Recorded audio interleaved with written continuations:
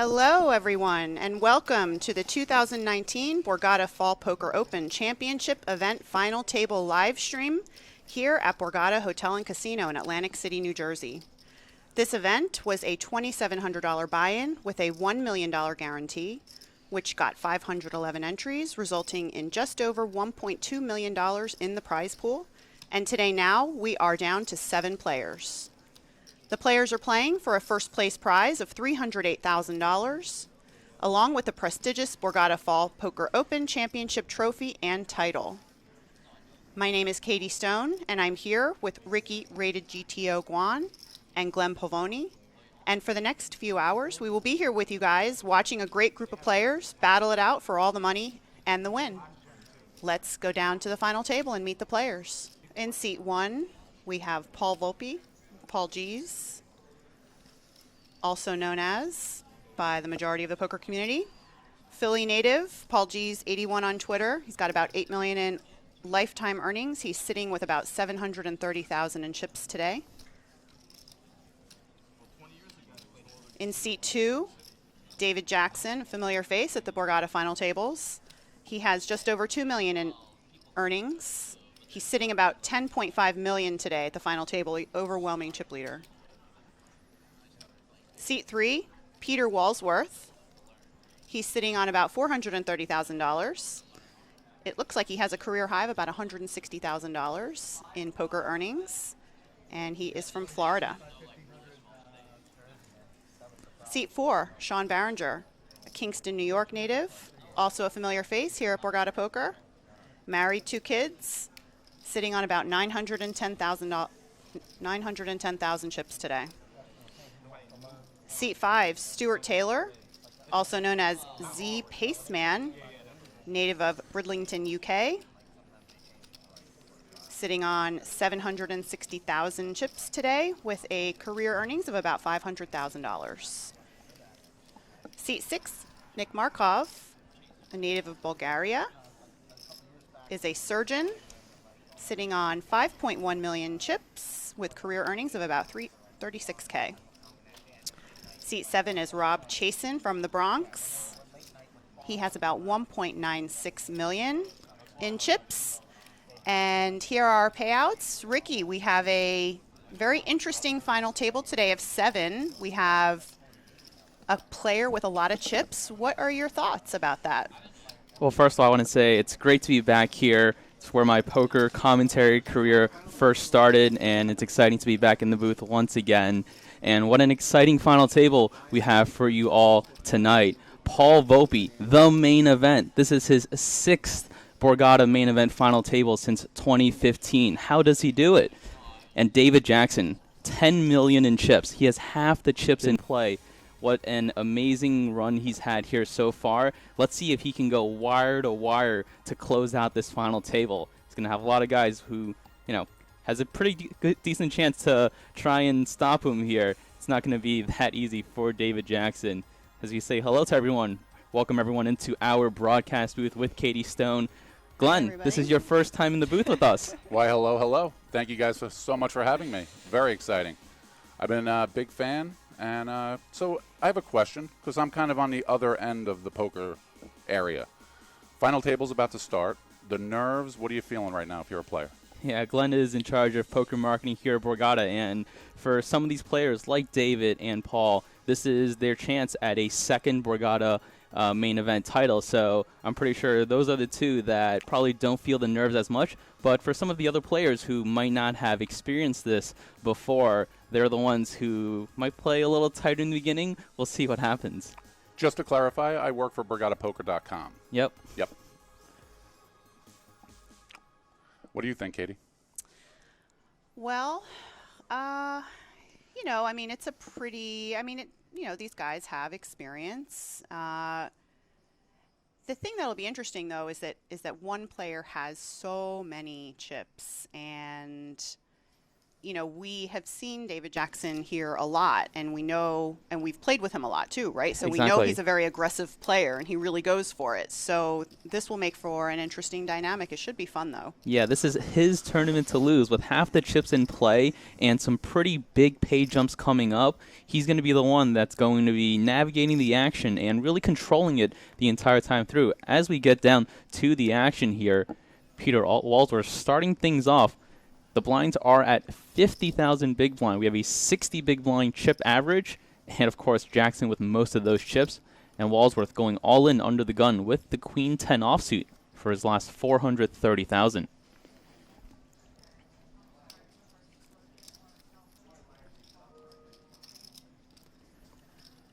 I'm actually happy, Ricky, to watch David Jackson's hole cards again because he's just been crushing, and he's had a great series. I don't know if you saw, he won. I believe he won the Saturday series, the first Saturday series of this series, and then I think he had another final table maybe, or another deep run or something where he was chip leading like massively. Yeah, quite the 2019 overall for David Jackson, and a lot of success here at Borgata. Did have that win in the Saturday series, a couple other deep runs in a $300 deep stack event where he got 12th. Yep. He got 11th in the 1K6 Max, and of course he won one of these main event championship titles earlier this year. So he's comfortable here, like he has to be really, to say the least, right? This is his home court, even though I think he's Atlanta. He's kind of back and forth, Speaking of home court, I don't think anyone has more of a home field advantage than Paul Volpe here. That's true. That is true. According to our statistician, I saw Matt Clark Poker tweet this out earlier. This is his 6th main event final table since 2015. And there's only 3 of these non-WPT main events throughout the year. So that's 6 out of 15. What an amazing stat. It's an amazing stat. It is. And he's a very dangerous cash player as well. He's just an all-around. Blind versus blind here as we see Walsworth move all in once again and taking it down pre-flop. Katie mentioned the chip distribution earlier. Jackson with half the chips in play. Markov is in second with about a quarter of the chips in play. And Walsworth, our shortest stack, already doing a lot of work to start off our final table.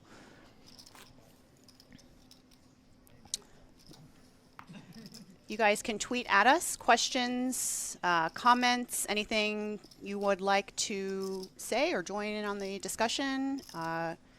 Plays that the players are making, anything. Ricky's Twitter is @RatedGTO, and mine is @KatieStonePoker. We'd be happy to read your questions and answer them as best as we can.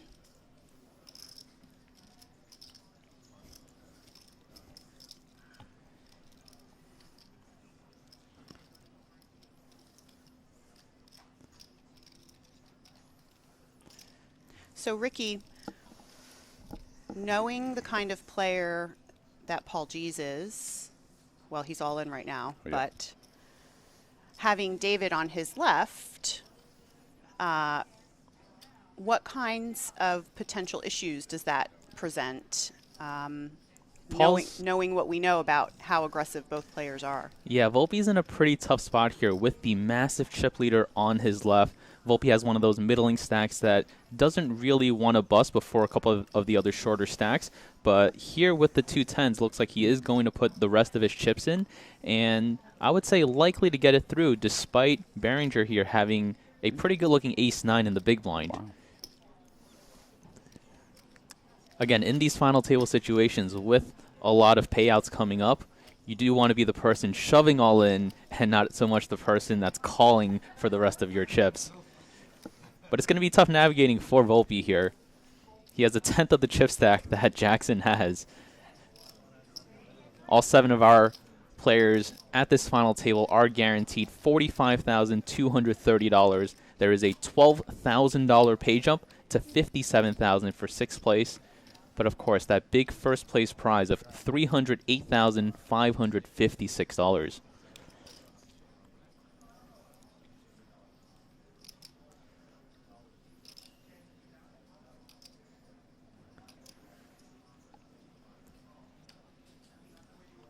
tournament structure has been amazing so far. We started day 1 playing 60-minute levels until level 10. Then we moved to 75-minute levels on day 2. And at the start of day 3, these players started playing 90-minute levels, which created these very deep stacks. We have a 60 big blind average coming into our final 7 players.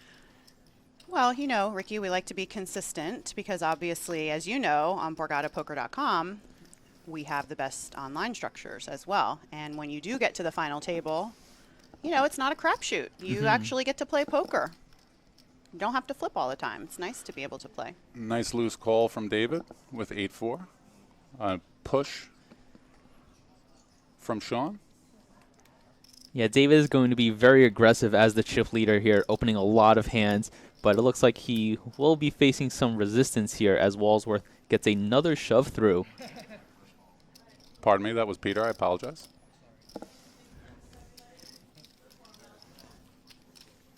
It's going to be quite an interesting dynamic, especially if the other players at this final table find out that David's opening a hand as wide as 8-4 offsuit in the cutoff. Yeah. However, with the chip stack that he has, can't blame him for being very aggressive early. Jackson has a chance to go wire to wire in this event. He was the chip leader after day 2, and coming into today's final table, he had a massive all-in pre-flop spot, winning aces to kings against our friend Daniel Sunig. I felt so bad. When I woke up this morning, I didn't know that had happened. Yeah, and Sunig was second in chips, and the both of them combined to have over a third of the chips in play, and they were sitting right next to each other, battling it out, and Jackson having the aces. They did play a little post that hand, but aces versus kings can't really avoid that spot, and unfortunate for our friend Sunig. GG, Dan. You'll be here eventually someday, I'm for sure of it.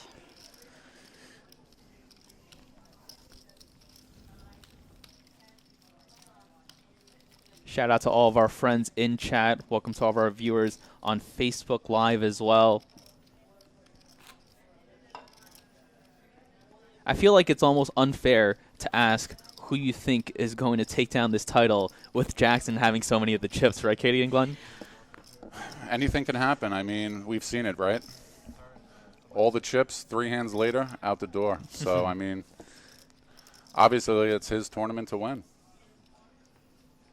But, Katie, navigating through this with that kind of chip domination. Well, I mean, he just has to be smart. You know, anytime you enter a pot in poker, you should have a plan. You know, what is your plan for these chips? And so, yes, he is a massive stack. However, he absolutely, as he is, should be putting the pressure on the shorter stacks. And then he's just going to have to be very smart that when he does face some resistance, to choose wisely so that he isn't just giving chips away.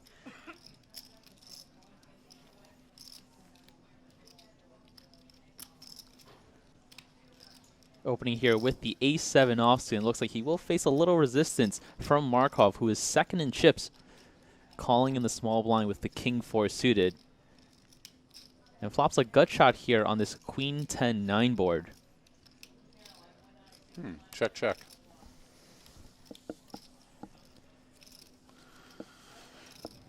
Would you have given a free card in that spot, Ricky? It's a spot where the queen-10-9 texture does connect with the small blind's calling range quite a bit, so I don't blame Jackson for opting to check it back. Does have a little bit of showdown here with the ace-7. And it looks like he does have the best hand on the river, and he will earn this pot unless Markov decides to bluff now with his king high, and that's exactly what he will do. Perfect spot. Jackson shows a little weakness, slightly under half pot here from Markov, and it should get the job done. Jackson has one of the worst hands, I imagine, that he gets here with, and he does make the fold. These players aren't going to make it easy for Jackson.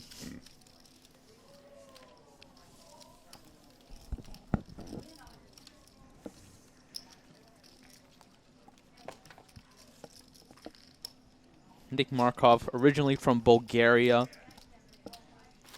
only has $36,000 in tournament earnings.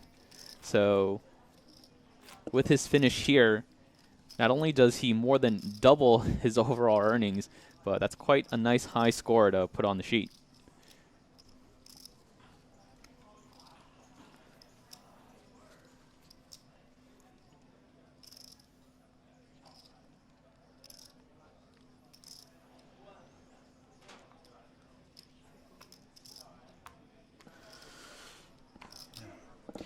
Ricky, when we're in a situation like this where we have an overwhelming chip leader like David Jackson, do you change the amount that you open, especially from early position, or do you stick with similar sizing that you've been using? What do you adjust anyway like that? Yeah, it really depends on the amount of hands that Jackson is opening, and it looks like he's choosing to go with a 2.5 big blind open size, which is fine. Definitely don't want to go much bigger than that because you'll be risking a lot to try and steal the blinds and antes.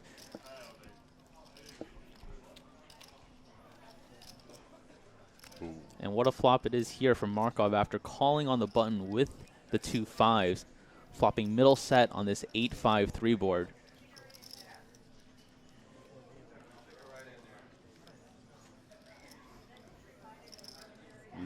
Jackson did start off this hand with a very premium holding with the ace-queen,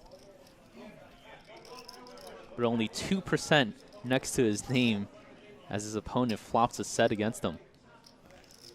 It's the perfect set as well. Now, what do you do here with your middle set? Your opponent, who's the massive chip leader, who you know is very aggressive, just bet into you. Are we just calling? Are we raising?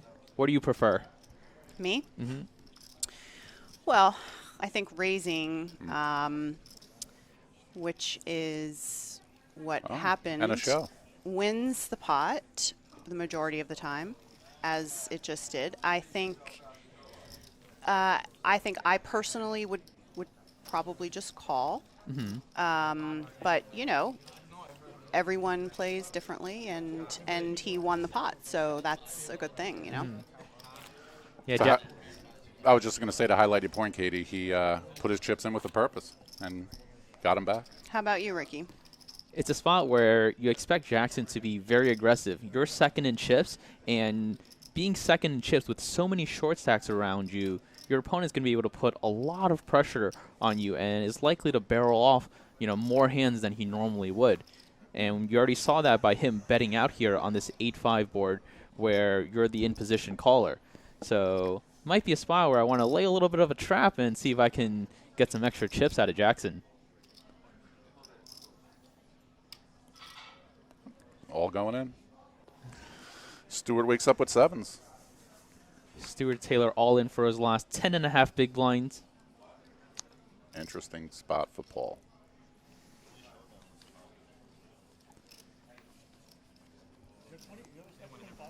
With Walsworth moving in a few times earlier, Stuart Taylor was the shortest stack. Taylor, a very accomplished live and online player, originally from the UK, still lives there, has 493,000 in career tournament earnings, and does play a bit online. Has he says his greatest poker accomplishment is winning the Stars $100 rebuy twice in the same day. Oh. Impressive. That was a very long day for him.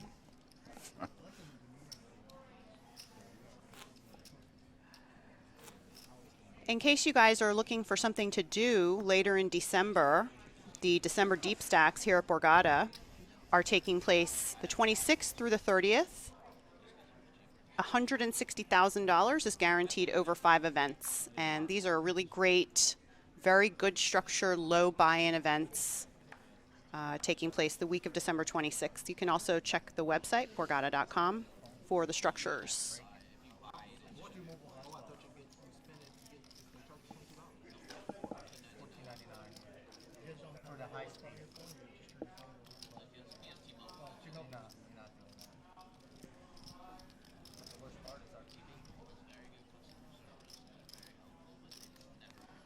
Blind versus blind confrontation here.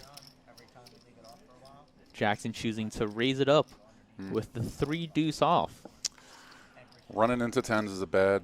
Well, it's not bad. It's just it happens. Yeah, So, what do you think he's going to think, like David? Like, because things aren't really getting through like that easily, right? So, I mean, yes, he does have 3 high right here, but what would you think? You know, would you kind of maybe think like, these guys kind of know what I'm up to, or these guys just don't believe me, or, you know, and does that affect your play if you're David? David Jackson has so many chips at this final table that he doesn't really care if his opponent knows that he's opening so much because he can get away with it. Could he also be setting the groundwork? Possibly.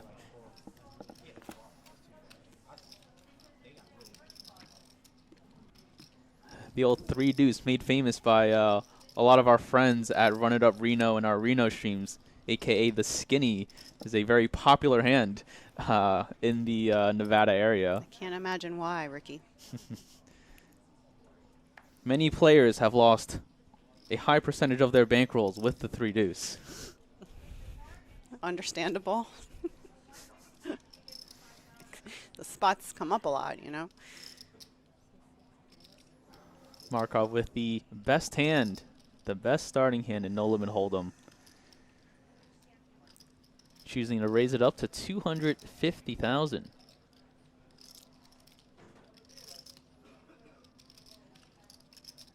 Jackson having a pretty good looking 10-8 suited on the button and all the chips, but facing this large open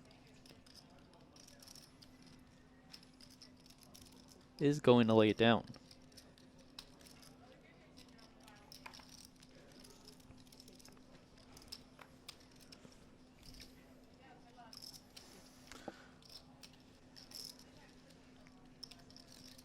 No action for the aces there. No.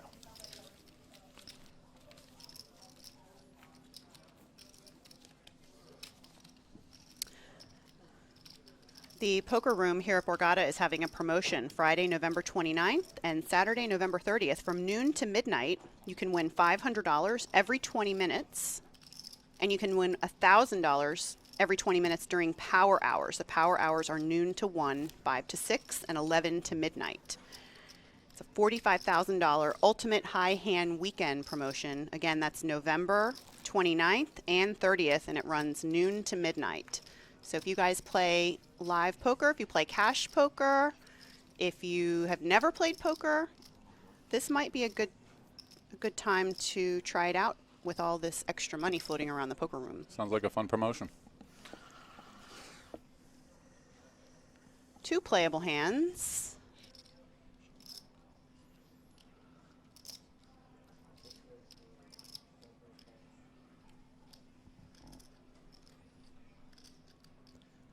So he opened last hand to 250 with aces. Now he's under the gun, and he has 7s. I have a feeling we're going to see Paul's chips in the middle. This is actually not the easiest spot for Paul Volpe here. Markov with the under the gun open, and the player in the very next positioning, 3-betting to 350,000 with the ace-jack. Usually this sort of aggression pre-flop is very scary, and Volpe here with just 700,000 chips in his stack knows that if he puts the chips in, he doesn't have any fold equity, but looks like he believes ace-king offsuit is going to be strong enough to warrant an all-in.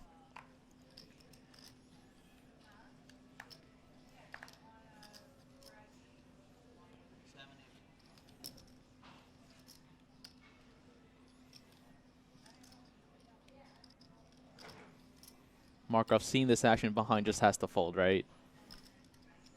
2 7s shrivels up in value once you see a 3-bet and then a 4-bet all in.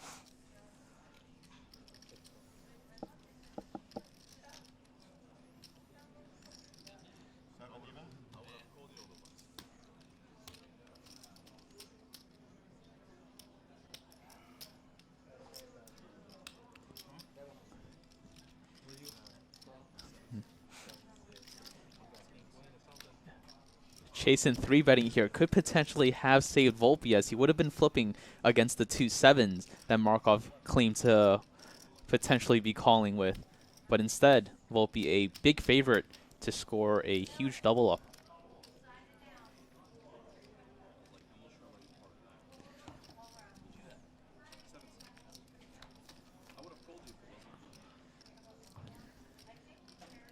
Ace, ace, 4 on the flop. Do have some chop opportunities here for Chasen. Volpe a big favorite. King on the turn. Chasen is drawing to a chop here. 8 on the river, not going to do it as Volpe takes down a 1.65 million chip pot. Big hand. Gets himself out of the danger zone. Is this where amateurs get in trouble? Open up with 7s, raise, all in. Amateurs tend to call that spot with the 7s. It's tough, but it looks like Markov is aware of, some of the pay jumps that's happening and seeing so much aggression from behind. Definitely tough with a hand like 7s. Very easily up against some overpairs, and at best you're probably flipping. So pocket 7s not doing too great against those type of hands. Oh, absolutely. I think amateurs overvalue them. No? Possibly. Yeah.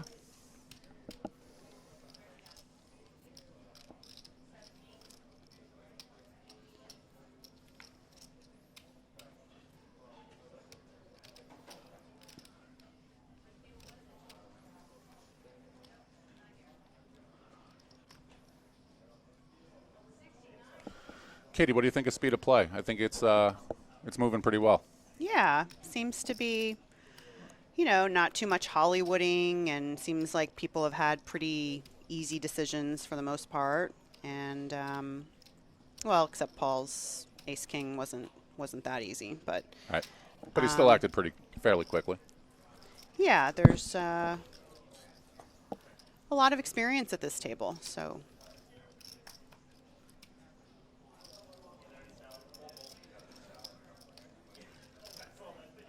Walsworth just getting the better of Jackson to start our final table. It seems like every time Jackson puts chips into the pot, Walsworth comes in right behind with a very strong hand.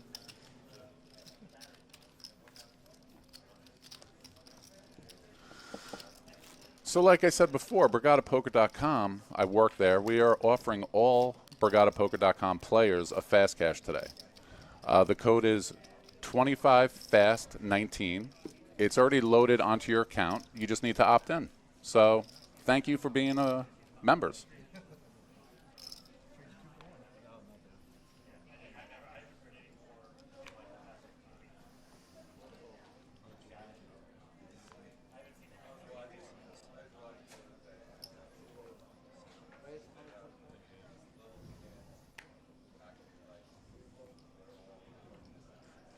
Five high, no big deal. Still worthy of an open. It is of the suited variety.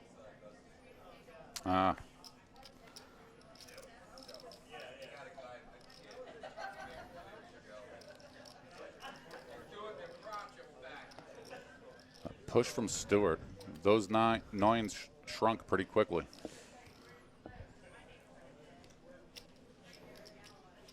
King queen offsuit, definitely worthy of this all-in against a player who's opening so wide.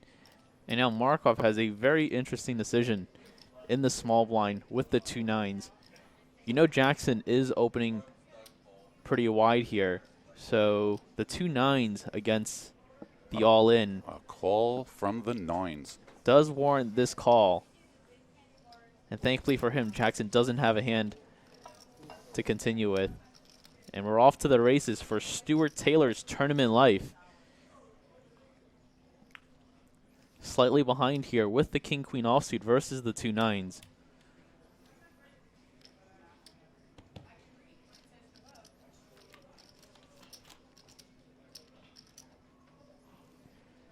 Seven, 6, 6. No help to the king-queen. Taylor is going to need to find a king or a queen, and there is a queen on the turn. The turn. What a card for Taylor there on the turn, keeping his tournament life alive.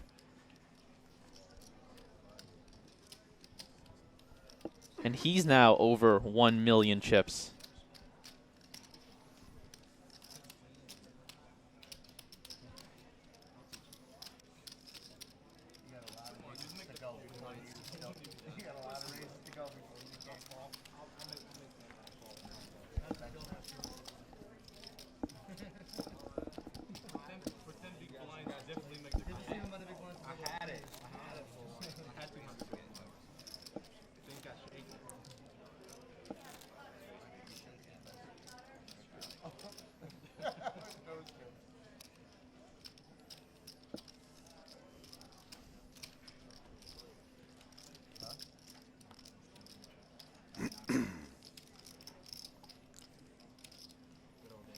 All the short stacks doing work so far here.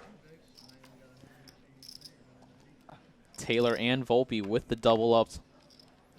Walsworth getting multiple all-ins through. And that leaves Sean Barringer as our shortest stack. Time to play a hand, Sean. 12 big blinds in the hijack, pocket eights.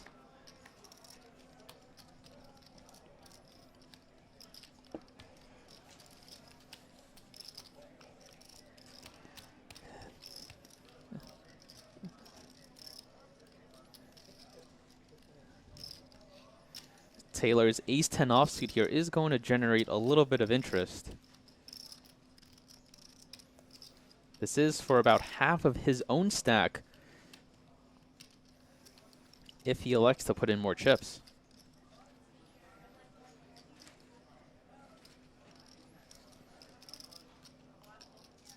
What do you think, Katie? Ace-10 offsuit? Yeah, I mean, it's tough because if you put half your stack in and then a hand wakes up behind you and shoves, it's just you're not really that comfortable calling off with the ace and the 10. You know, suited is probably you're a little bit more comfortable with ace-10. You can, you know, I mean, if you do play a hand like this, I'd rather reshove this hand. Yeah, definitely a close decision here. Very close, yeah. It's tough. And we don't know if these guys have played together at all, you know, over the past 3 days. This was a 3 starting day event, so Saturday, Sunday, and Monday were the starting flights. Tuesday was day 2, yesterday was day 3. And, you know, it's quite possible they've come into contact with each other over the past few days. Definitely at this point. They were playing until about 3 in the morning last night. They restarted at noon. So these players are pretty familiar with each other at this point. You know, and they've seen showdowns probably. And so he's probably thinking about all of the hands he's seen him show down with. Now he tries to get a little live tell maybe. Yeah.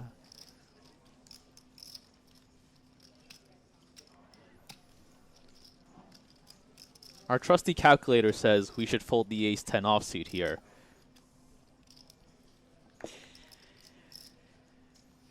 And looks like Stuart Taylor does make that laydown.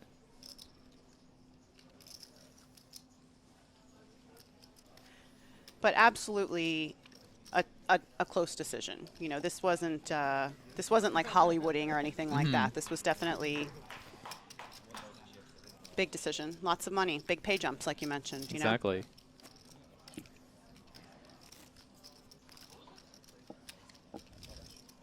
That's the first noise made by Sean Barringer here at this final table, nicknamed SRB.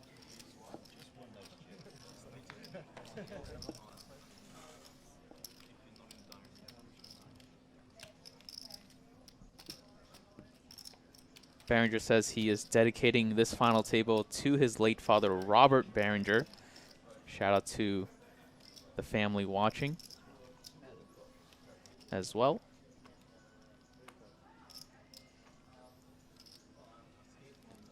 And he has the perfect response for what he plans to do with the money after winning this tournament. He put down family first, which is a saying that I personally live by as well. Yeah, that's pretty consistent from what I know of him. I've seen him and played with him quite a bit over the years, and that's consistent with his personality. So.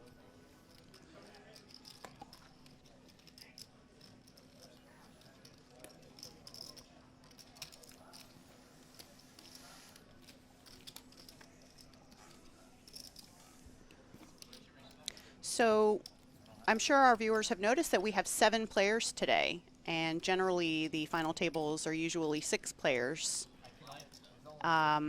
Ricky, do you want to explain a little bit about why we are 7-handed today versus the traditional 6? Yeah, the structure for this tournament was so good and stacks were so deep that they couldn't play down to 6 last night.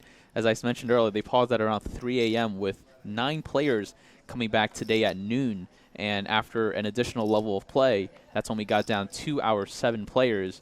And then we moved all 7 of these players to our live streamed final table. So yeah, and that's good. You know, that's good. I like it. I like. We're in for a treat today. Yeah, yeah. I feel like the last time we had a non-six-handed live stream final table was when I made this final table 2 years ago, and we started with 9 players, and we played deep into the night.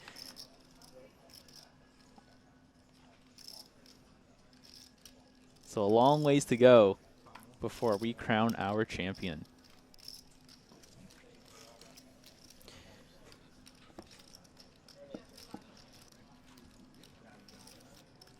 You guys can tweet your questions using the hashtag Borgata Poker Live, or directly at us. At Katie Stone Poker is my Twitter. At Rated GTO is Ricky's. Glenn, do you want to? Is your Twitter public, or do you want people to talk to you on Twitter? My Twitter is actually not public. Oh, so okay, cool. So yeah. Behind the scenes.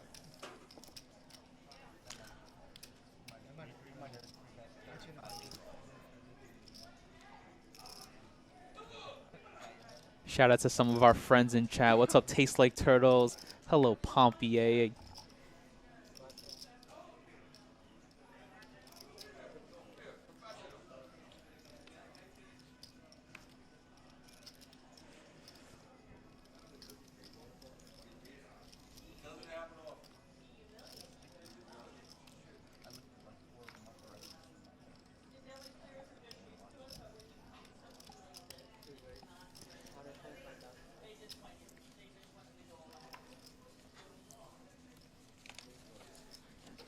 David Jackson goes by Easy Button Time 1 on Twitter, and not going to be folding many buttons today with this chip lead. No.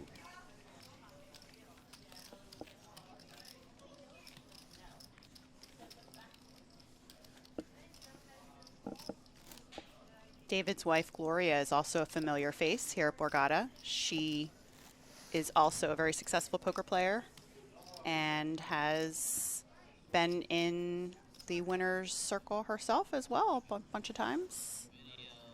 It's amazing. David Jackson has 5 kids, sometimes travels with all 5 kids to play, and a nanny. And then they see both their parents win, like first place. It's amazing. Setting a tough bar for him. I remember last, was it just September, or when was it April? I forget when he won. And she came in the back with us and was talking, and it was great. It was just such a great, they were so happy, and it was just such a great family experience for them because, you know, it's a big win. Yeah, David Jackson did take down the Borgata Spring Poker Open Championship event in April for over $300,000. This event's slightly bigger, so if he were to win this tournament, this will be his highest score. Yeah.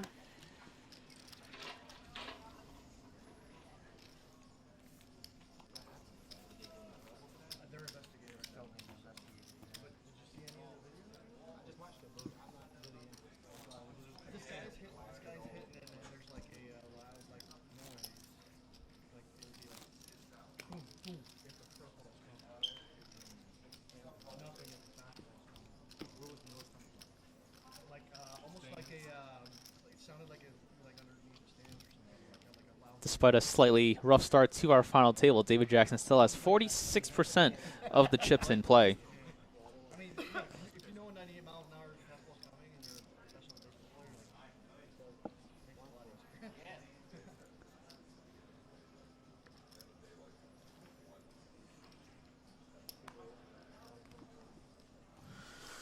Looks like David woke up with a hand.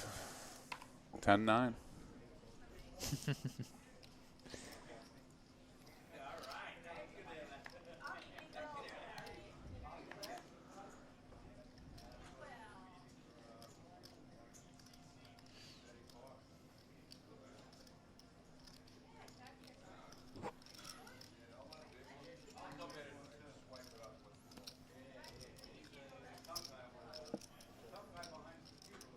Taylor's going to 3-bet to a third of his stack here with the King-Jack offsuit.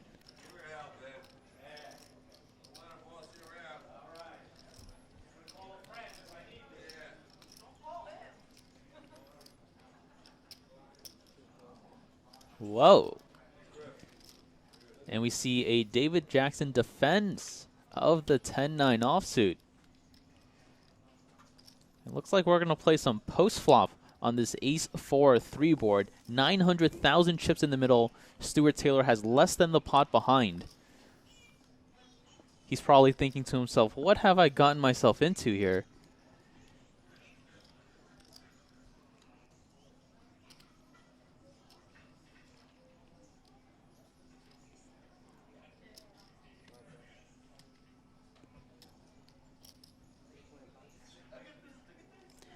I mean, he does have the best hand.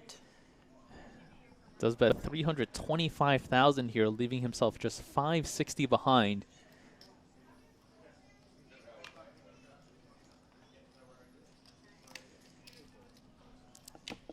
Jackson not going to relinquish more chips here with his 10 high.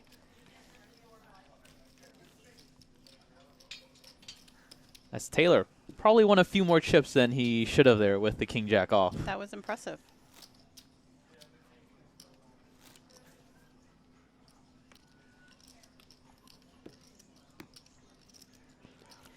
Looks like Paul G's is settling in with Some sort of salad situation. scrumptious salad, probably from downstairs. That's where I eat all the time when I play poker.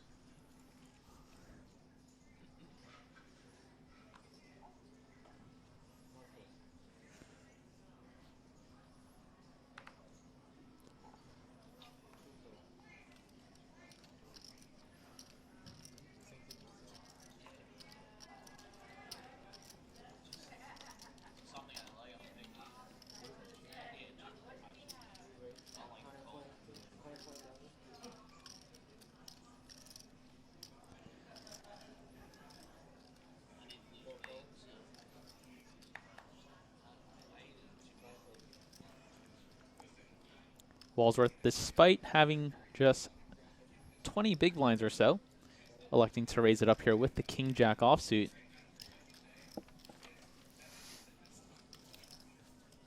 He's going to add a few more chips to his stack.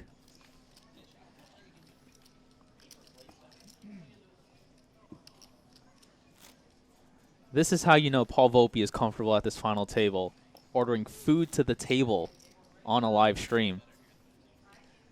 He's just here hanging out, enjoying lunch, and then hopefully winning $308,000.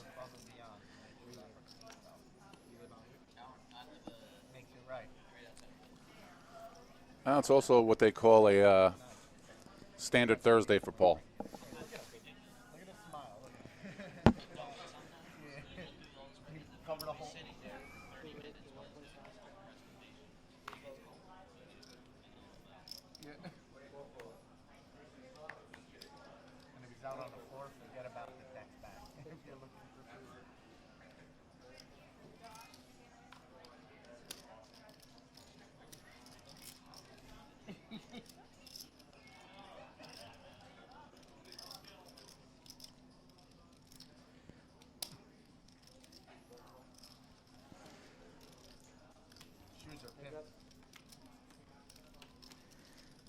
Volpe taking a break from his lunch to defend the Jack-10 offsuit versus the David Jackson under the gun open.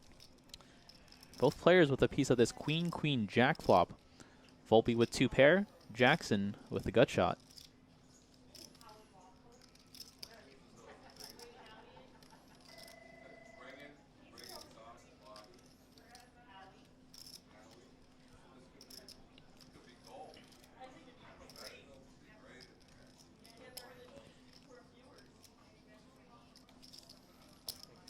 Continuation bet here from Jackson does signal a call from Volpe.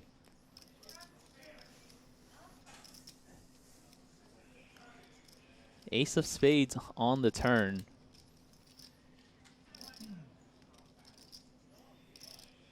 Now gives Jackson a double gutter, and Volpe adding a royal flush draw to his 2 pair.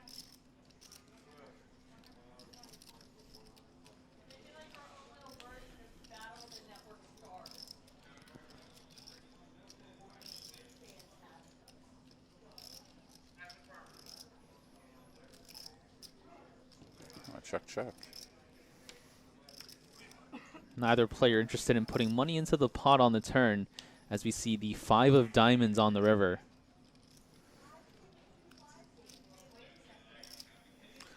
Expect any action on the Katie?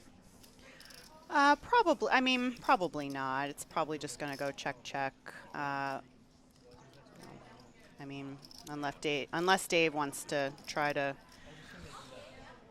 Yep. I'm a little surprised Jackson chose not to apply more pressure there on the river.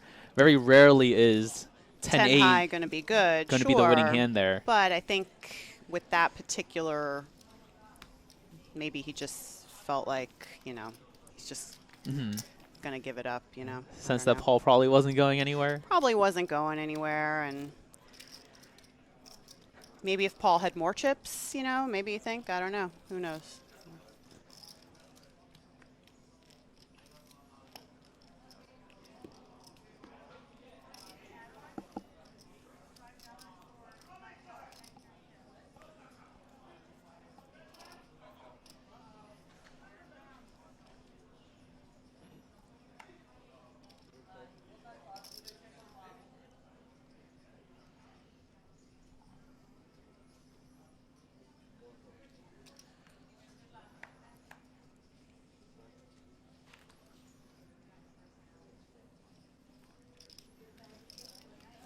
Action folds around to the blinds.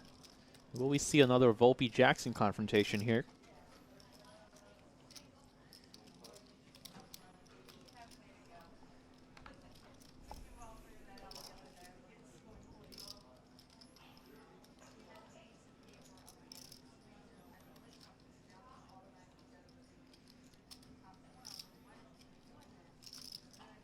Volpe does limp in here.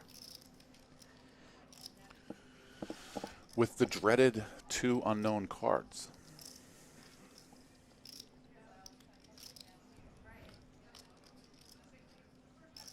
Will Jackson assert his chip dominance once again? Surprised by that. Yeah, pretty surprisingly not, right, Glenn? Yeah.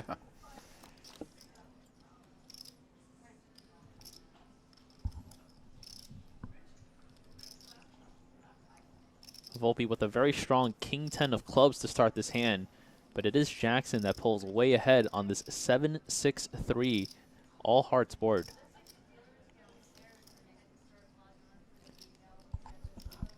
Top pair, flush draw, backdoor straight draw.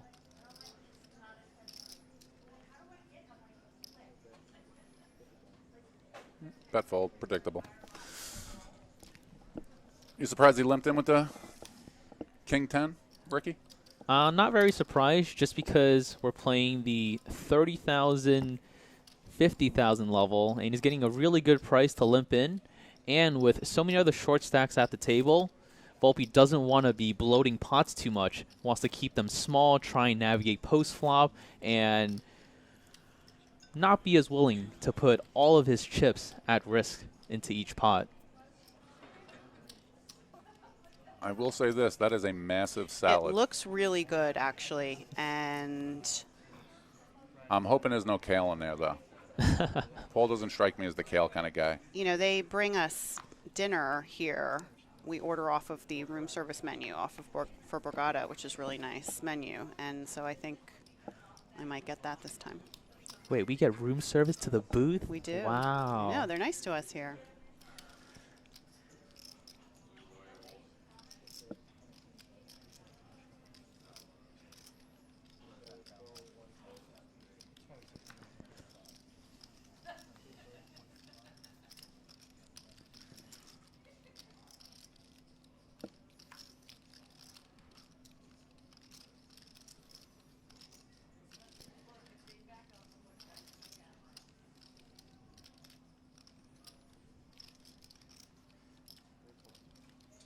Two suited hands will go post-flop here, as Markov opens from the hijack with the 10-8 of clubs, and Walsworth defending the Jack-8 of diamonds.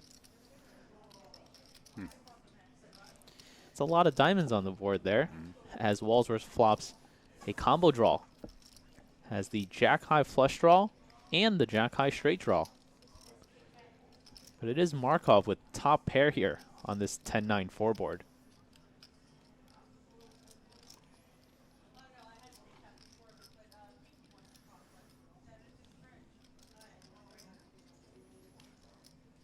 What do you like here, Katie? You have 1 million yeah, behind. just don't fold. That's Just all. don't fold. I don't care what you do. Just legitimately don't fold. I think anything is probably fine, really. I don't know. I mean, you know, shoving is an option. Calling is an option. He chose option C and raise. Raising is an option. If you're trying to be a little bit tricky, that might affect your option, your choice. If you are, depending on what you're doing, but your hand is so good that you are never folding. Walsworth putting an assortment of these beautiful Borgata tournament chips into the middle. Affectionately known as the watermelons. Exactly. Have the blue 5Ks, the watermelon 25Ks, and the bumblebee 100Ks, in which I think the most beautiful chip set in poker. You think so? Yeah. I really do agree with you, actually. Wow. And they only bring them out for these. All of poker. In all of poker. Yeah, Wow. yeah, Okay. yeah. The watermelons for sure. And It's a bold statement. Yep.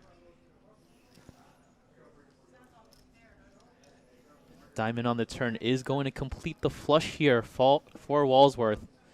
Almost 1 million chips in the middle. He has 730K behind.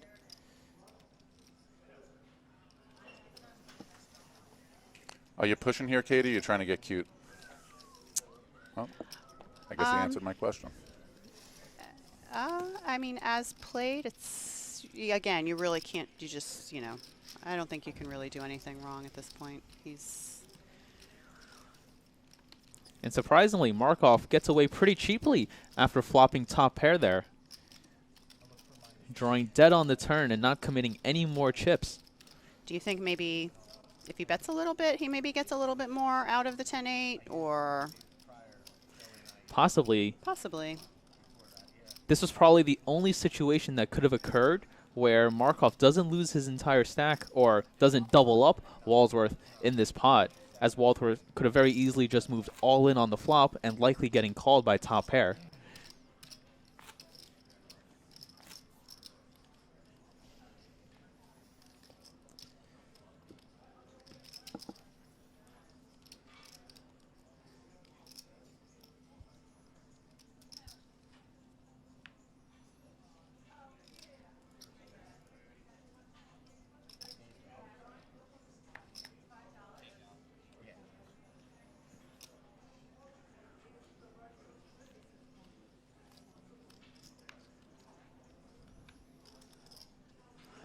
Lucky One NBA says, Ricky, doesn't she know you're part of Run It Up and Papa Carver told us flop a pair and hold on?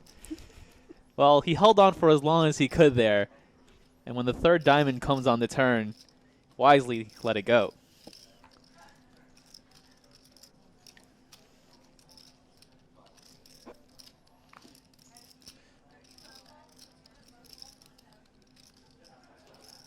Volpe finally getting the chance to be the pre-flop aggressor, opening the cutoff with ace-jack suited. And Barringer here in the big blind has an ace and just 12 bigs. Decides to fold the ace-3 off. A tight laydown, but the correct laydown in this situation against the ace-jack.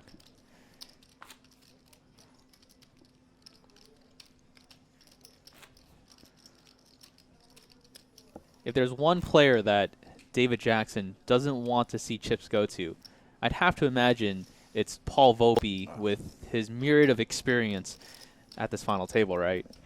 For sure. And, you know, at least he's on his left. You know, that's a good thing if he does manage to chip up. But sure, I mean, he has to see that he definitely knows that Paul's been an online player for over a decade. He's been a huge winner in tournaments and cash games. He just, every type of Absolutely. tournament, he just wins in every format. And anytime you have a player at the table with this level of experience, regardless of how many chips they have, they will be dangerous and they will fight back.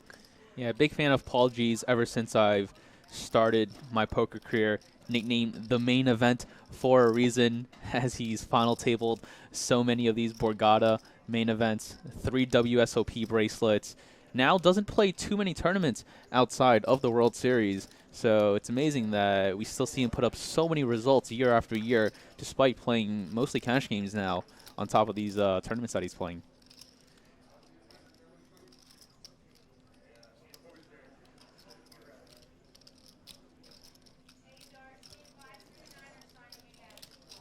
Yeah, Volpe does play some of the bigger mixed games offered here in the Northeast as well.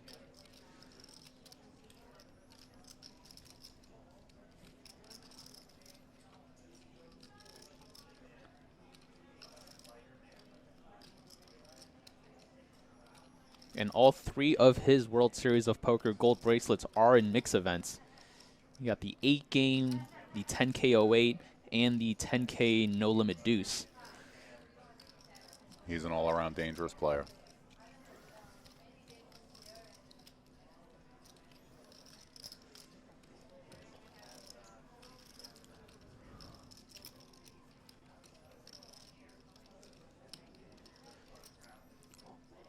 Walsworth with a pretty loose button open here with the queen 6 off.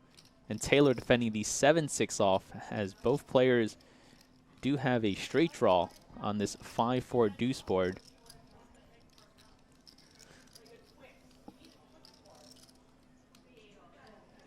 Deuce on the turn, and Walsworth still has the best hand here with the queen high. Stewart's draw does look a little better, though, with the open ender.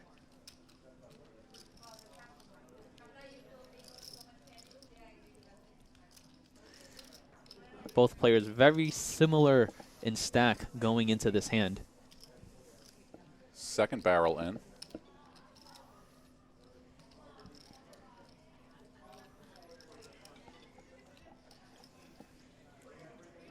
Despite having the open ender here, Taylor's in quite a bit of a predicament, as he chose to take a pretty passive route with his open ender, now facing a turn bet and being out of position with just 7 high.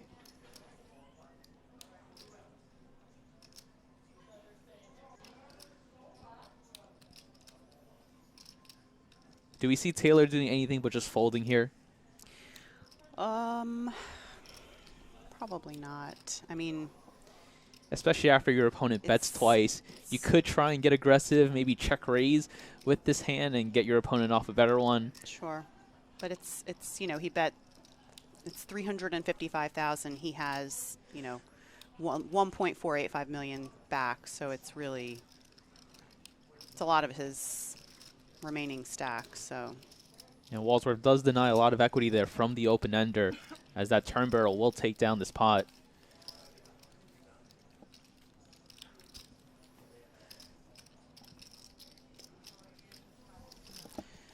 if you do not have an online poker account on BorgataPoker.com, you can sign up today to receive $20 in a cash bonus. And also, when you make your first deposit on BorgataPoker.com, they will match it up to $600. It's a lot of free money. It's just purely free money. And again, today we're offering, well, we've applied a fast cash, $25 fast cash. You just have to go to your promotions page and opt in. So for players who do have existing Borgata poker accounts, yep, they simply log into their account. Correct. Even if they don't have any money in their account and they haven't played on their account in 6 months. Correct. All they have to do is log in and look under the promotions tab yep, and click the button to opt in. Opt in. $25 fast cash. That's Enjoy. Great. Today only. I'm sure that will be quite expensive for you guys. You know what? We like to reinvest in our players, as you know.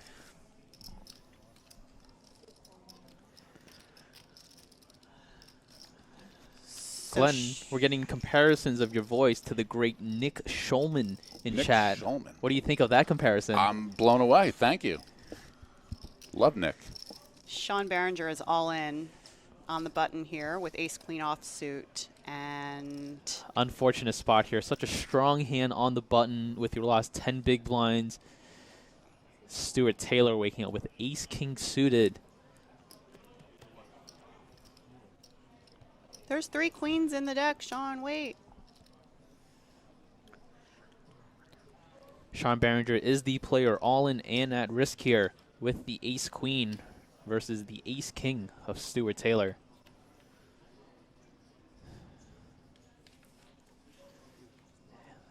Bam. Done. GG.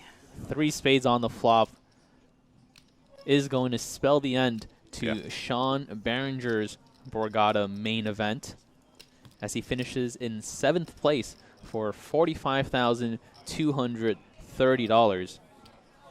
Good game, Sean. Good game. I'm sure we'll see him at the next one. So we're down to 6. And then there were 6. Yep. And Paul Salad. That was Sean Barringer's biggest live tournament cash to date. Aw, congrats. Yay. I like when people have their biggest cashes at Borgata, especially here because it's kind of fancy, you know, like the final table. It's a really impressive setup. And then you go on to have a really good cash that you can be proud of, and it makes for a nice experience for the players, I think. Sean Barringer has been playing poker for over 20 years now. He dedicated this final table appearance to his late father, Robert Barringer, and I'm sure he would be proud of the showing in this tournament. Absolutely. So speak to this from a player's point of view. Sean plays 3 days, gets to the final table, plays amazing. For the last 2 hour and a half, he was pretty much card dead. Wakes up to ace-queen, boom, runs into ace-king. You just kind of walk out of here and go, what just happened? Can't be too disappointed with his finish, though. You know, after playing 3 grueling days of poker, a lot of players are very happy to make it to this point, and $45,000, not a bad payday at all. Sure. But that's just how poker works sometimes. You know, sometimes you run into a better hand, and, you know, you'd rather it happen later in a tournament if it happens than earlier. Of course. Did I just see Jackson fold queen deuce? It's tightening up. Wow. Word has gotten out that he's opening too many hands. Oh, boy.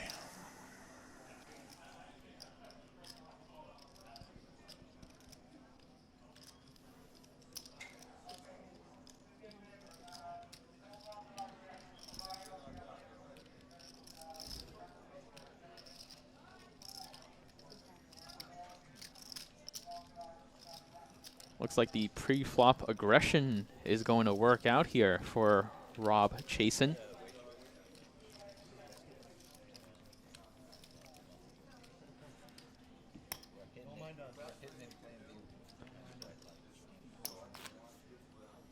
Rob Chasen has just been hanging out here at our final table. Started with 3rd in chips with about $2 million. Now securing that additional pay jump to 6th place for a good $57,000.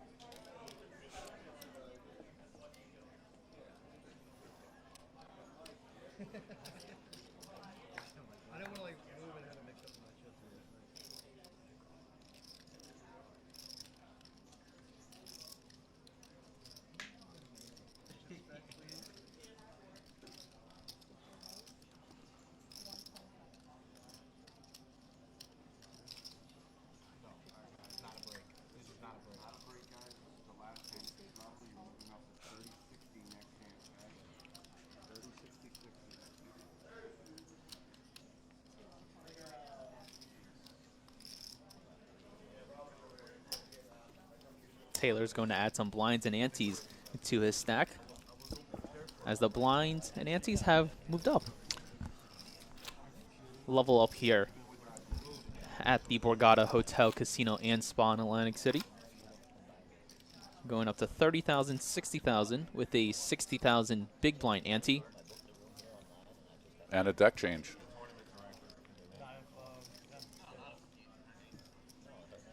Again, we are playing 60-minute levels at this final table. Hey, Ricky, you mentioned the big blind ante. So some of our viewers may not be familiar with the big blind ante. It's something that most casinos are now using in their poker tournaments. Would you mind explaining a little bit about the concept of the big blind ante and why casinos have chosen to move over to this? Right, and probably an invention, I would say, Sure. that probably took too long to come into place. But in a traditional ante format, everyone would be anteing about 10,000 chips here for a total of 60,000 into the pot. But instead of doing all the work of collecting 6 different antes, the big blind now puts out that ante for every player, and still 60,000 chips in the middle in antes for players to earn. So for the good of the game, it speeds it up as well. Absolutely. Yeah. Definitely speeds it up, and there are also a lot less errors as far as dealers making change errors or players making change errors. The errors are pretty much have evaporated. What's the percentage of poker rooms that are doing this for every tournament? It's pretty much Pretty widespread. Yeah, close to 95% at this point, maybe even higher. I know some venues like to use a button ante format, but big blind ante, keep it consistent. It just makes things run very smoothly. And both players have flopped an ace on this board. This could be interesting. Could spell trouble here for Markov with his ace-7 against David Jackson, who just called with a very strong ace-queen from the big blind.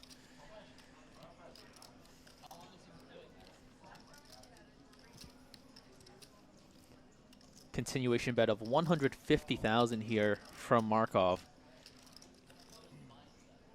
And David Jackson, with his super strong holding, elects to just call.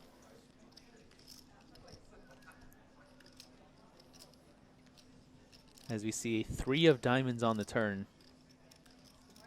Jackson a very heavy favorite to win this hand, as we see Markov check back. 4 on the river does give Jackson the check mark, and with 790,000 chips in the middle and a hand as strong as ace queen, I would expect a very large wager from Jackson on this river.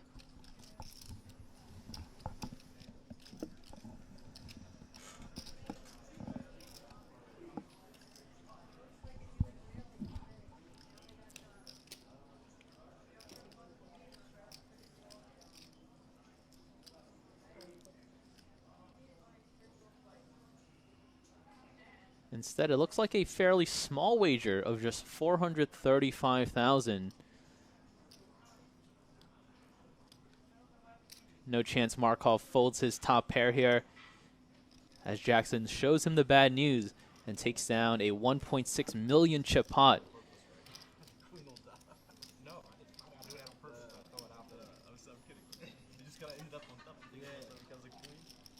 Markov got away easy here. He did, for sure. I definitely would have liked to have seen a little bit more value extracted from that beautiful hand that David Jackson had. But in any event, maybe some of the things he's considering are some of the things that you talked about earlier, as far as being a little bit careful. We were talking about what Paul G's was doing a little bit earlier. Being Jackson is the chip leader, though, and he has such a strong holding. Yeah. He could have very easily elected to 3-bet pre-flop, could have check-raised the flop, could have put in a much larger wager, so might have gotten the minimum there with his ace-queen. Yeah.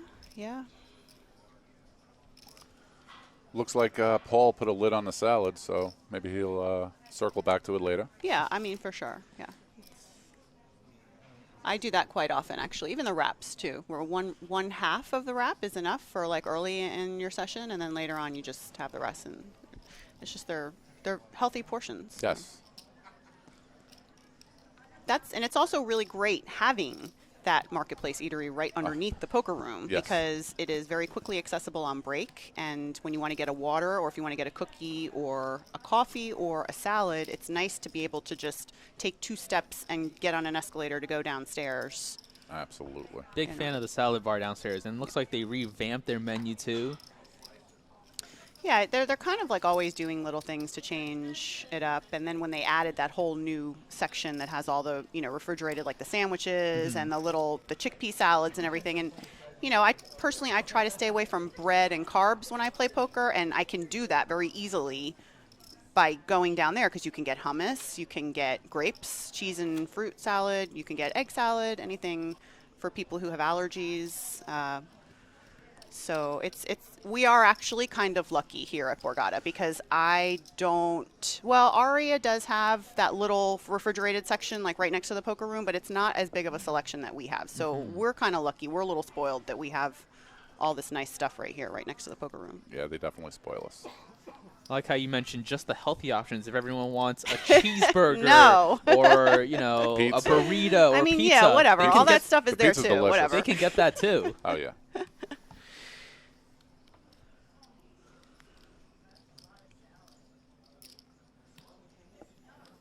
Oh, and the ice cream. Don't forget the ice cream downstairs. Yeah. I forgot about the burger option. Food critic John Hine would love the burgers here.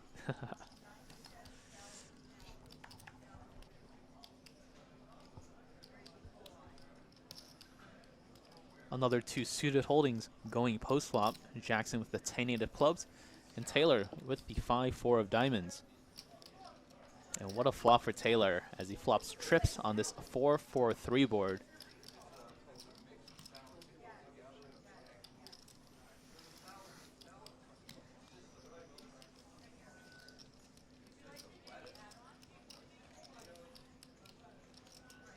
And Jackson with a very quick check back here with the 10-8 of clubs on this 4-4-3 board. You can't really expect Taylor to have too many fours after calling from the big blind, especially as one of these middling stacks that doesn't want to get too involved.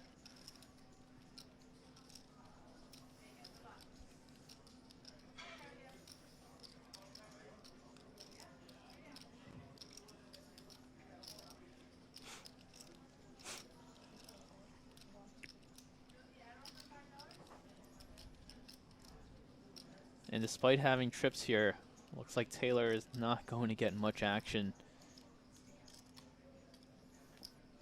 Oh, hello. Wow. I thought his cards would have been in the muck before the chips hit the table. I guess we're going to see a river card.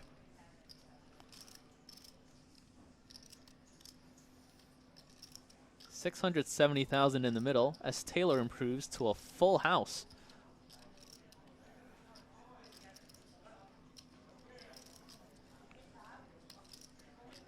Quite the peculiar call here from Jackson. And wow, Stuart Taylor lays the trap on the river.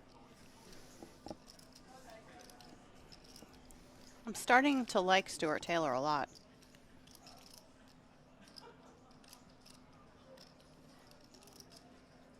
What an amazing check here on the river from Stuart Taylor, as David Jackson now has to put in some amount of units to try and win this pot.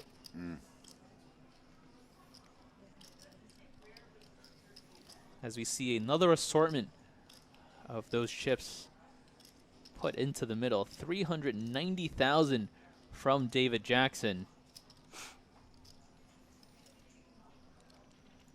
We trapped him.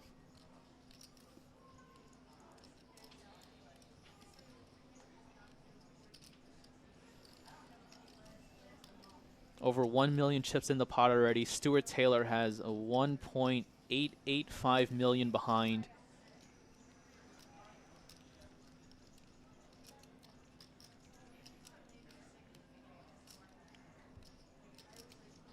Now, I know Jackson doesn't have the hand to call with here, but I have to imagine Taylor is just going to move all in for the remainder of his chips.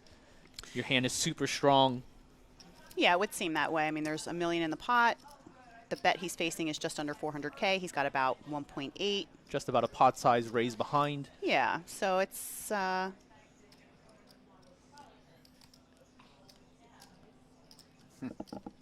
But any raise is going to take it down here, as he was able to squeeze an extra 390,000 chips from his opponent.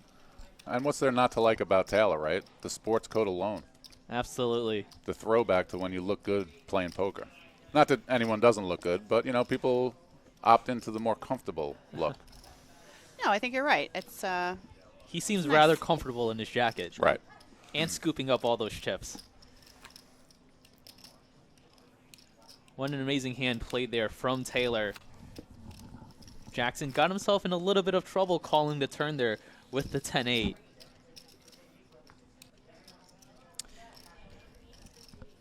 again, we are down to 6 players. These players are playing for 57K right now, and then the next pay jump is up to just under 70. So about a $13,000 pay jump.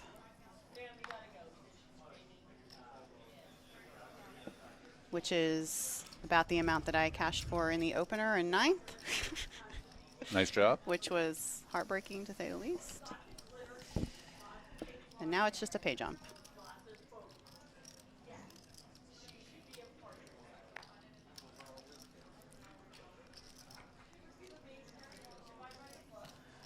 Blind versus blind here. Both players with King 10. Taylor in the small blind with the suited variety.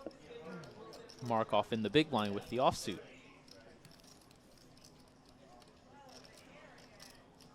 This seems pretty fair. Out of position player gets the suited hand. In position player has a little bit of an easier time navigating post flop, gets the offsuit combo.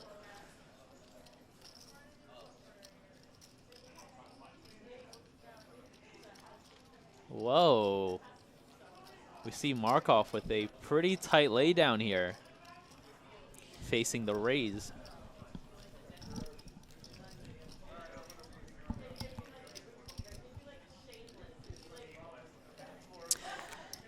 In case you guys are making your January schedule and poker travel plans, the WPT is once again coming back to Borgata for the Winter Poker Open, January 14th through the 31st. The main event will run the 26th through the 31st. And remember, guys, that's the final table that is played at the Luxor in Las Vegas. Are they still doing that for next year? So it's for January. It is the January final table is going to be played at the HyperX Esports Arena in Las Vegas in May. And it is a fantastic event if you haven't been to that final table. I was there last May, and they run a few final tables back to back to back. Oh, yep, it's actually in April. Wow. So that's a change for this year. One of the biggest $3,500 WPTs of the entire season. And it's really fantastic what they do, the show they put on, and just the presentation. The studio is just unbelievable. They really bring the level of entertainment and poker just to something that we really haven't seen before, now that they have that permanent home in the Esports Arena. So if you guys are in Vegas anytime, I would definitely encourage you to just go take a look. You can tour it it's open 7 days a week. You guys can go and I think they've got computers in there. They've got all kinds of different video games, and you can take tours, and it's just a really cool place to visit. So you make it to the final table in January. They fly you out there, or they do? They fly you out, and they put you up. I don't know where, but I'm assuming it would be. I don't know where. Maybe Aria. Okay. And yeah, it's a really big deal. It's televised. They have, that's Vince and Mike, and that's the big deal.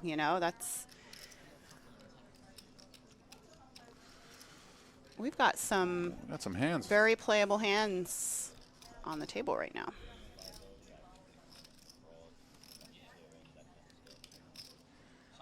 Walsworth opening the ace-queen from the hijack. Markov just calling on the button with the king 10 suited. And Volpe's going to come along with the 2 sevens.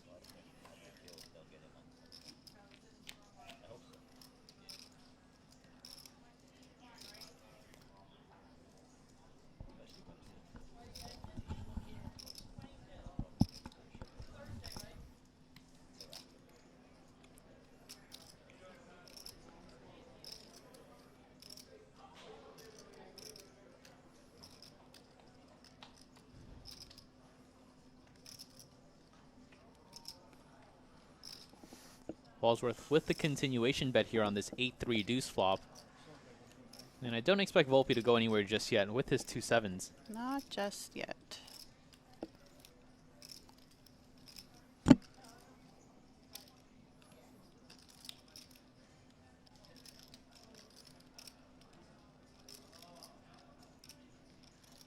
Very important pot here for 2 of our middling stacks. 845,000 in the middle as we see the 3 of spades pairing the board on the turn.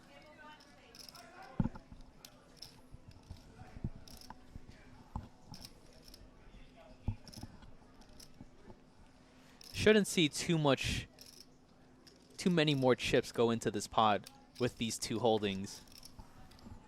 Well, Unless the ace comes on the river. Not the river Volpe was hoping to see, as Walsworth improves to a better 2 pair.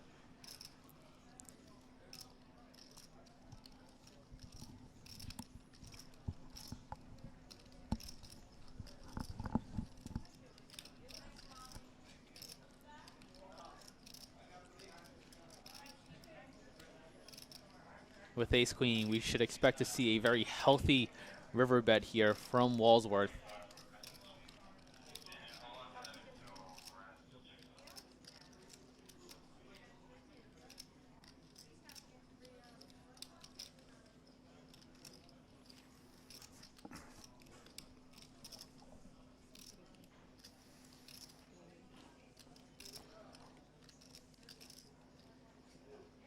A bet of just 380,000 here on the river, but Volpe not going to be able to do too much with the 2 sevens, I assume.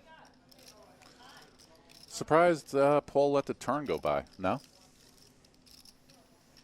Yeah, Paul could have definitely elected to lead out here on the 3. His opponent shouldn't be betting too many 3s on the flop.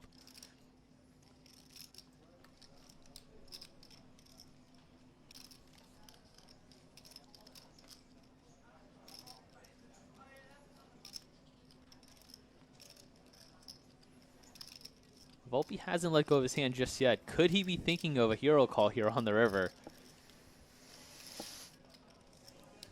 Has to go through his mind that unless his opponent has a hand as strong as aces and 3s, very unlikely to go for value on this river. And he has to think, how many ace highs is Walsworth really going to be betting into 2 players on the 8-3 deuce flop?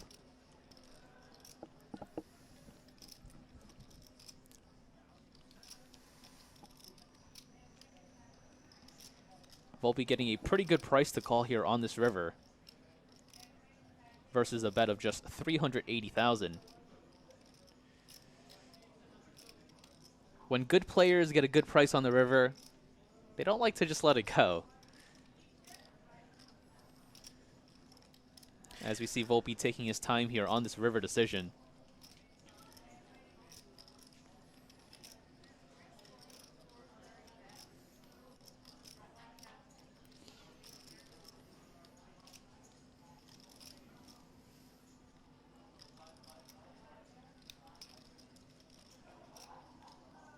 Some of the bluffs that Walsworth can possibly end up here with, maybe some jack 10s, some 10-9s, all those hands that don't really have much showdown on this river.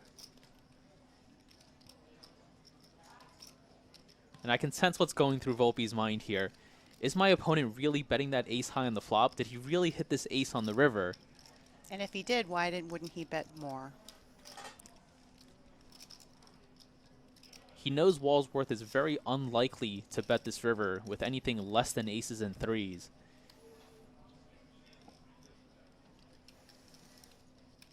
Which means he doesn't have too many hands that he's betting for value with.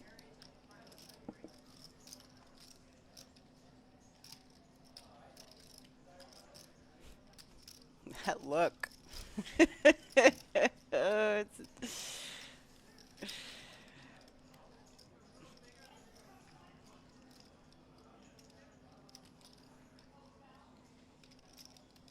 It's the look of a man who doesn't like to hit the fold button very much.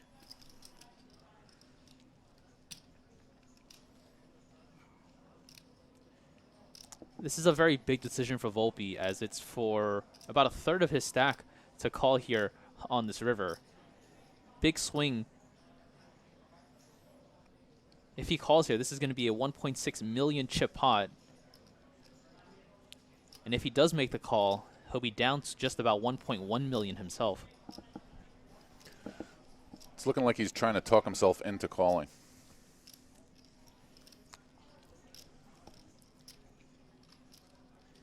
Don't forget, Walsworth bet into 2 players on the flop here, which should say My hand is pretty strong. his range is a little stronger.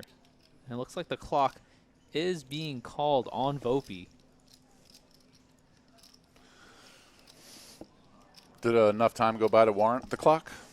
Yeah, I think so. About Probably. 2.5 minutes have passed by already. I mean, as far as calling the clock, what are your feelings on calling the clock, Ricky? Like when you're in high pressure, high money situations like that, such as this, which I know you have been in quite a bit since you play 25K and 50K buy-in tournaments. It's Yeah, what do you think? Yeah, I would say this is a spot where you do warrant the clock after tanking so long. The river bet isn't massive. It isn't for your tournament life. And it's a bet where, Paul should have a, fairly straightforward decision. He decided to give it a little more thought than most people would, I which wonder- only shows to the strength of Paul's game. He's not going to let any pot, freely go by. Sure. He wants to fight for every chip in there, which, sometimes leads to some of these decisions being a little tougher than what they would look at face value. Sure, because the better the player, the more accurately they are to calculate the bluffs and to calculate the value hands. And so it's almost like it might seem like a very easy fold on an ace-high board, and then also there's an 8 out there, but really the 8 shouldn't, do much for an under-the-gun opening range. But yeah, it's exactly what you said. It definitely speaks to how world-class of a player he is, that he's able to think so deeply into this hand. Yeah, and despite wanting to call there, he did end up making the right decision of folding, and For sure. Clock might have helped, Yeah. no? might have. Yeah. And then making the correct decision, the actual correct decision. Tree Poker says, great commentary. Thank you so much for tuning in. My name is Ricky Rated GTO Guan. In the booth with me tonight is Borgata's very own Katie Stone and BorgataPoker.com's Glenn Pavoni. Hey now.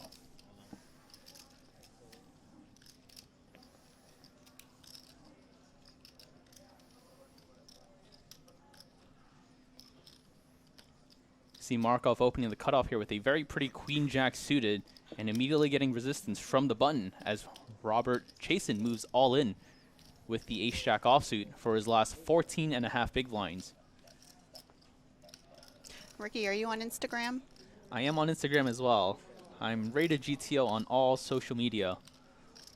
And I am at Katie Poker on Instagram. We usually will post these links for the streams on our social media accounts if you guys want to take a look.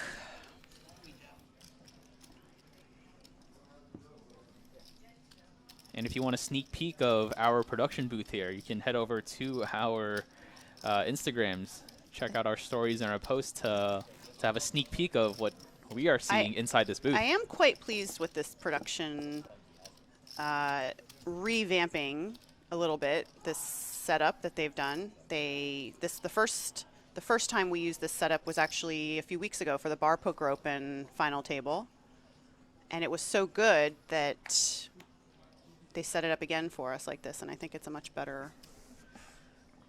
It's nice. It's fancy. Comfortable. Yeah. It's fancy. Super fancy.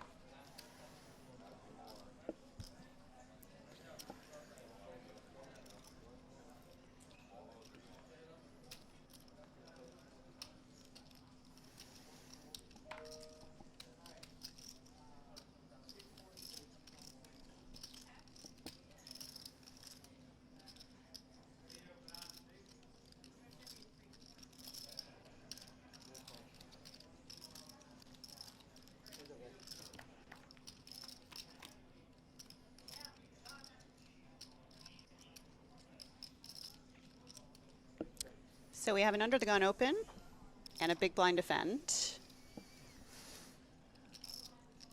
Very reasonable opening here from Taylor under the gun with the ace-jack off. And Walsworth flopping a gut shot here with the queen 5 suited on this 8-7-4 board. And getting there. And what a turn card here for Walsworth. Not only turning the straight, but having the flush draw to go along with it.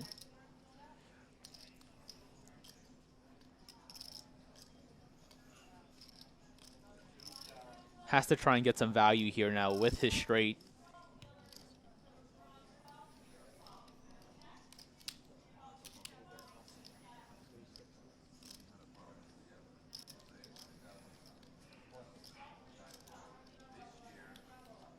$390,000 in the pot, and Walsworth goes with the overbet here on this river to $460,000.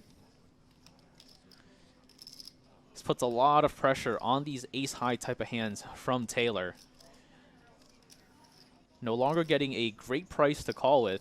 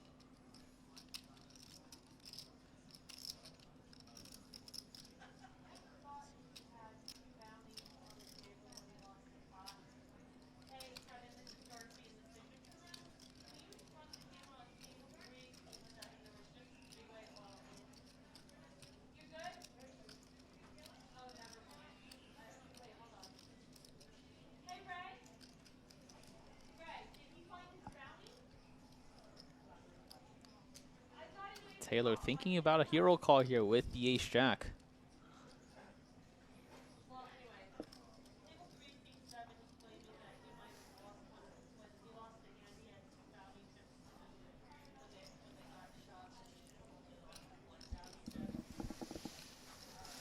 I think Taylor's too well dressed to make this call.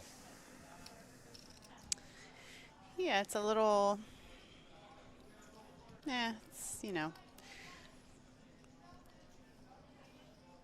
Very polarizing bet here from Walsworth, though. He's basically saying, I have a hand that's probably trips or better for this size. He can definitely still bet an 8 on the river for this overbet size. Can definitely include some straights and full houses into that category as well. So Taylor here with a pure bluff catcher.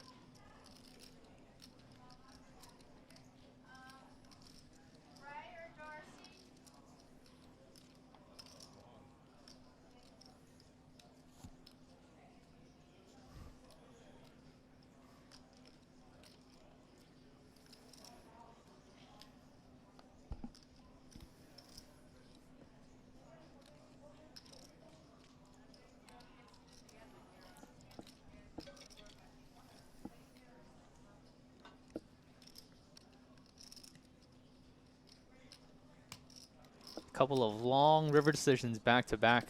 We did go back-to-back tanking. Oh, he Wow. calls. Oh, boy. And he does make the call here, and he will be shown the bad news as Walsworth does have the 8 high straight, and a 1.3 million chip pot will go his way. Surprising.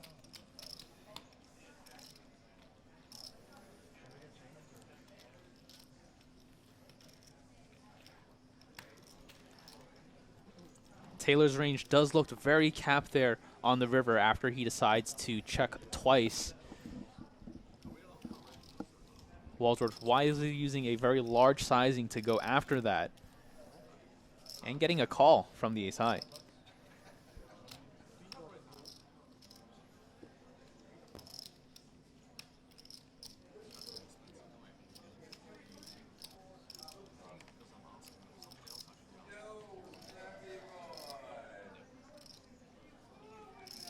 Tree Poker says a decent amount of the time the call is right, but getting not that great of a price there. You have to be pretty sure of your decision, especially with some of the ICM pay jump considerations to go along with making that call. Again, those chips are so valuable to try and hold on to that making some of those hero calls could be quite detrimental to not only your stack, but the amount that your stack is worth in relation to all the pay jumps. Agreed. I'm kind of glad that David Jackson woke back up. David Jackson started 7-handed play with 10.5 million. Slipped to under 9 million now, but a chance to get it back here as he opens another button with the King 7 off.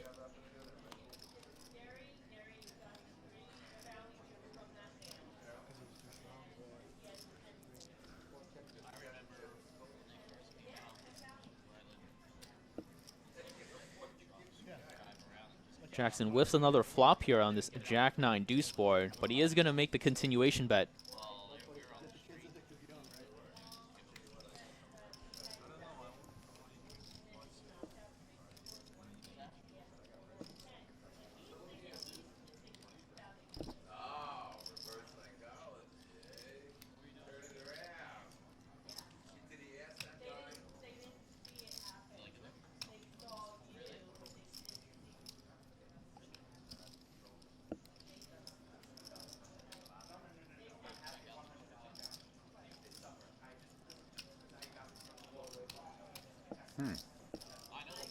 And looks like he will face more resistance now as Taylor check raises to 455,000. Now, Katie, what are some of the hands that you think Taylor could be check raising here with on this Jack-9 deuce rainbow board? We don't know what his cards are. Well, I mean, the hands that he might be check raising, maybe some really good jacks. Definitely valid. Maybe some sets. That's also valid. Maybe some over pairs if he decided to simply defend and try to trap. Mm-hmm. What about the bluffs, Katie?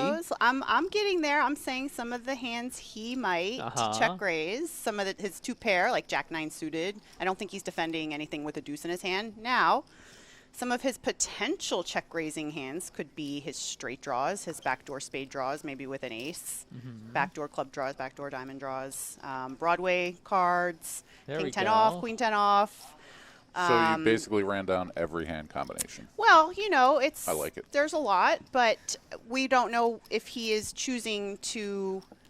We don't know if that's his range. You know, these are just possible options that would still be technically, you know, good. Sure. If right. He, all if he part did. of a balanced strategy. You're going to have your good hands like your 2 pairs, and you're going to have some of your bluffs like the straight draws that you have there. And unfortunately, we didn't get to see his cards. Didn't get to see. But that's the saddest part to me. We'll never know.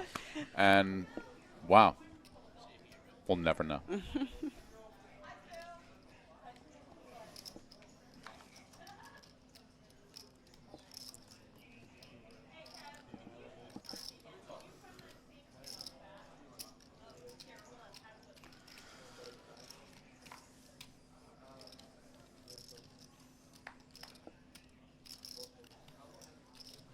Okay. I mean, David's not giving up, and I like it. Well, you know, that's... At what point after, you know, kind of dusting off $2 million, do you pump the brakes a little? Well, yeah. I mean, it's definitely, you know, like he's faced a lot of resistance in a lot of the hands that he's played, a lot of the pots that he's opened. You know, we talked about how that dynamic would play out earlier. But, you know, he's a very smart player. And so he is very conscious of when to, you know, let up on the gas a little bit and when to ease the brake down a little bit too, you know. And that's maybe one of the most underrated poker skills that you can have is knowing when to curb the aggression, especially with having such a big chip stack, you know? Glenn, you might be the biggest David Jackson critic here in this booth. I'm actually his biggest fan. All right. Love David Jackson. I know him a little bit. No, big fan. Yeah, very I'm nice a guy. fan, super fan of aggression.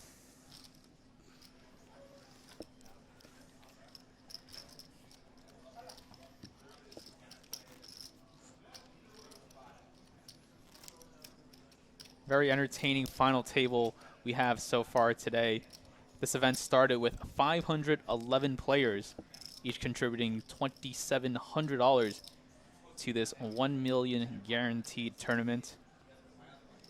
Play started with our final 7, and we now have 6 players remaining as we play down to a winner. And Now- David Jackson has a hand that is absolutely worth opening under the gun, for sure. No objections to the pocket jacks. Jackson started our final table with over half the chips in play, over 10 million of the 20 million in play. Has seen a little bit of turbulence so far, but still, with over 150 big blinds, definitely the favorite to take down this title. And we've seen Paul Volpe, who came in as one of those middling stacks, do a good job navigating, found a couple of double ups along the way, and has played very well so far.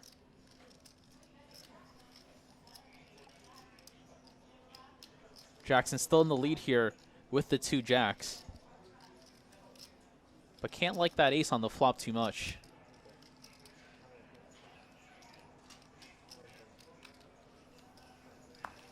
And a continuation bet of 110,000 will take down the pot.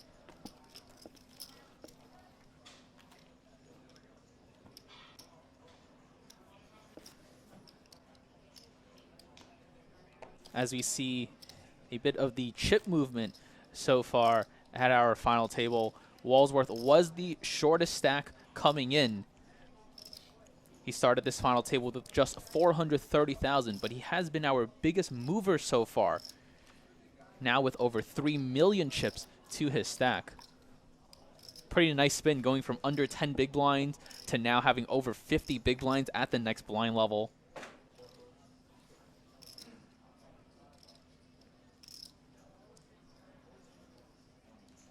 Markov has been trending the other direction, however, starting this final table with over 5 million chips and now sitting with just 3 million.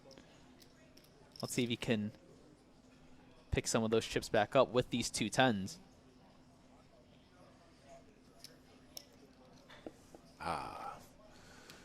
Call from David.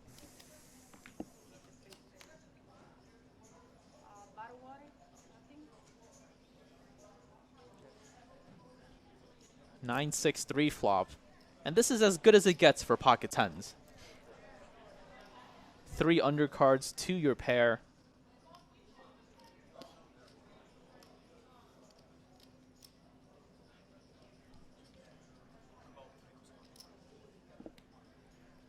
Ricky, when you look at your cards pre-flop, do you remember the suits and card right when you look, or do you save that for later when it matters? I look about 4 different times pre-flop.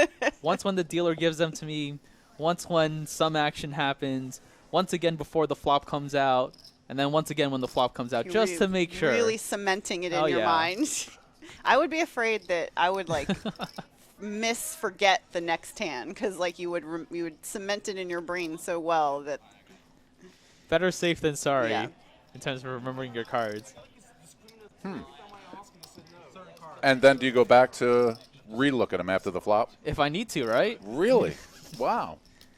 Oh, especially when I'm playing PLO. I look on every Well, single that's stream. Yeah, different. yeah. That's I think you kind of have to in PLO, right? Yeah.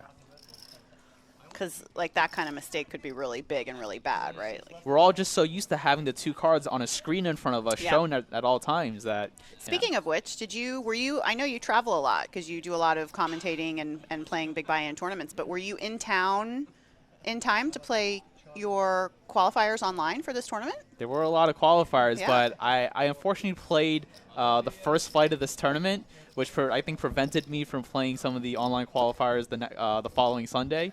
But yeah, I definitely saw that there were a lot of them on there, and in the past, most of the time I've won my seat Yep. to this main event for just $400 online. That's amazing. So this time was actually a little different, but because there were 3 starting flights, so you could have played on Sunday and then entered on Monday. But it's generally, you're right. It generally is. It's tough that last weekend sometimes, unless you're re-entering on day 2.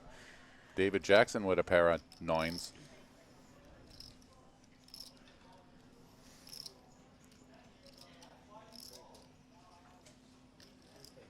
It looks like we'll go 3 ways to this flop. Markov with the king-jack suited, Jackson with the 2 9s, and Walsworth with the ace-5 off.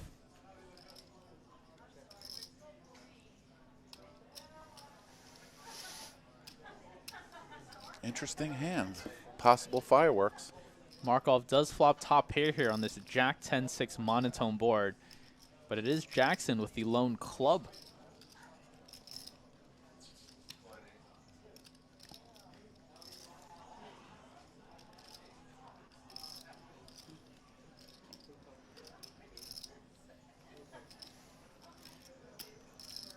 We see small bet from Markov and a quick call from Jackson as we go heads up to the turn. And that is another club. Jackson makes his flush and collects the check mark for this hand.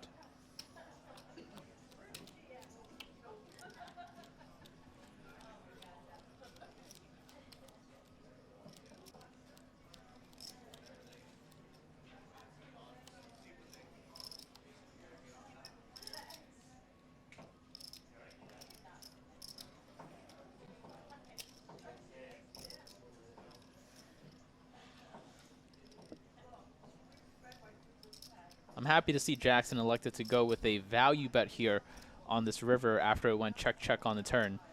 9 of clubs very likely to be the best hand here. Oh, he called. And Nice. Markov does make the call here with the lone jack. No club in his hand. And a nice value bet from Jackson is going to earn him this 1 million chip pot. My new favorite player with my favorite hand. Love pocket 9s.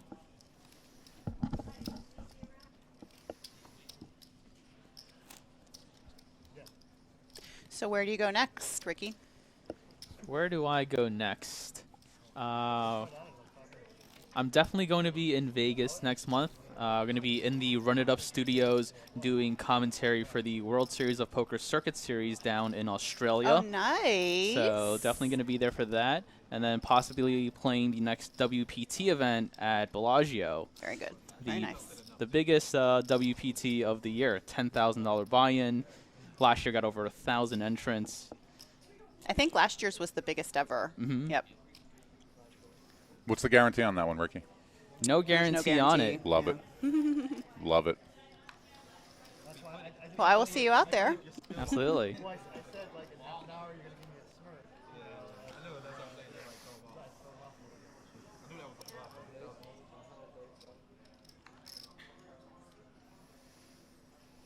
All right. Potential fireworks. I love watching, like, because he was talking and, like, he hadn't seen his cards yet. And then the chips from Paul G's were already in the middle. And he was just, like, chatting. And, like, I love watching their face, like, right when they see they have aces. Like, we can see that he has it, but he hadn't yet seen it. Mm-hmm. And so it's, like, such a pure moment of, like, can you detect any movement of emotion or anything?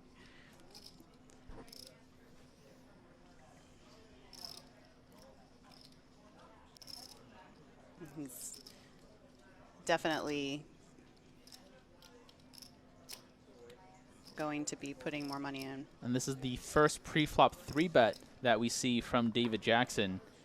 Would have expected a lot more pre-flop aggression here, but man, what an opportune time for Jackson to put in that 3-bet as Stuart Taylor wakes up with 2 jacks in the big blind. He started this hand with just under 50 bigs and now facing a Paul Volpe cutoff open and a David Jackson 3-bet on the button. Now what? I'd have to imagine he's going to put more, if not all, of his chips into the middle here with his 2 jacks.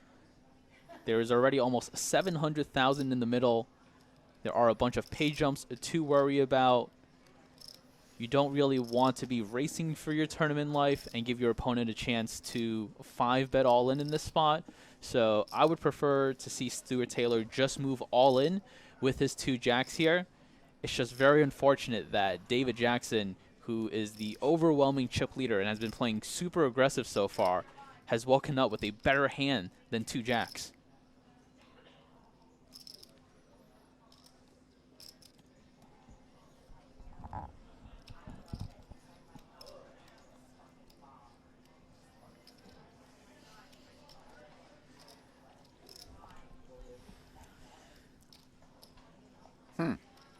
How happy is David Jackson right now? He seems to have gotten himself Wait. He's looking somewhere else. He's looking away. He's just like, hold on. Who's saying something over there? 1 second. Wait. Oh, my God. Jackson has found very opportune moments in this entire tournament to pick up aces versus opponents who also have a large amount of chips. Yeah, last night. We're referring to one of our mutual friends last night, somebody that we play online a lot with on BorgataPoker.com, Dan Sunig. We hate to bring it up, Dan Sunig. Sorry to bring it up, but we really you're the reason why David Jackson has all these chips coming in. Sick needle. We really felt for you, man. We're so sorry about that. That was tough. He was 2 of 10 or 2 of 11, and it looks like it's going to be the same fate that will fall upon Stuart Taylor here as he puts in 40% of his stack pre-flop with these 2 jacks, going to 1.2 million.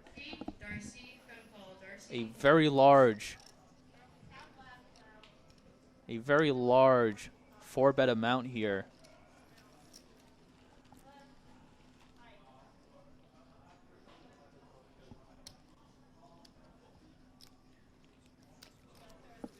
And look at this. David Jackson with just a call. I was going to say, I'll bet you he just calls here. This might end up saving Stuart Taylor if he gets a safe flop.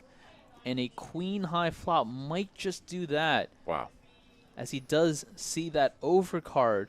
There's 2.625 million chips in the middle. Stuart Taylor only has 1.7 million behind. But remember, this situation actually occurred earlier.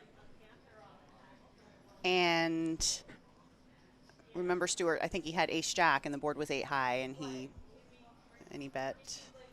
So maybe that was factored into David Jackson's call on the button, knowing that Stuart, seeing him lead. I'm very surprised that David Jackson chose not to just move the chips in pre-flop with Stuart Taylor committing so many of his chips. Sure. He definitely has to give Taylor a little bit of credit to be 4-bet bluffing enough for this size.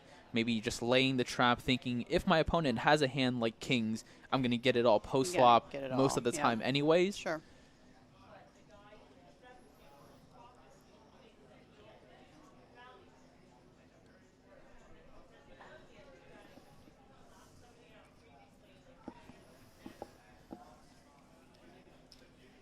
So how much are we betting here to really, really, really ensure ourselves a call? 300,000. Yeah. I like 262,000. I like it. Yeah. And you know, if it was me online, it would have been like 222. something really small. Or you could just check back these aces, honestly. You have the ace of spades in your hand. If you're going to go down the line of I'm going to trap my opponent, you kind of want to keep telling that story. Sure. So the most preferred option I would have liked to seen here from David Jackson is to check back on this queen 6-3 board. Yep. Again, versus the kings, or the ace queens, you're likely to get it all anyways. And your opponent could possibly have queen here after electing to cold 4-bet pre.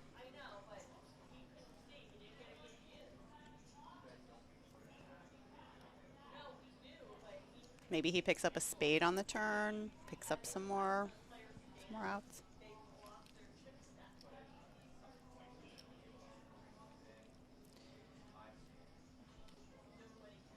Taylor does cut out the calling chips here. Wow. And we have what was already a big pot, now a massive pot going into the turn. Almost 4 million of the 20 million chips in play. Now in There's the middle. that spade.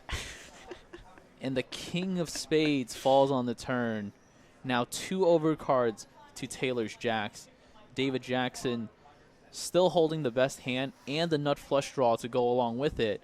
However, on this board texture now, in a cold 4-bet pot, David Jackson has to be a little worried that his opponent might have pocket kings or pocket queens, even a hand like king queen in the spot that he now loses to. Sure, he has to be thinking about that and considering it. However, he is never folding with the spade. It does go check, check on the turn. And now a 3rd overcard to the jacks comes on the river as David Jackson now has top set. No longer afraid of those pocket kings or pocket queens of his opponent.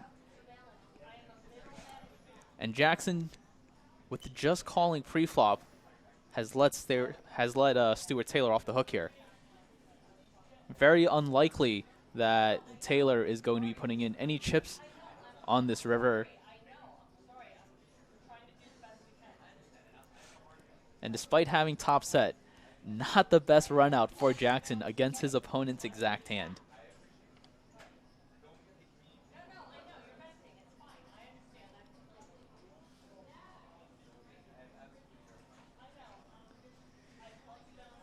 Yes, Mr. Jackson, you do have your opponent covered. It's funny. What have we learned?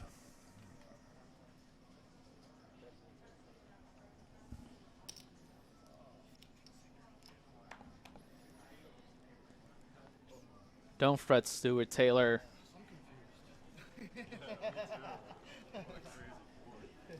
Your tournament life is still alive. Left with 1 million chips.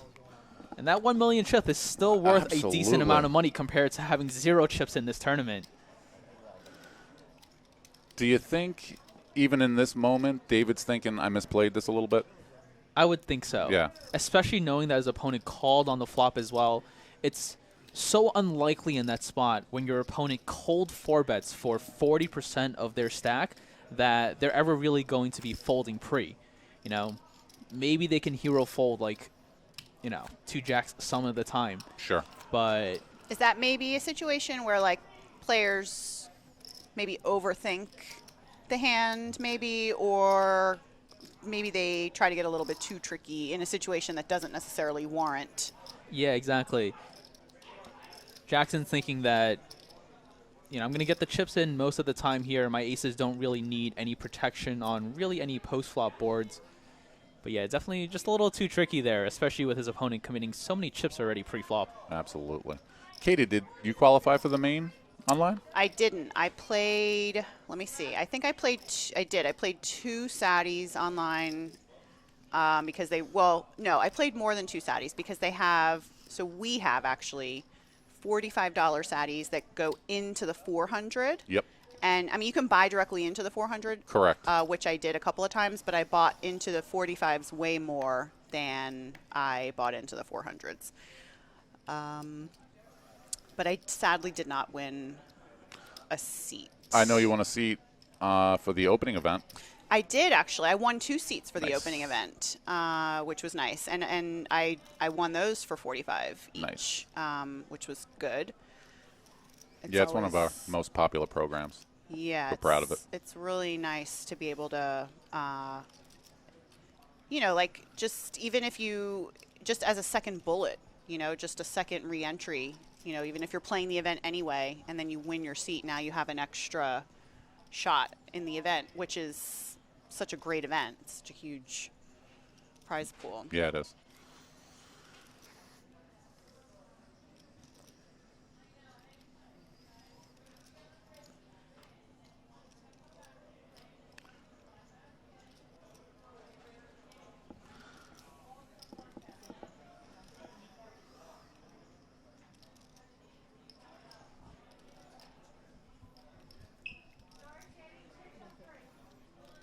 Fold Me Up in chat is accusing me of needling Dan Suiting. No needling. I was very disappointed to see the result of that hand as well. It was the biggest pot that's been played here. in this championship so far, and it's definitely worth a mention. It's just an unfortunate spot, especially in such a big spot. My heart sank a little when I saw that that's how the result of the hand went down. Mm-hmm.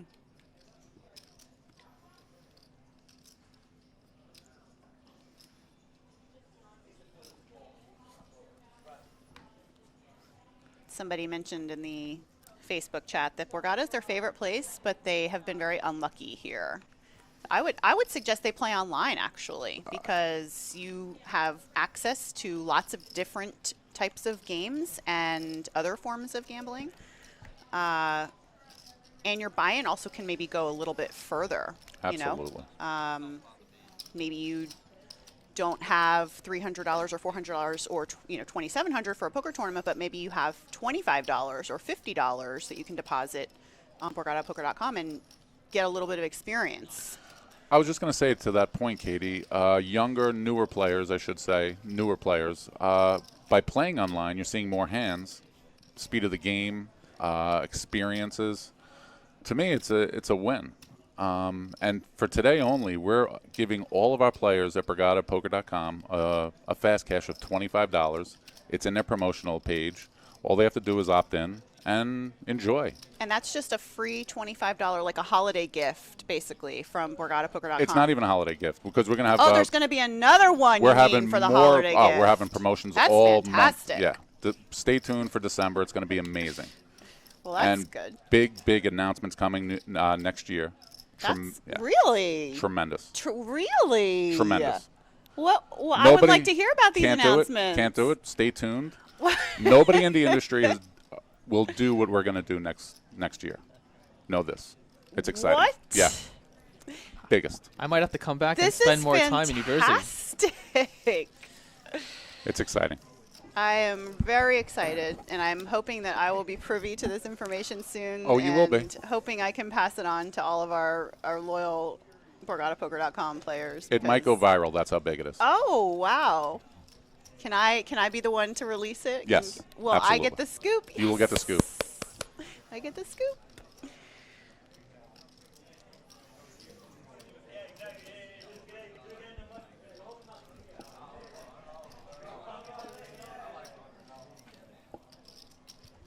Yeah, Ricky, you might need to come back and come hang out in our streets for a few more months, you know? Possibly. You're international now, though, so. This is my favorite venue to come back to. I still have my apartment here in Atlantic City that I enjoy coming back to. So, yeah. Definitely will be here next year. You spend your majority of time in Vegas? I spent a lot of time in Nevada this year, family in New York.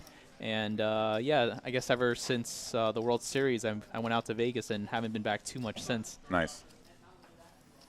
I go through my stretches of wanting to play online, though, and no better place for me to play online than on the regulated sites here in New Jersey. It's Agree. Yeah.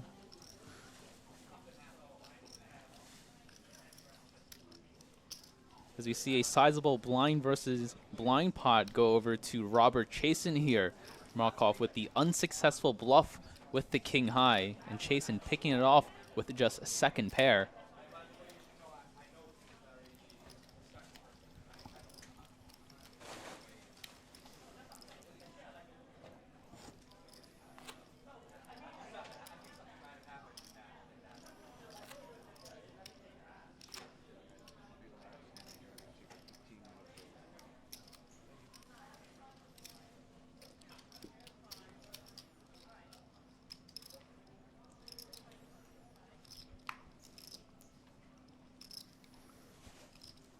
This will be the last hand of this 60,000 big blind level.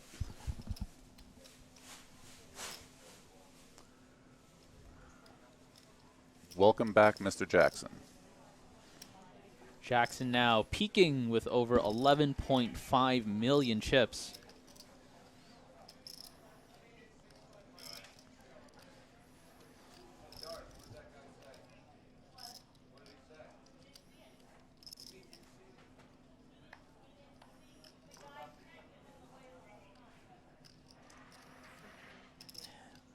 And once again, after a David Jackson Open, we see resistance from Peter Walsworth here in the form of a 3-bet with the ace-10 off.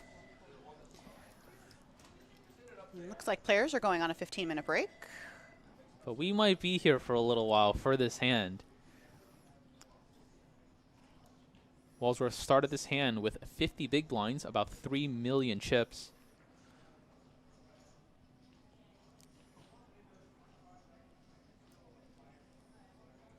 And we know Jackson likes to peel fairly wide pre-flop in these spots.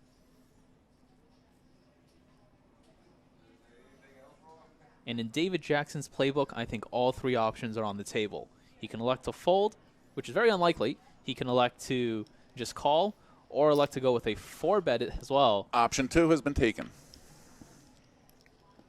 He does elect to call here, playing out of position with the king-8 suited.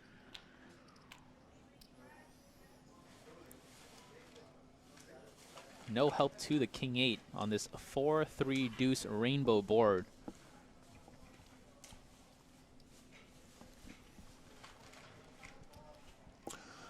So the break clock is running. It's counting down from 15. Does this affect? I don't think the break clock will start until after the hand is finished. Oh, okay. Final table?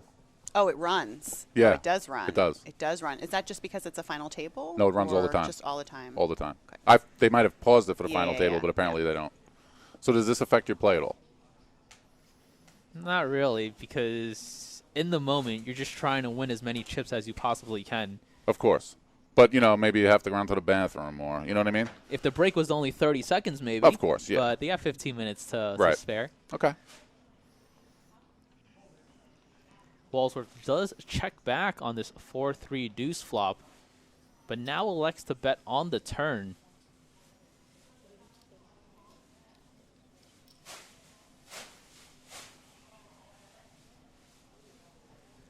I wonder if they will ever have chip counting RFID technology on like a little display screen in front of every seat, Definitely a lot of work to make that happen. Yeah, it would be kind of tough, yeah. But did you just come up with the next Shark Tank idea? I don't know, maybe. I think so. All right.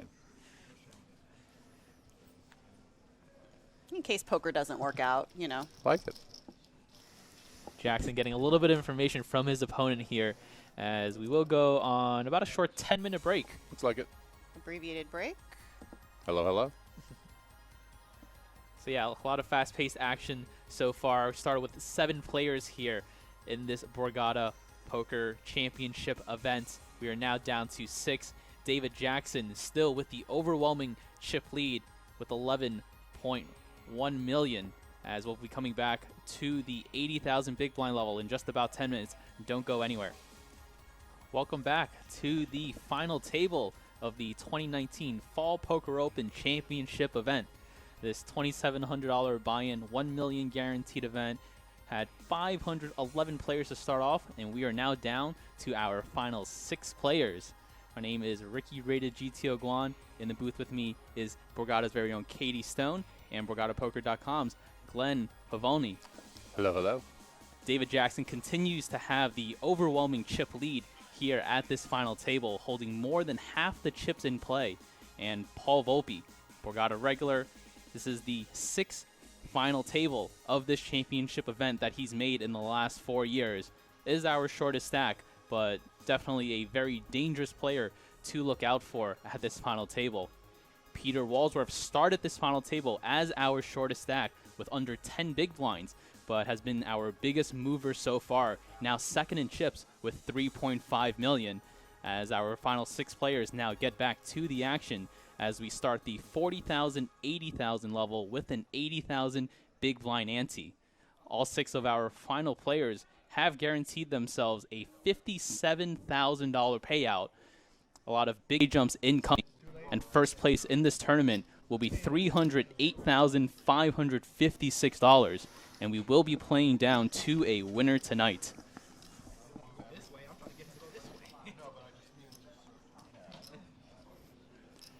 Pretty exciting final table so far, right, Katie? A lot of short stacks doubling up here.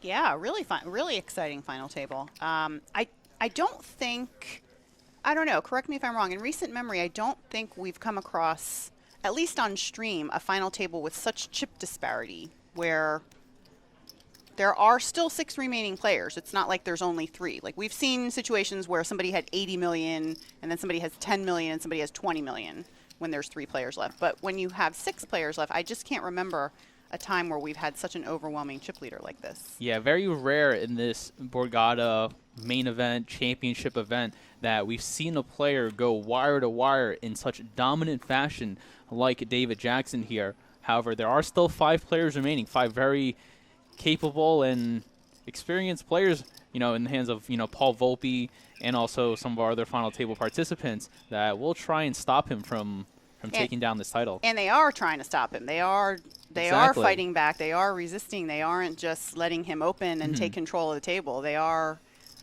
We haven't seen too many spots where, even some of the inexperienced players have let the pay jumps really affect too much of their play. They're going after the chips. They're putting up resistance. Walsworth, out of everyone so far on Jackson's immediate left, has done a great job of every time that he feels Jackson is opening too wide, really going after him, both pre-flop and post-flop, and that's led to him getting a lot of chips so far.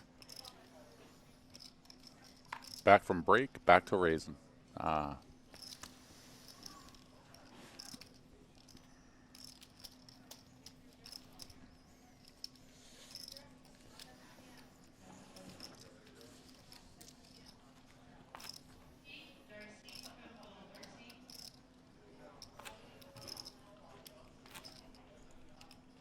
Thanks for joining us, everyone. My name is Katie Stone. I'm here with Ricky Rated GTO Guan and Glenn Poloni. We are joining you and watching and probably learning as well. Watching a great group of guys play for a lot of money. And you can tweet your questions at me. I'm at Katie Stone Poker. I'm also at Katie Poker on Instagram. You can tweet at Ricky at Rated GTO on Twitter and Instagram. And you can hashtag your questions Borgata Poker Live. And hopefully we will see them and respond to you.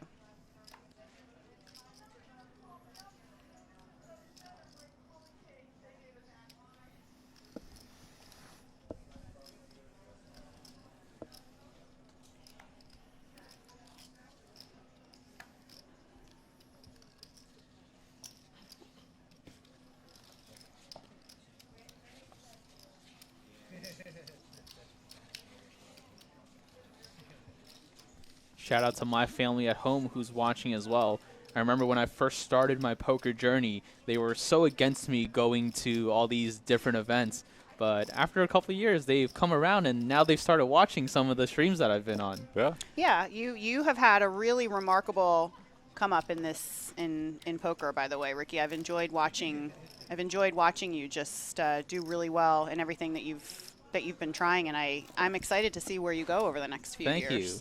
Yeah, you put the work in. Both of you guys put the work in. It's about the hours, like anything. I have to give a lot of thanks to Borgata for kind of kickstarting the whole thing. Me making my first big final table here, and then getting a chance to be in the commentary booth and work with this production team and work with amazing Your family. first stream was here, right? Exactly. This was your first. That's. The Borgata poker family has treated me really well over the last few years, and I love coming back here to Atlantic City. And not only to play these live events, but online as well. Well, we love it when you're here, and we can grab you and get you in here. Seems like Borgata will always be your home. Yeah, absolutely.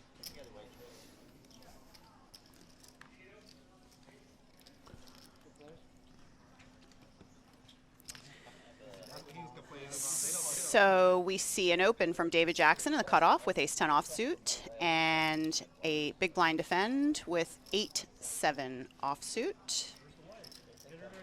What's nice is David went on break, came back, and has raised every hand since the break. Well, he's had some good cards. No,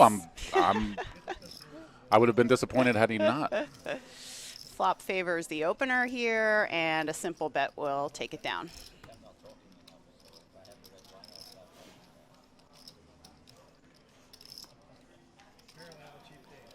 So Paul G's here being the shortest stack. Glenn, what do you think his chances are of winning the tournament, like coming from behind? But now, keep in mind, it's Paul G's, so this is not your average, ordinary poker player. We're talking about like some sort of, If we're ranking special players right now, I got him on the Mount Rushmore right now. Right now. I'm talking about current players playing. Tell me I'm wrong, top 5 player? Because technically, like when you see somebody 6 of 6, anybody in the poker tournament, they are supposed to finish 6th, right? However, when you're talking about a player like this, it's not always guaranteed. He's a special kind of player. And it's poker too, right? This is the beauty of poker tournaments, where anything can really happen and anybody can double up and be back in the game right away. Yeah. So David Jackson opening it up a little bit more here with a suited 9 deuce in the hijack. And Peter Walsworth decides to just call with the ace jack versus 3-betting.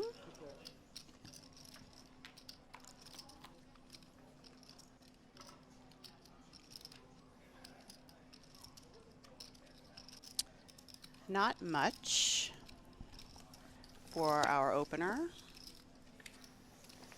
Ace, queen, 6, rainbow.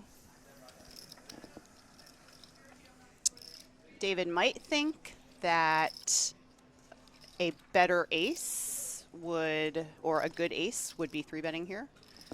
However, he also could be calling pre with some smaller suited aces, definitely possible. We know the ace jack is not folding though, right? 9 of spades on the turn, bringing some interesting straight draws and also flush draws.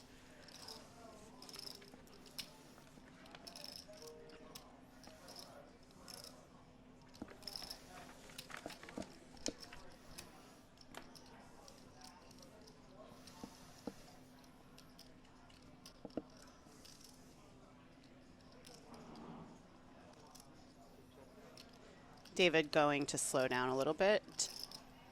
Now he has a pair, so maybe thinking he has a little bit of showdown value if maybe his opponent has been just maybe calling with some Broadway cards or some weird backdoor draws.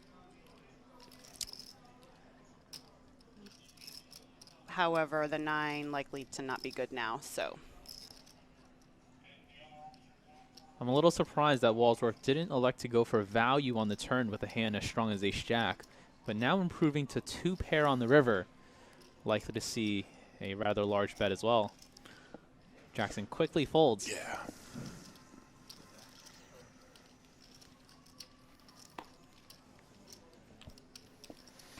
David's playing real well right now. Sliding out of traps, picking spots. And so I guess, so Ricky, when we talk about this chip disparity that we were talking about earlier, how much of a chip lead David has over these other players, some players watching might see that he's opening 8-4 or he's opening 9 deuce or queen deuce, and they generally might not think that under any circumstance those are opening hands, but the situation's a little bit different. Maybe you can elaborate on when that does become appropriate. Exactly. His opponents are so handcuffed because for every player that gets eliminated, there's a 5-figure pay jump on the line here. And with that being the case, it allows Jackson to open more hands than he normally would, just because his opponents have to play a lot tighter with those pay jumps in mind. They are under a lot more pressure than he is, and he understands that, so he is pushing that. Stuart Taylor, our shortest stack here, going all in the cutoff for 965,000. Paul Volpe, however, is slightly shorter than Taylor, and he will be the player all in and at risk when he makes this call with ace-queen, and that he does. Paul Volpe, the main event, $8 million in live tournament earnings, one of the best players in the world, all in and at risk now, slightly ahead with the ace-queen versus the king-jack. This is for 90% of Stuart Taylor's stack as well. And the ace-9-6 flop is going to all but secure this double up for Paul Volpe. 7 on the turn and 7 on the river is going to get the job done, as Volpe now doubles up to almost 2 million chips, and Stuart Taylor is left with just one big blind.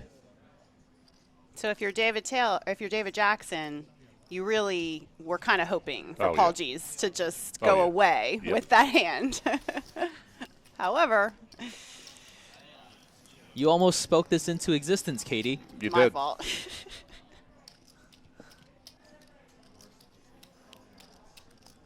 Unlucky spot there for Stuart Taylor. Very reasonable shove in the cutoff with the King-Jack. What I was going to say before when you asked me about Paul, I was going to say that can he win it? He could. Chances not likely, but I would be surprised if he were out 6th. Or 5th, actually.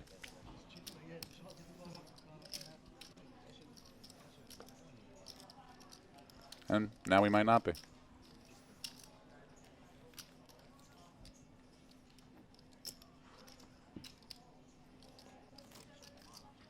How much does he have left? Just one big blind in front of Yeah. him.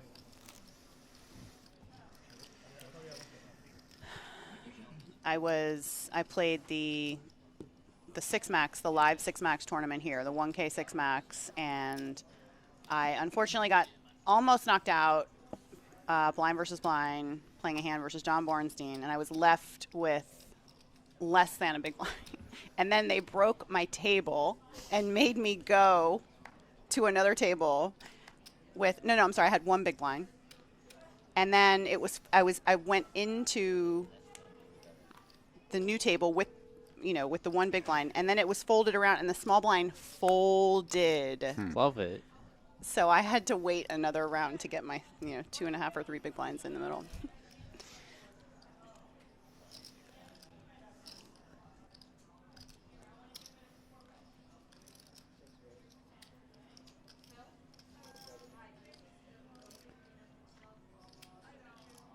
And just from hearing that story alone, this is why everyone should come down and play all these Borgata live tournaments. That's true, I guess. I didn't even think about that. I was being selfish and looking at my frustration at having to move tables with one chip. But that is also a good point, yes.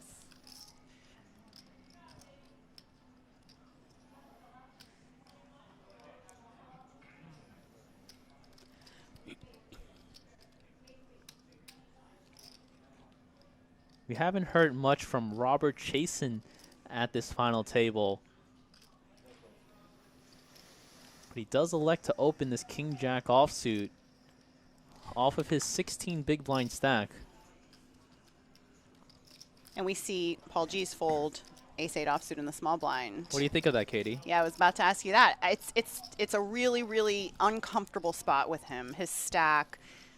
It's not a hand that you or he or anybody is really wanting to 3-bet. I mean, you're 3-betting. What are you 3-betting to do? You want to 3-bet to fold? You want to 3-bet to call? Like, what are you trying to do? You Uncomfortable is probably the perfect word to describe that situation. You want to call out of the small blind with an unsuited ace. I guess you can do that too. But the stacks just kind of are uncomfortable as well. So it's it's okay, right? It's okay to fold in situations like that. And also... And did we just hear all... David Jackson moved on. We from did. David Jackson? Yes. We did. Absolutely. He knows he has 6 high, right? It's David Jackson. You know that the second card in his hand is a deuce, right? David Jackson. But we also know that he has all the chips at this final table. And like you mentioned as we were coming back from break, Katie, he is going to put these chips to use. And it really doesn't matter how much aggression he shows, and doesn't matter what 2 cards he has. In a lot of this spot, in a lot of these spots, his opponents are just going to have to take a passive route and not put all of their chips at risk. And this, I think, Ricky, this is one of his strengths. I think that he does this very well. I've seen him He do picks this his spots wisely, too. very well, very well. I've seen him do this many times. And, understanding this part of the tournament is very, very, very important. And he clearly understands it very well. And it's a spot where Chasen hasn't been very active, so you would have to think, why is that the player that you're trying to attack? But him raising off of 15, 16 big blinds has to be a little worrisome, right? But he picked a good spot there, and his opponent, despite having a pretty strong hand that could have went all in pre-flop himself, now committed over 2 big blinds and had to fold versus the aggression. Stuart Taylor under the gun, all in for his last 1 big blind. Pretty unfortunate situation for Taylor here, as if he didn't put the last 1 big blind in this hand, it would have been committed as the big blind ante the next hand. But he does have 2 overcards, 2 David Jackson's pocket 3s.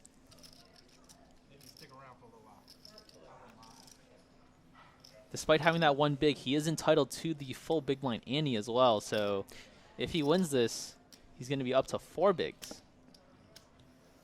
So you're saying there's a chance? Classic flip here, 8-4 offsuit versus the pocket 3s. Queen 9-7, no help to the 8-4. Taylor is going to need to find an 8 or 4 on the turn. That's an overcard to the 3s. Ace on the river is going to secure not a double up, not a triple up, but a quadruple up here for Stuart Taylor, as his 1 big blind now turns into 4. Now, Ricky, would you have waited a hand? That's such a rough spot. There are so many implications with big blind ante that forces you to commit that as the ante chip the next hand, that you really have to go all in with a lot of hands there. Sure. 8-4 offsuit might not make the cut, but thankfully for Taylor, it worked out for him.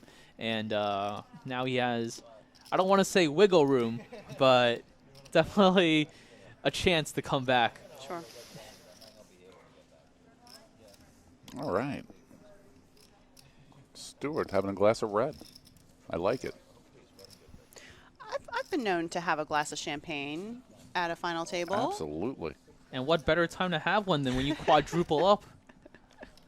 I think that's okay.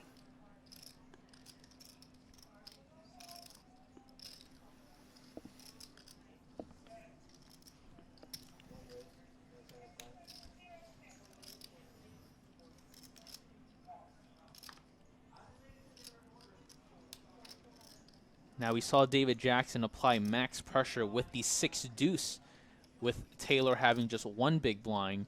Will he now go after Paul Volpe in this button versus cutoff spot? Paul Volpe's a bit of a different player.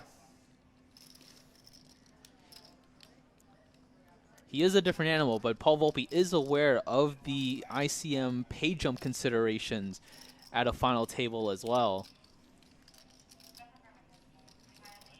And this might be a spot for Peter Walsworth to put on a lot of pressure. He's sitting with 3.6 million. Paul Volpe elected to open off of under a 25 big blind stack here. And he does move all in with the ace jack. And not, Taylor You faked us out. not much of a choice probably for him, right? This is actually a very close decision because How many big blinds does he have?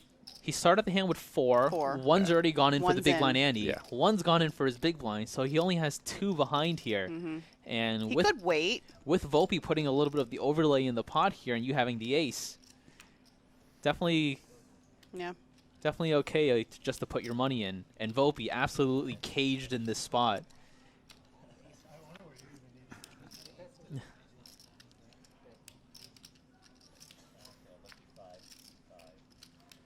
Stuart Taylor is the player all in and at risk here with the ace-5. Going to need help against the ace-jack. And jack in the window is going to give Walsworth top pair, top kicker. 4 on the turn does give Stuart Taylor 4 outs to survive. He's going to need to find a 6. 9 on the river is going to spell the end for Stuart Taylor's main event here as he finishes in 6th place.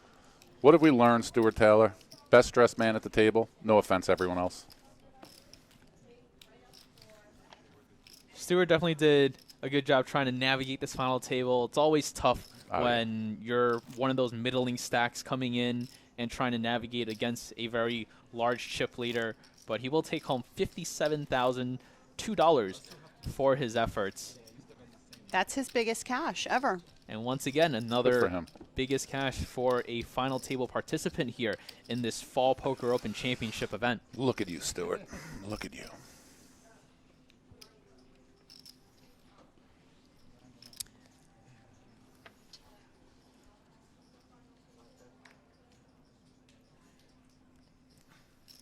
Very unfortunate that Taylor ran those 2 jacks into the aces of David Jackson earlier.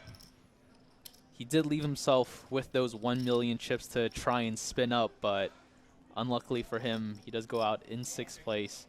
And now all 5 of our final table participants guaranteed $69,394 and a pretty big $20,000 pay jump to 4th place.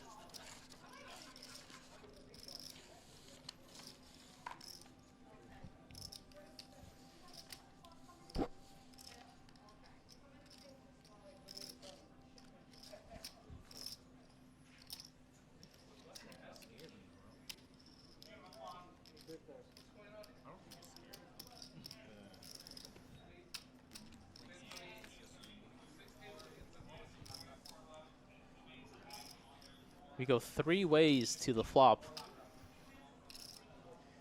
David Jackson flopping top pair on this King-Queen 7 board after cold calling the King 4 suited in the cutoff.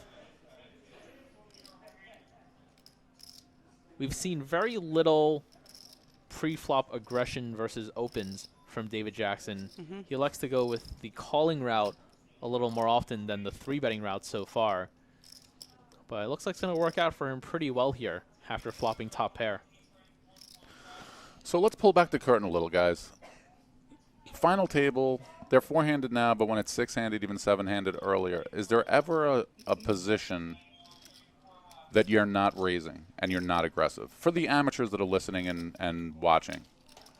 In David Jackson's spot as the chip leader, I fully expect him to continue the aggression, be the one raising and 3-betting and putting a lot of money into the pots.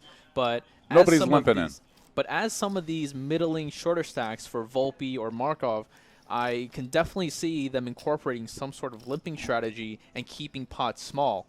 I know in poker for, I guess, the last decade or so, it's been taught that limping is not that great of an option. You want to be raising a lot into pots. But with these final table dynamics and a lot of pay jumps to worry about, the limp has been brought back. And it allows players to keep pots small, allows them to navigate a little deeper post-flop, and definitely a strategy that you see in a lot of high-stakes tournaments these days. Right. Paul Volpe, though, despite having one of those middling, to shorter stacks, has elected to just raise into the pot so far, and that might be a factor of some slightly inexperienced players in the blinds that he's going after. It's definitely tough when you have the chip leader on your immediate left to be raising too often.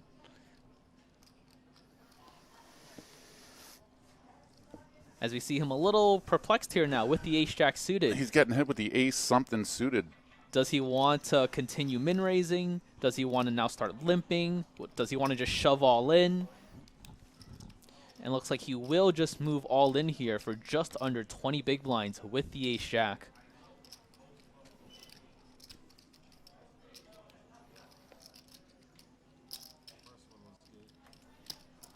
I think that's a more viable option, don't you think, Ricky? Especially with the kind of chip leader that is on his left. Yeah, all-in can definitely be an option that's play here. It is a lot of chips to be putting in the middle, but ace-jack suited is strong enough to warrant the all-in there. Definitely very close, though. There's another player with exactly 18 blinds. There's one with 14 big blinds.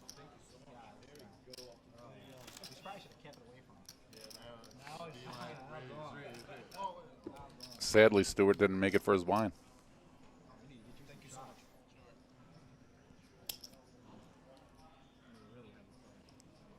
Well, I'm sure he's going to the main cage and cashing out his 50K and probably will settle in for a nice dinner at Angeline or Wolfgang. Would make sense.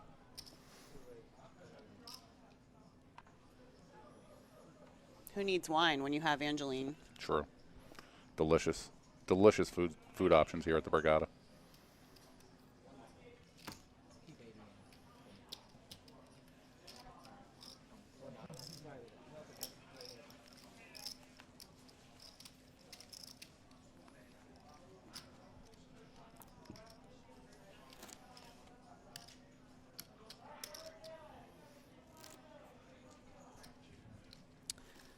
So, Ricky, I know you've been out of town for a while, but when you came back, did you notice that there was an entire new structure across from the poker room?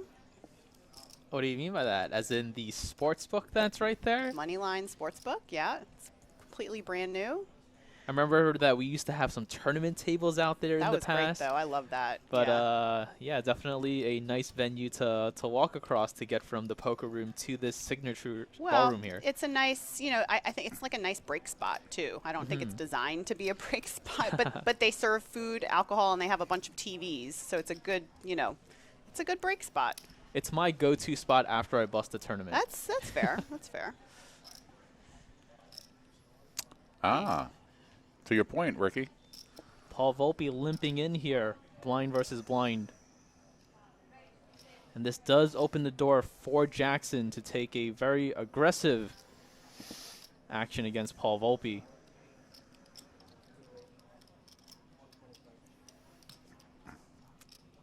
And we see a very small raise from Jackson out of the big blind here with the Queen 6 suited.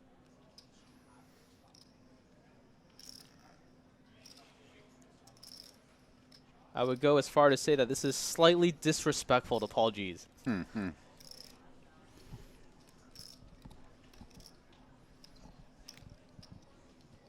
Now under 20 big blinds, however, Paul Volpe with a hand as strong as 2 queens. Very likely to see him just move all in here.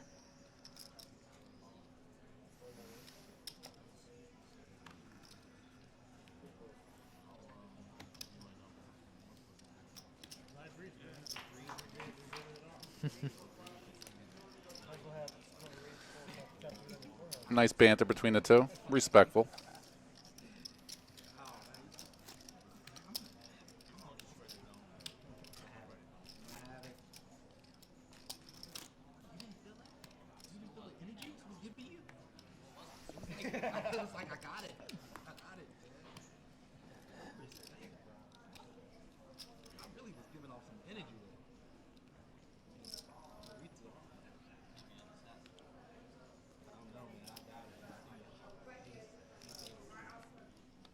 Paul Volpe sitting there with the 2 queens.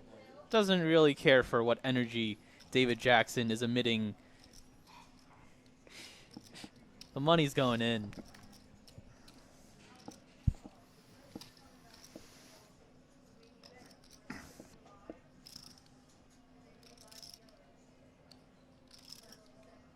No better way to blow off a little steam than getting in the mix with the 8-7 offsuit here.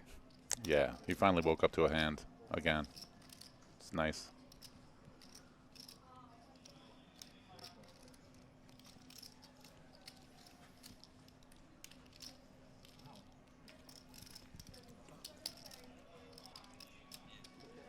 Borgata is having a holiday high hand Thursday, December 26th through Tuesday, December 31st from noon to midnight. You can win $250 every 20 minutes for your high hand, plus 2 randomly selected players will win a $100 Borgata gift card every hour. Wow. That is running Thursday, December 26th through Tuesday, December 31st. Holiday high hand promotion here in the Borgata Poker Room. I'll tell you, the poker room's #1 on the East Coast for a reason. They are just, wow, that's a great promotion. That's a very good promotion. I'll tell you, the staff here, we were out, I was looking at the final table earlier. They just continuously do a great job, tournament after tournament. They are never burnt out. You know, it's the end of the tournament now. This is where you've done It's the end of the series. It's the end of the It's been a series. 3-week series, Glenn. And, you know, you've put in 80 hours as a floor person and 60 hours as a dealer for the week, and you're tired, but they just don't act it. They're really super professional. Agree.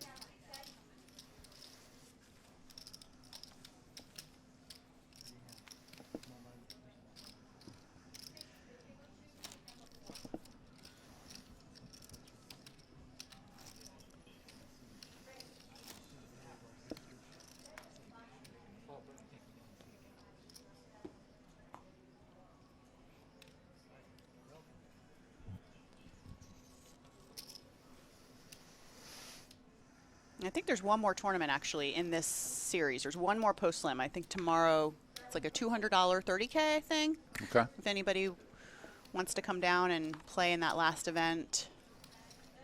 I've played that last event a few times and have been in the convention center, and I've gone kind of like deep in it or whatever, and you know, there's not that many people left, and we kind of crank the music, and we kind of just, you know, have a little fun, and it's fun getting the music going in that big convention center, and you get some CCR, you know, some Eagles. We have a couple tournament directors that share similar music interests. We crank the music, we play some poker. It's fun. That last event is fun. And everyone who's left here since the beginning of the series is tilting their brains out. Oh, sure, yeah. Sure. In a $200 tournament. Exactly. As you see the chip distribution for our final 5 players, David Jackson now with over 60% of the chips in play. Robert Chasen is our shortest stack with just 12 big blinds. I'll tell you, Peter Walsworth, he's kind of impressive today. Came in kind of to the lower end of the chip stack. From under 500,000 coming in to now having 5 million. Yeah. Or 4 million. Well, he's impressive because he has a 4-year-old and a 10-month-old. And that is literally like, I can't be impressed anymore. Wow. Because that's hard work right there.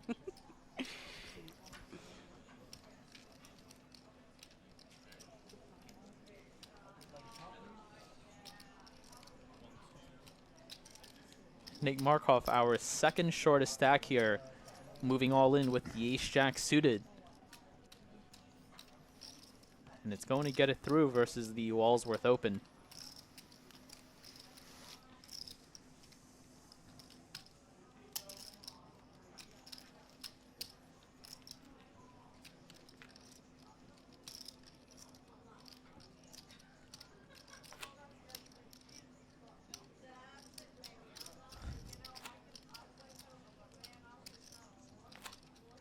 Walsworth, after climbing from being the shortest stack, now having over 50 big blinds, has put himself in pretty good contention to just wait around, try and ladder up to third, maybe even to heads up before he really gets too involved, especially against Jackson, who has all the chips. And the other 3 competitors trying to emulate the feat that Walsworth has pulled off, trying to go from short stack to being in contention for this title. Yeah, it's interesting. Like a lot of times that we talk about ICM, we talk about the short stacks. A lot of the conversation goes into about what the short stacks should do. So, a lot of times we don't talk about what the guy second in chips should do. It's not very, doesn't come up as much. It's not a very appealing spot to be in. But you're kind of just not doing too much, right, Katie? Yeah, but it's important to know that too, you know, and that's kind of, your stack is worth a lot of money.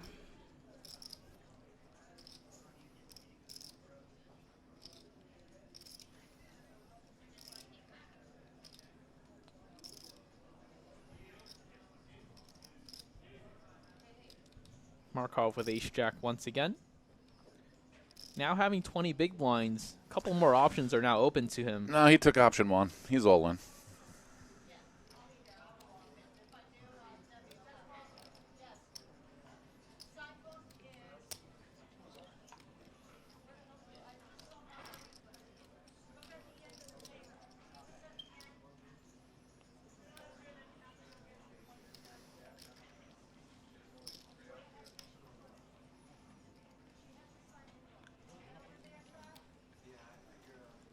Ace-8 probably would have defended to an open. However, definitely not going to call 20 big blind shove.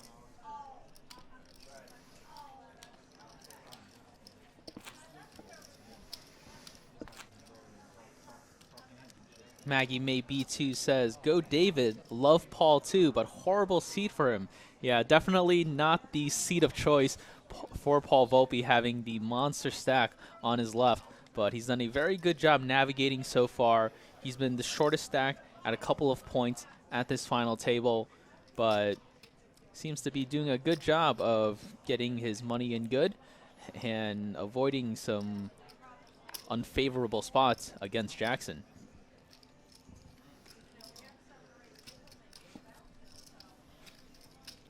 Another button open here from David Jackson.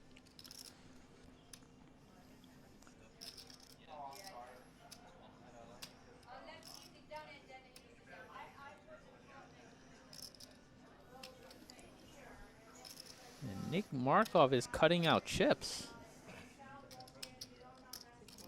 He will defend his big blind here with the 7-5 off. Nice.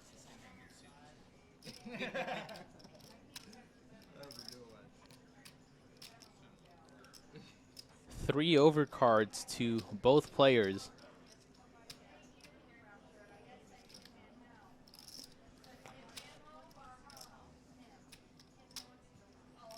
How about a gutter for both players? Could could warrant some sort of betting action.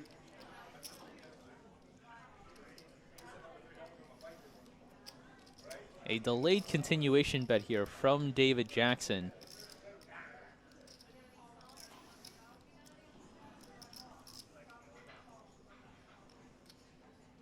Markov reaching for chips once again, but hard to imagine him doing too much here with just a 7-5 offsuit.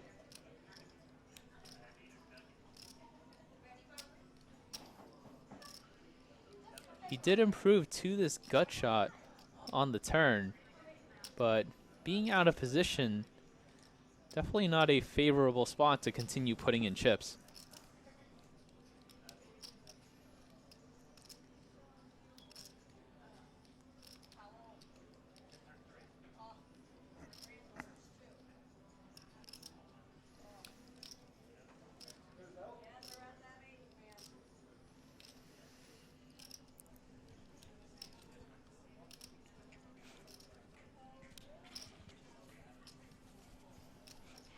And we do see the eventual fold here.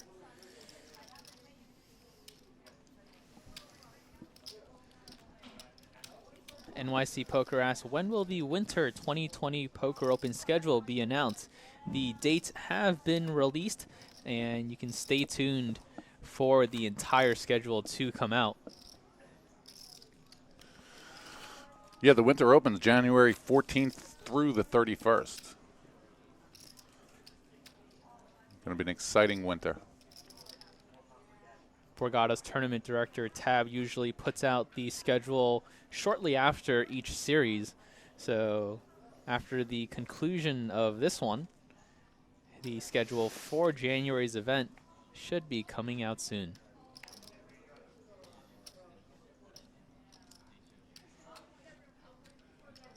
I expect a very similar schedule, like always, for all of these events. You have a big kickoff event, you have your almighty event, you have your large WPT $3,500 buy-in, $3 million guaranteed main event. There might be some new things, Ricky. And we've been talking to Tab about a potential high roller for the series as well. What about a ladies event? There's usually one in there too. Like it? Yeah, there might be a few new surprises Exactly. in store for, I don't know, Glenn was mentioning something.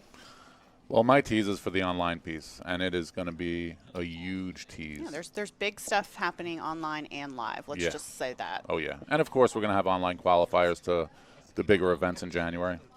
Open, the championship.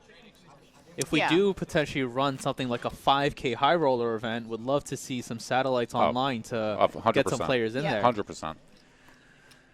Yes, rest assured. We will that, support land-based any way we can. that satellites are on the agenda. These guys can't. They get kind of sick of me when it comes to satellites and all the requests. We need more re-entries for this event. We need another satellite for this. We need registration to close later in this event.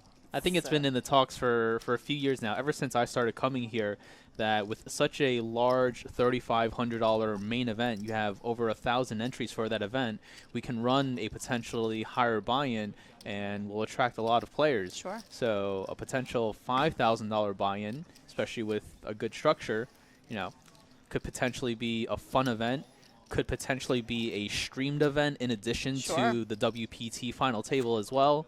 And those types of buy-ins and that kind of coverage has done very well in the poker world lately, especially with all of the, ARI events, the Poker Go events, all those, putting on high-quality productions. And I was trying to get him to make the high roller like a super bounty. That was what I was trying. Yeah, like a 1K bounty or a 2K bounty or something like that, But I don't think that's. I was thinking more of a $5,000 bounty plus $5,000 entry. That would be interesting, right? Yeah, that would be kind of super, actually. That's probably the truer meaning of a super Exactly. bounty, right? That would be a super 5 bounty. plus 5, yeah. Even the World Series doesn't run the 5K bounty. Yeah. They do 7 plus 5 3K. plus 5. That's maybe better, actually. I didn't even think of 5 plus 5. That's better, maybe. Borgata uses, I think, a gray 5K chip. We have the black chip bounty. We have the daily green chip bounties. We've had a purple $500 chip bounty. We've even had a $1,000 pumpkin chip bounty here at Borgata. But we've never seen a 5K bounty just yet. I guess, what do you think the appropriate time to start that tournament would be? If you have It would the probably main, like day 2, Day maybe? 3 Day of the 3? main, yeah.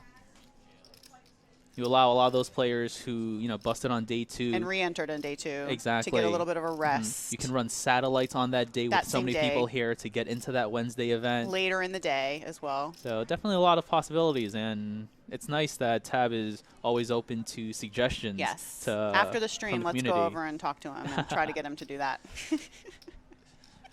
But back to the action we go. Blind versus blind with Volpe versus Jackson once again. Another limp and another raise from Jackson. So he wasn't deterred from the limp jam earlier. He's just going to keep. Not at all. Yeah. And if Volpe's going to be folding hands like 6-5 suited to a small ISO, Then it's worth then it, it's yeah. so valuable. You mentioned earlier that David is going to pick a lot of these spots to go after players. It doesn't really matter what 2 cards he has. Just having that chip dominance over his fellow opponents allows him to do so many more aggressive things pre-flop. And it's been working out pretty well so far. Yeah. I'm surprised Paul folded there.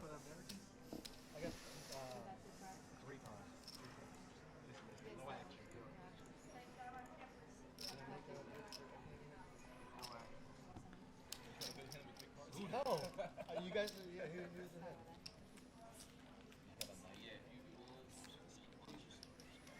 That scared me away. IRA Clipper asks, are satellites like satties? Yep, they're both the same thing. Yeah, we kind of call them a few different things. I tend to call them satties. Borgata kind of properly calls them qualifiers. But in the online poker world, we kind of just came up, referring to them as satties. I actually told him, like, I know some people. Hello to our friend DSuds97 in chat. Glad to have you here.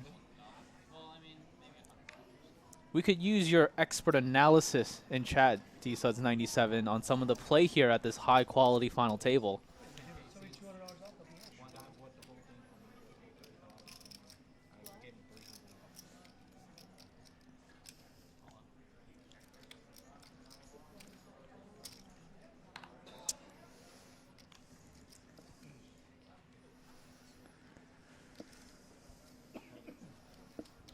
Yeah, so he wants an exact count because that's important. 80,000 big blind level. Paul Volpe moves all in for 1.4 million, and Jackson now in the small blind with a very strong King Jack suited versus this button open.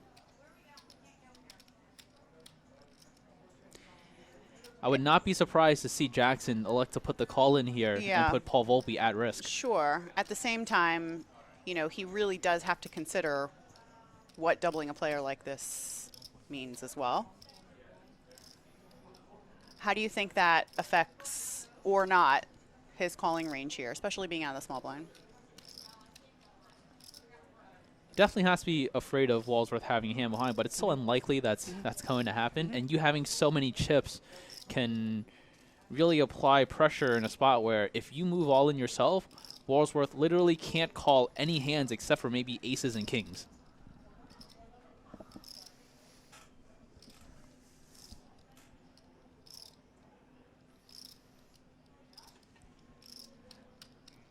This is a really close spot because if you fold, you can kind of just leave Volpe with this 20 big blind stack that Middling he can't stack. do too Sure, much damage exactly. with. But if you call and you And double him up, it's more worrisome and more, you know, I think that's okay. I think that's okay, you know. I think it's, you know.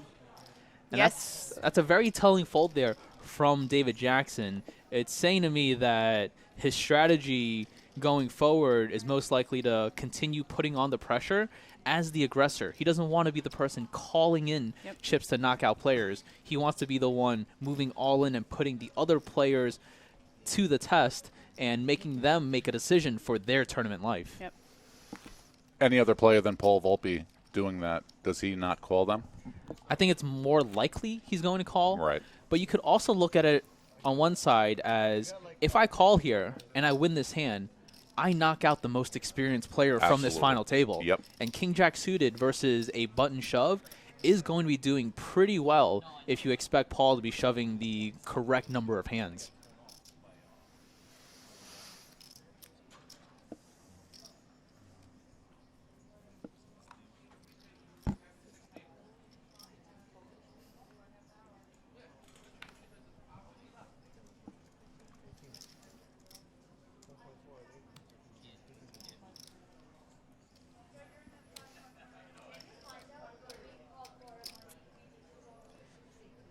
What's up to Ghost of M in chat? It's been a little while. I missed having you as my mod on all of my streams. Good to see you here.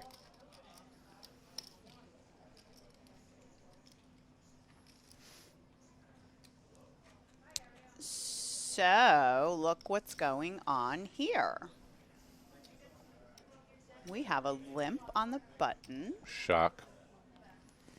You were just talking about the limps. I am very surprised to see David Jackson limping on the button there. Shocked. I thought it was a typo on the screen.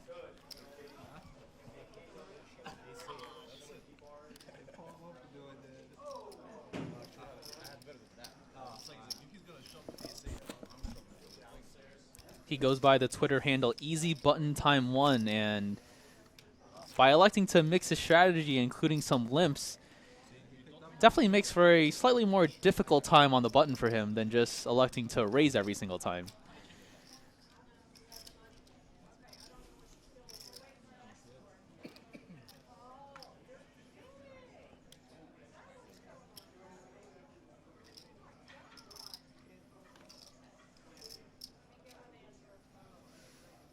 That's more like it.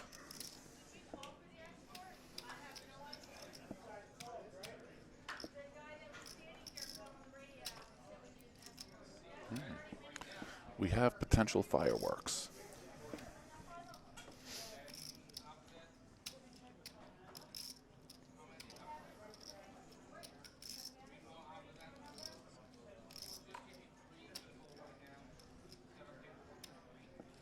Fireworks slightly avoided here. Yeah. As we see David Jackson open the cutoff, Walsworth calling the button with the 9-8 suited, and Markov in the small blind off of 20 bigs, electing to just call with the ace-10 off. That also allows Chasen to come into the pot. He catches bottom pair with the best kicker here on this Jack-9 deuce board, but it is Walsworth in the lead with middle pair and a backdoor straight flush draw.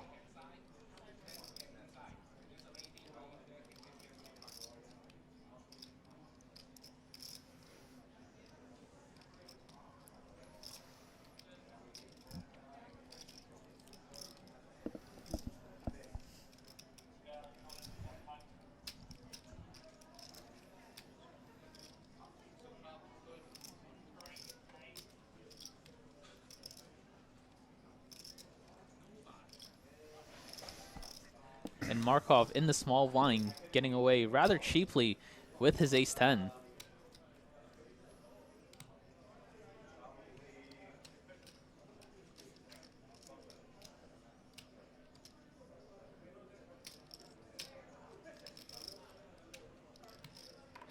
Jackson elects to check call the ace-queen high out of position after Walsworth bets into 3 opponents.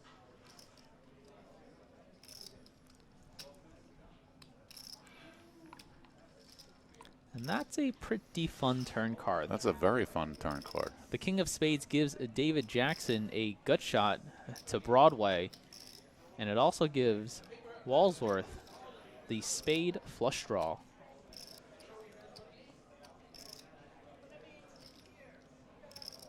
Both players not too interested in putting money into the pot on the turn, as we see the 4 of diamonds roll off on the river. And now Jackson with just ace-queen high.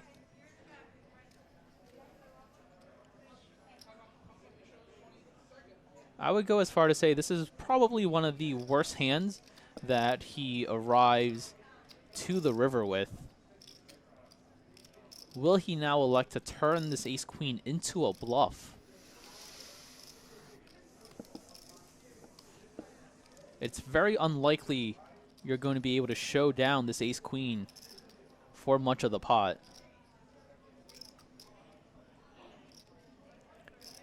And it looks like Jackson has come to that realization with almost 1.5 million chips in the middle.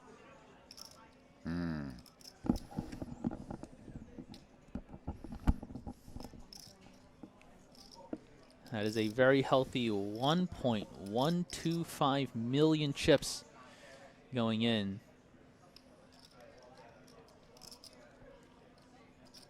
And now what will Walsworth do?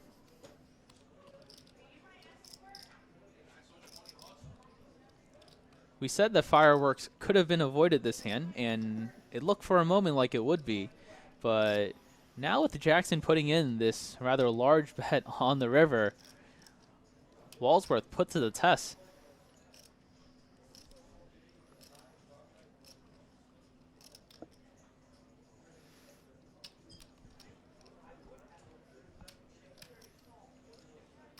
Walsworth in a pretty tricky spot here, mainly because the 9-8 is probably one of the worst hands he's going to be betting the flop with for value.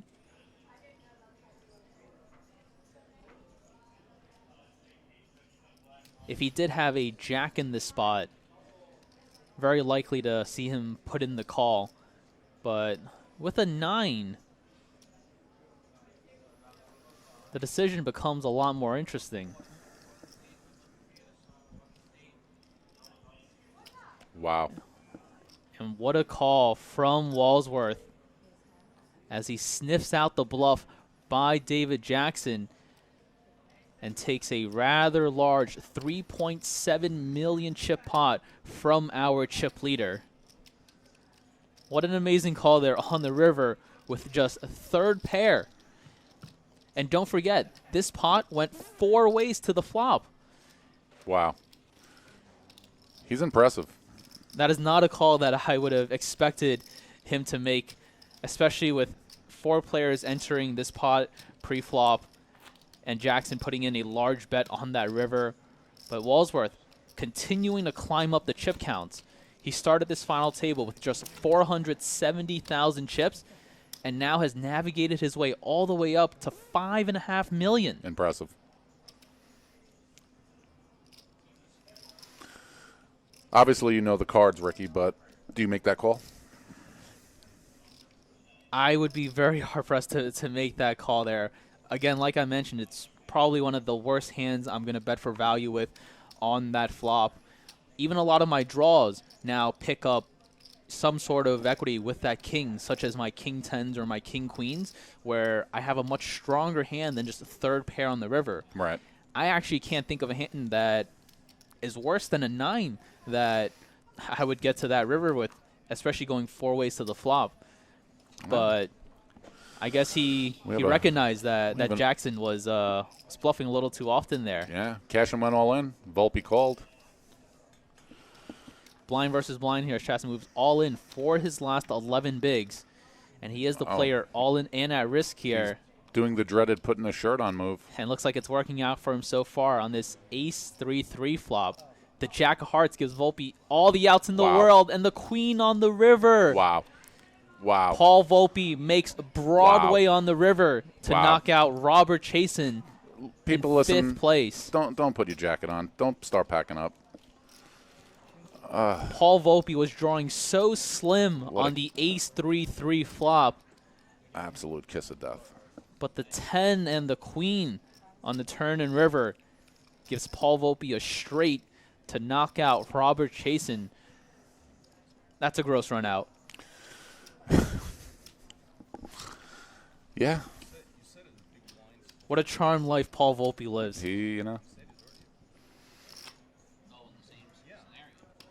It's not just when you're an amazingly good player, and to sprinkle in a little bit of luck every now and then doesn't hurt. That's a winning formula, as we like to call it. Robert Chasen taking home $69,394 for his 5th place finish. Not a bad 3-day work week.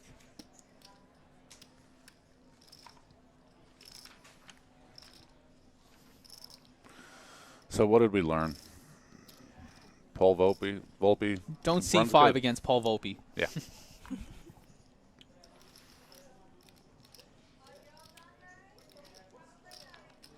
Robert Chasen's biggest tournament score to date came in the 2005 Borgata Poker Open $10,000 championship event for $65,000. Whoa. Again, another player exceeding his largest cash here at today's final table. 2005. Wow.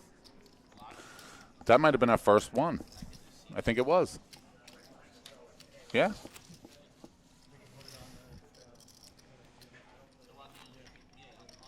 Really? That was Yeah. the first series? I believe so, yeah. We opened in 04, and then in 05 is our first series. Wow.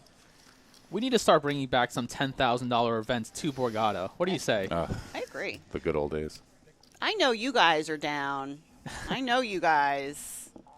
You guys love those big buy-in events. Love them. Let's run some $500 satellites on BorgataPoker.com. You got your $535 price point, Glenn. There you go. We'll do it all day. If everything could be $535, Glenn would be happy. I love 535. Wait a sec. I pushed for this about a year and a half ago, Glenn. What And happened? I had They your heard back. you. I remember. I remember when we were in the office. And I said, absolutely.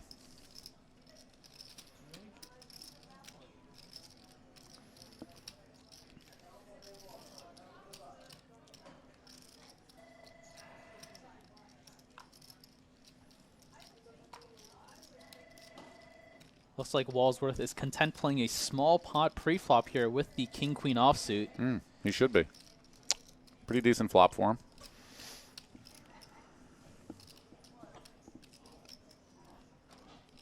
Volpe, after opening the button with his 2 sevens, does elect a continuation bet on this queen-queen-jack board.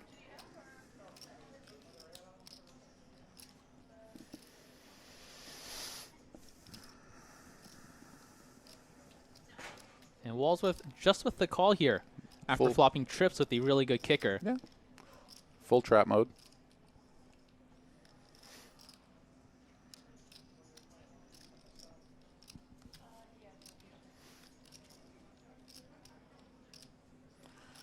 Walsworth now improves to a full house Yeah. on the turn, and it gives him the check mark as well.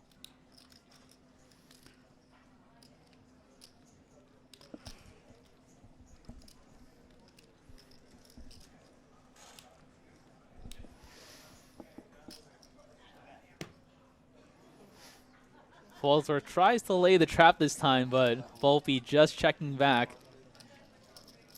And a fairly small pot for a large holding for Walsworth.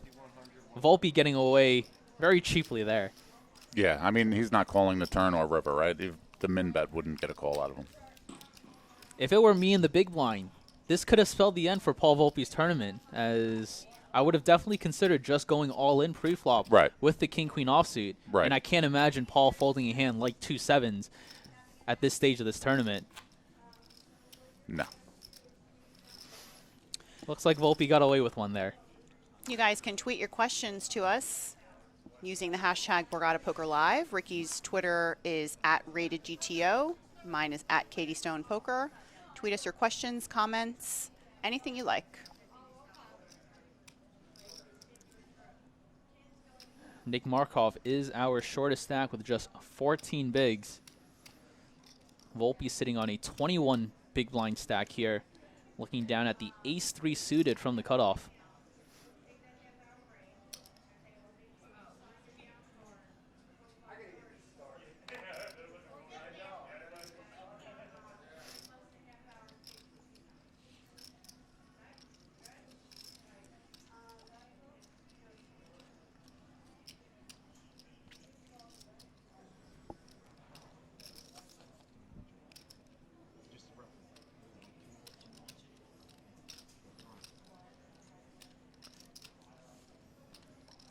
For most players, this 9-6 of hearts would have hit the muck already. But when you're David Jackson and you have 10 million chips in front of you, not so fast.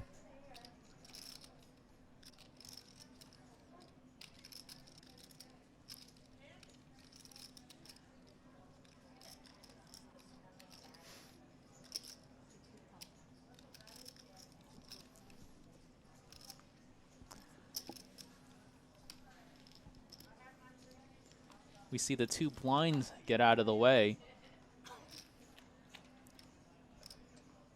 as we go heads up to the flop. Jack 5-3. Volpe flops bottom pair. Jackson, after cold calling the 9-6 of hearts, has a couple of backdoor opportunities.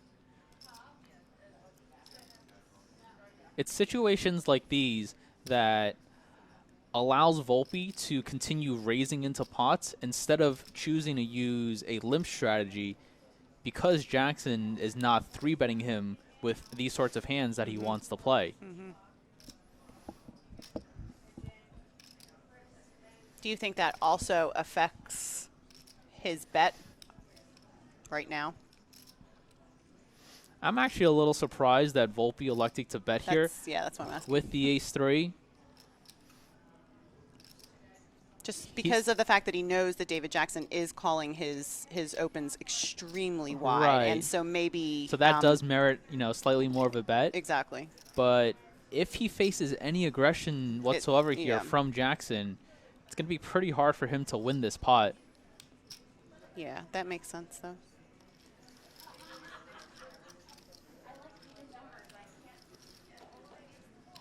Definitely a few loose cold calls from Jackson at this final table. It's worked out okay for him so far, Yeah. but it can definitely get him in some pretty tricky situations going forward if he's going to be flatting so wide. Yep.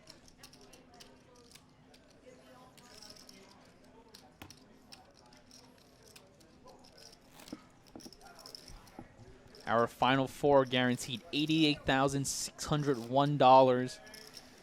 And our pay jump to third place will secure them a six-figure score of $111,526. Yeah, and shout out to Poker News for doing the coverage, providing some excellent coverage of the series the past 3 weeks. This is the second time, I believe, Poker News started doing the coverage during September, and this is the second time that they've done the blog and kept up with all the updates, and it's worked out really well, and they've done a great job. They've worked really hard. We were talking about the dealers and the staff who put in 80-hour work weeks. The bloggers are also here with a quite brutal schedule as well. So if you guys want to check the updates of this tournament and also look at the results of all the other tournaments that took place, you can just head over to pokernews.com and click the Borgata Fall Poker Open tab at the top of the page. Yeah, they do a great job. Big spot here for Paul Volpe in the big blind versus David Jackson's cutoff open. He knows Jackson is going to be opening very wide, and Volpe now with just about 24 big blinds behind and ace-jack off. Wouldn't be surprised to see him just move all the chips in and try and take this down pre-flop.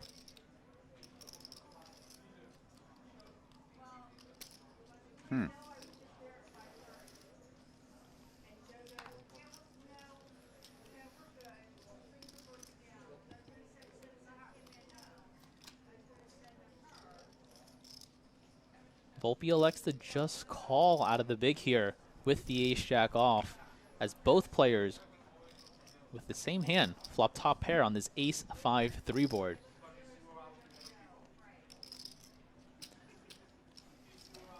We saw Volpe ask Markov what he had to start the hand with. Definitely aware of a shorter stack being in play and him not wanting to put in all of his chips pre-flop.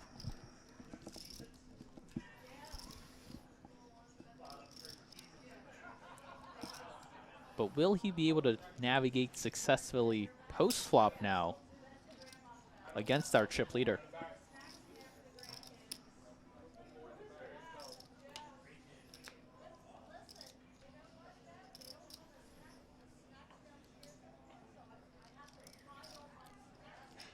Deuce on the turn, bringing 4 to a straight on the board.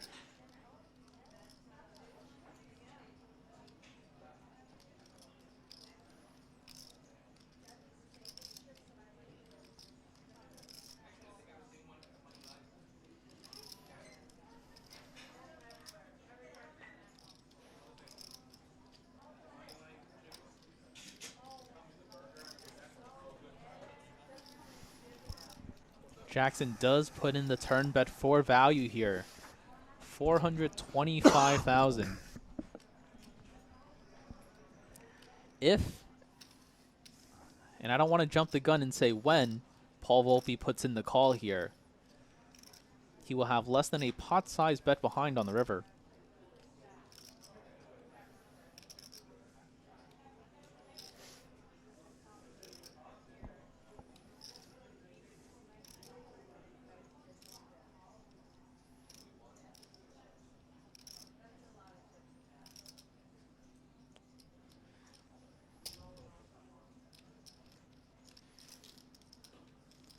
This is why, like, I love moments like this. This is one reason why poker is so beautiful, because you have the same hand.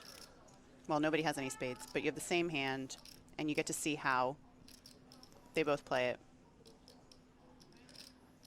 Likely to go check now on this river. David Jackson has a hand that's not quite strong enough to bet for value, and definitely way too good to bluff.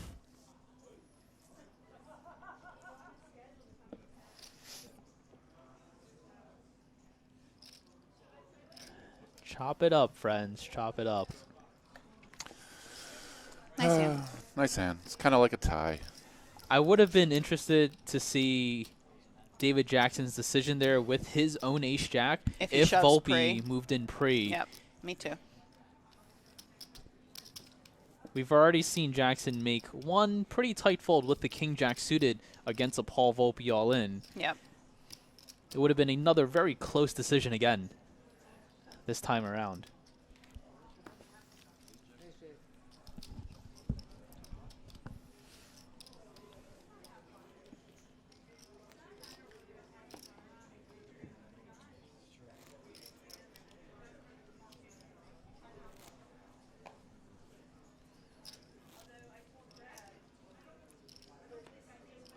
As we take a look at our chip distribution here, David Jackson still with over half the chips in play.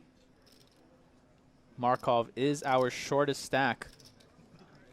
Blinds are at 50,000, 100,000 with a 100,000 big blind ante.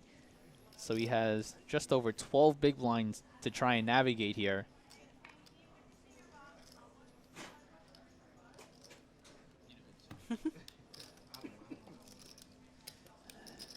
David Jackson with a very strong hand getting a walk.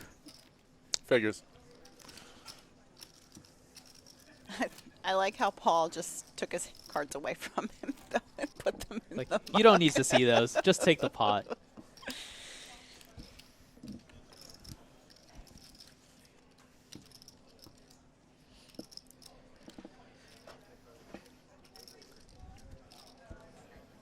If you look at the chip counts, you kind of want to say it's been the David Jackson show, but that's not really the case. No. His stack hasn't really moved that much since the start of this final table.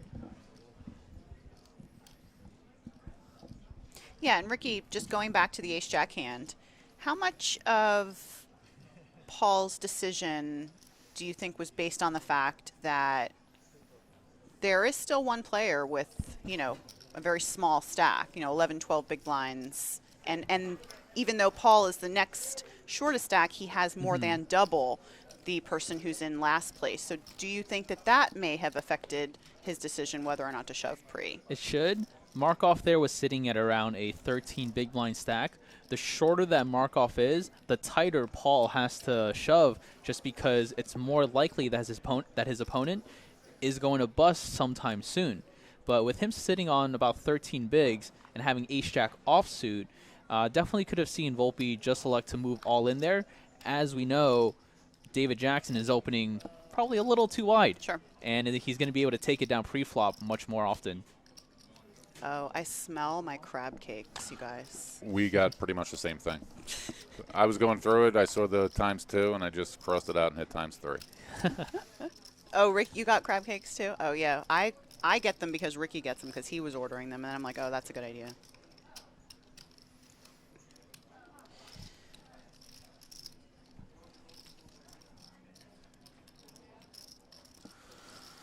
I'll tell you, to me, this is the Peter show. Whoa.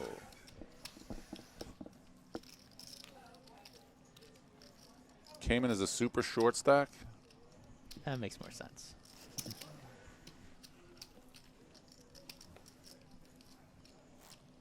Yeah, it definitely has been quite the rise here, from 470,000 to now over 6 million chips.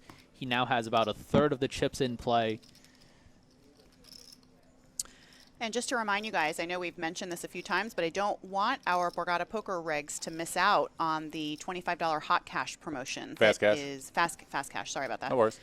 That is in your account only for today. So if you have a BorgataPoker.com account, please log in and simply go to the promotions page and click the link to accept the free $25. Just an opt-in button. Super easy. Please do it. $25. Yeah, enjoy.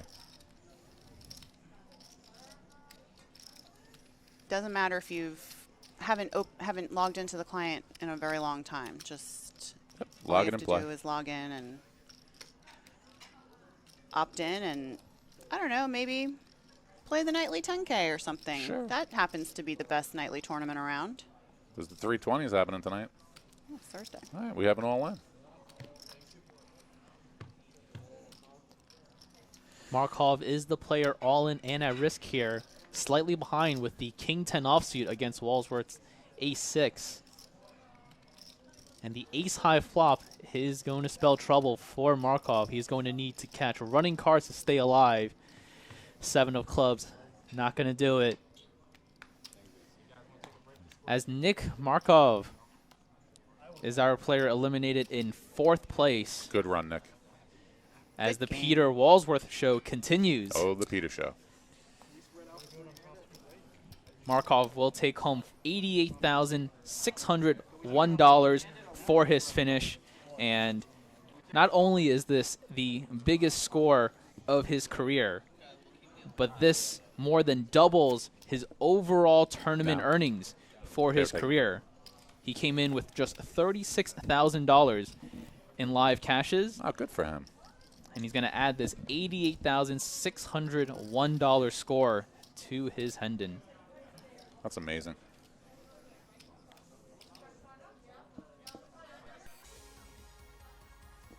Hi, everyone. Hello, hello. Oh, hey. Thanks for sticking with us and joining us. So yeah, we are now down to 3-handed play at our final table. The players are going to square up here.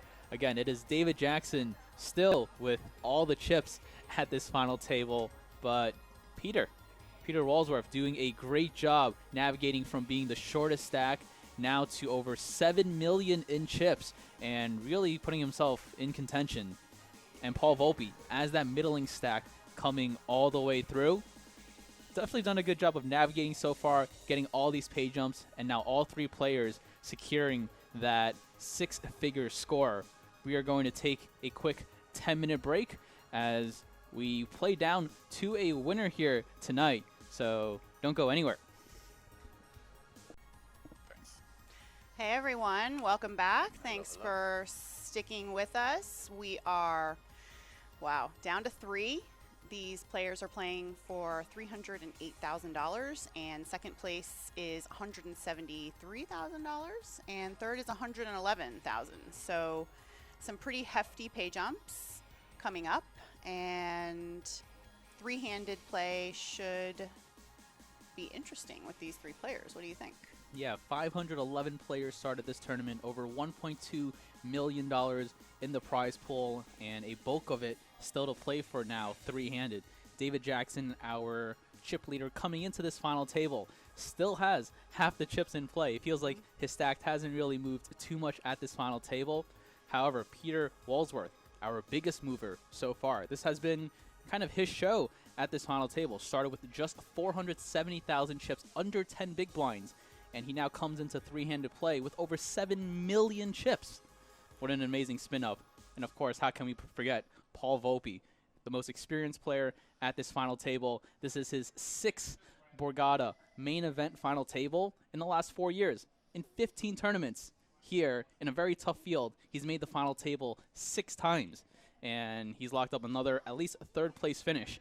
And I wouldn't be surprised if we see him spin it up even more. Yeah, I mean, we were talking about that earlier, how, remember we were talking about how he was in 6th place position and generally would finish last, but this is Paul G's. Like, he's not normal. He's like a god, So are we surprised to see him three-handed? No, we are not surprised to see him three-handed right now, because if anybody knows how to maneuver in these kind of unique stack sizes that we've seen at this final table, it's definitely him. Glenn, what are your thoughts on some of the play so far at this final table? How do you like it? Your first stream. This is my first stream. Very exciting. To get an inside kind of behind the curtain working with you guys, it's amazing. Talking about Paul before, he's the main event for a reason, right? I wouldn't be surprised at all if he's heads up at the end of this. Right. And where it goes from there, who knows? Isn't poker great? You can is go from amazing. 6 to 1 in Amazing. a field like this. And this will be really interesting three-handed because we have very active, aggressive players. And three-handed, you play a lot more hands anyway. You have to, right? Exactly. So now they're playing for, 125K pay jump. Just, not a big deal. And probably the 3 most experienced players to start our final table has now come down to three-handed play. Of course, Paul with his $8 million in career earnings, David Jackson over $2 million, and Peter Walsworth here does have a $160,000 cash to his name as well. So definitely going to be a fun three-handed battle, and we can't wait to see what happens. I expect a raise to happen.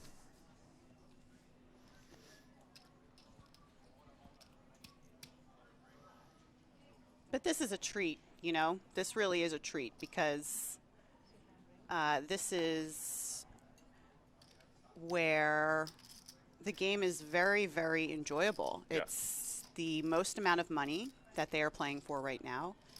And I guess I don't know if you want to call it stress or not, but the pressure, maybe is probably a better word, is the highest now because you have the top 3 spots. And in poker tournaments, you are generally shooting for one of those spots to have a good day, right? So, And this goes to show and tell you a little bit about them as a player and a person. The higher the pressure, the better they seem to be playing. Super relaxed. David's eating a salad when we know what the salad can do. everybody's having salad, it looks Yeah. like. Brain food. Like I said before, I definitely try to stay away from foggy food, while playing poker tournaments. No bread, pizza, or anything like that. Carbs are the worst.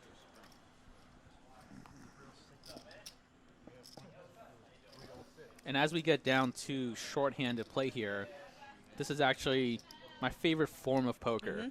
Playing shorthanded, you need to be more active, and especially when we get down to heads up, where you're playing, close to 90% of all of your hands.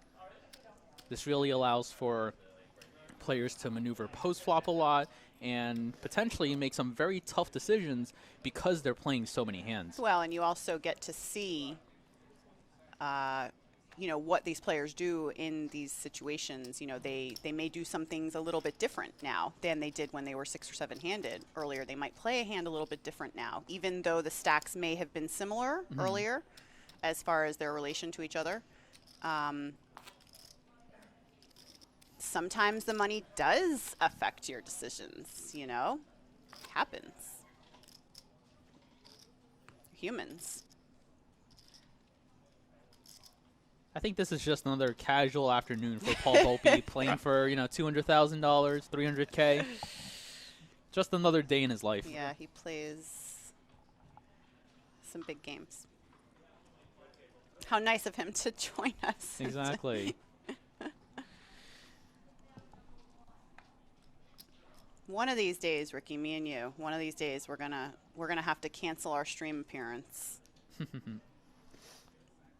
It's sooner than later.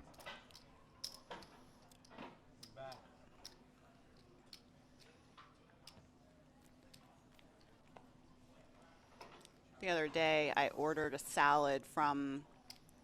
There are food runners in the poker room. Did you know that, Glenn? Oh, that yeah. we have food runners now in the Yep. poker room. They're amazing. And I ordered a wrap, but it accidentally came as a salad, and which was fine. And then she ran back down and got me a wrap, and then I made 2 wraps from the salad, and I ate my entire full serving of the salad, and then I took the wrap home for my husband. That was a good use of my $10 food voucher. You know, it's a win here at the Borgata. Yeah, they give food vouchers like when you bag or when you're close to bagging for like a day 2. Usually within 45 minutes or so, they give you a $10 food voucher, and you can use it pretty much anywhere here, and that's a nice touch. Absolutely. Borgata likes to reinvest in their poker players, whether it's land-based, online. It's just, it's a core value, and it's a good one. So we have a blind versus blind battle where the small blind has raised with 10-3 off, and the big blind is calling with 10-9 of clubs. Now, Ricky, even in these 3-handed blind versus blind situations where, again, the blinds are coming around a lot faster. You are playing way more hands than you generally would if you were at a fuller table. However, my question to you is, when you have a hand like this, 10-3 off, where you may have considered just folding that earlier, if at more of a full table, you may have considered completing, but does being 3-handed now change that in some way to an open when you are the chip leader and you do have the second and chips on your left? How does that dynamic play out, do you think? So in this big blind ante format, because the ante still stays the same in size, whether it's 9-handed or 3-handed, if this is a spot that you're normally going to raise if you're 9-handed, it shouldn't really change at all if it's 3-handed, because the amount of chips that you can potentially win is still the same. And, with all else being equal, things shouldn't really factor in too much. Now, of course, Jackson's going to be opening wider here because he's the chip leader opening into a shorter stack, but he has to be a little careful because Walsworth is still fairly deep himself. It's really hard to get in 70 big blinds post-flop. So despite him being able to put on a small amount of pressure, it's definitely not as big as if Walsworth was a little shorter or if there were other shorter stacks around him. Right. Well, and he actually did just get a lot of big blinds in post there. He turned a flush draw, and so there's our chip counts. So there is not that much of a difference between second and first anymore, Ricky. For the first time in a very long time, David Jackson has under 100 big blinds. How unfortunate for the man to only have 95 bigs at this final table. 3-handed. As much as I love the Borgata Poker online structures, Glenn, I don't think there is one that is going to give us this many chips. Probably at not. the final table. No, Unless you want to probably play not. until 6 a.m. Right, that's the other.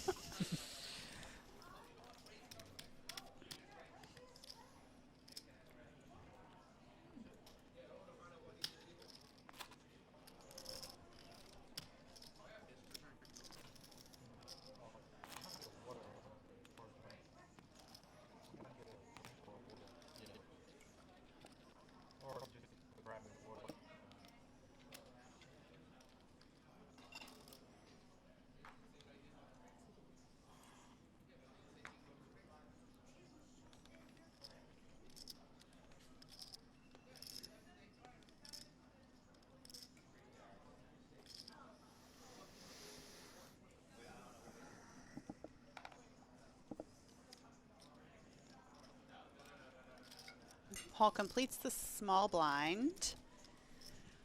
And if anything tells us, well, Yep. that Almost. didn't happen. So I thought he might have raised there, but didn't happen. So maybe he just likes to raise with his kind of okay cards, or bad cards, and then kind of likes to call with his kind of okay cards. I don't know. Seems like it. I mean, he just, Yeah. he keeps us all guessing.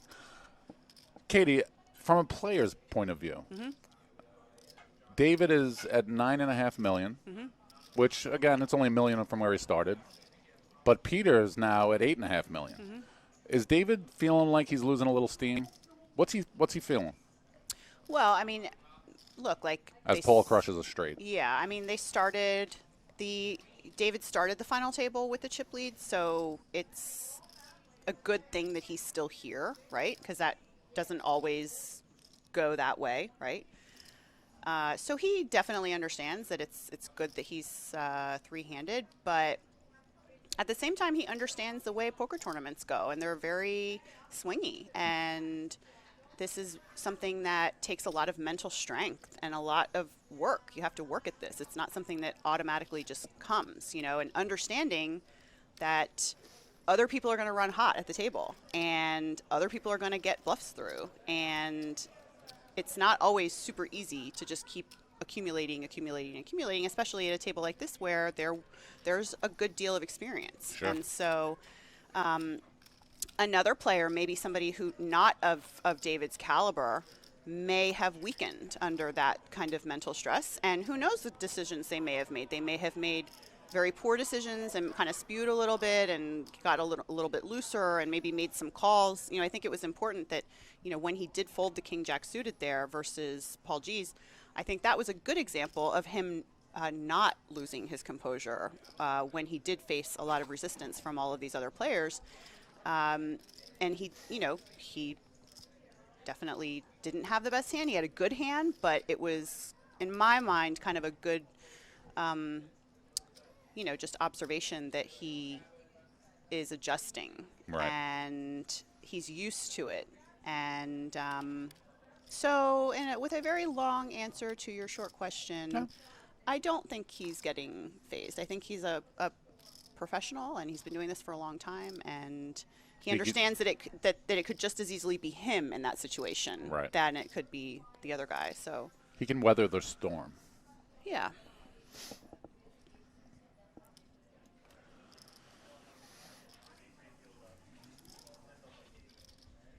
Volpe here with a pretty loose button open with the 7-4 suited. Gets peeled by Jackson in the small blind. And Walsworth is going to come along as well with the Jack 8 off. Some pretty subpar holdings, to say the least, for all three players.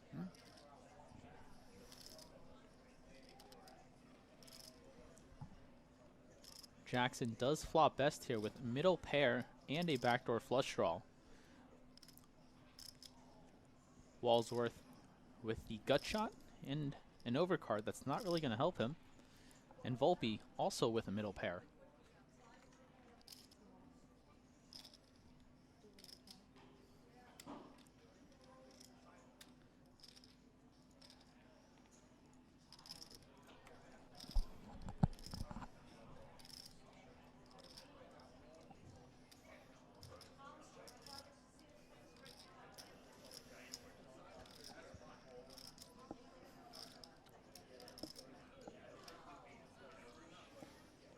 Volpe does make a continuation bet here.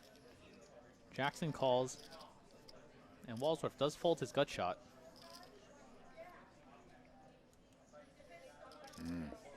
Tough card on the turn.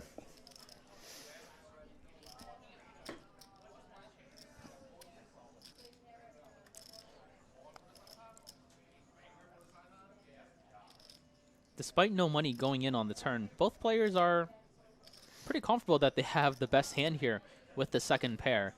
The 9 coming, making it slightly more unlikely that either player has a 9.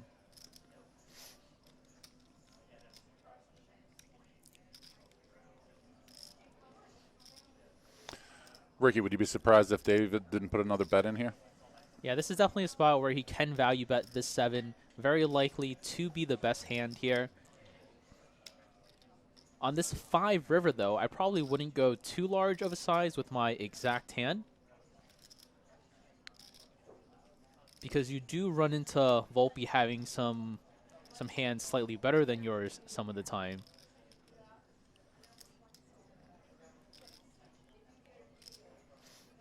And with what we've seen from Volpe so far at this final table, he's very curious in these river decisions. Yeah. We've already seen him make one pretty marginal decision that led to a fold. Let's see which option he chooses here now, as he faces a 570,000 chip bet. Can't see him getting away from this. But This bet is for more than a quarter of Volpe's remaining stack.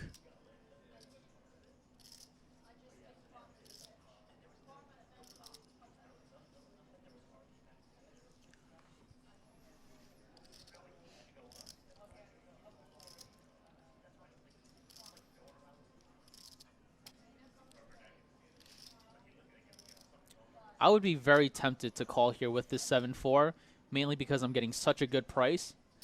And Volpe does do that, as Jackson shows him the bad news.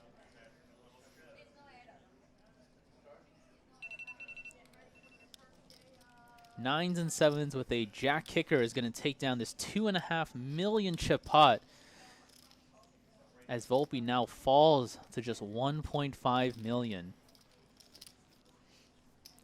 Given the price that he was getting on the river there, it's very unlikely that Jackson would have a 9, just because I personally would think that he would bet a lot bigger, if he had a hand like a 9.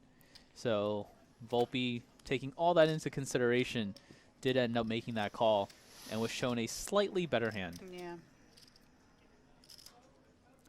All 3 of our final table contestants now guaranteed $111,526. But still that $308,556 to play for first place.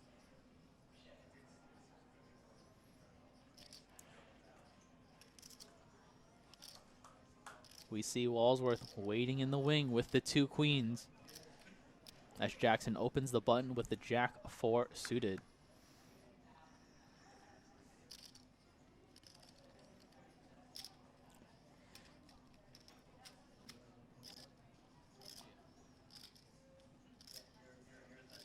I was going to say, this is a slightly tricky spot because Volpe is off of such a short stack. Walsworth doesn't want to play a massive pot versus Jackson, where he is the player that's potentially at risk here, especially with such a large pay jump looming a second, which has led him to just call here out of the small blind with the 2 queens. Maybe a little too cautious, Katie? With queens? Mm-hmm. Well, maybe for this opponent, maybe for this button opening opponent, it might be. What a beautiful flop for 2 queens, right? Thankfully for Walsworth, he does have a heart in his hand despite the 2 overcards. Can't like the ace and the king on the board, but he does have a 98% chance to win at showdown with his pocket queens and the flush draw on this board.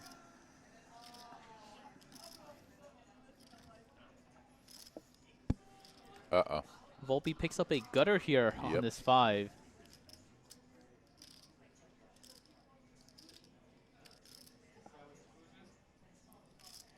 I'm a little surprised to see Walsworth put in this bet here.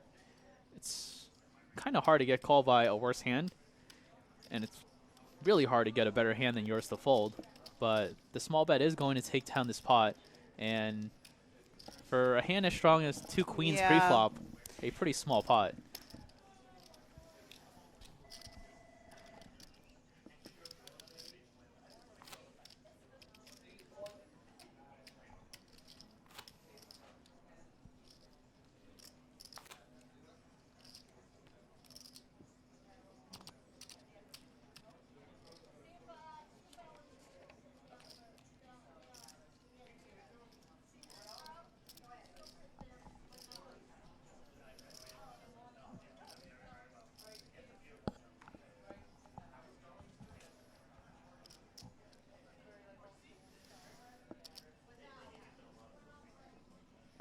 We are still playing the 50,000, 100,000 big blind level with a 100,000 big blind ante.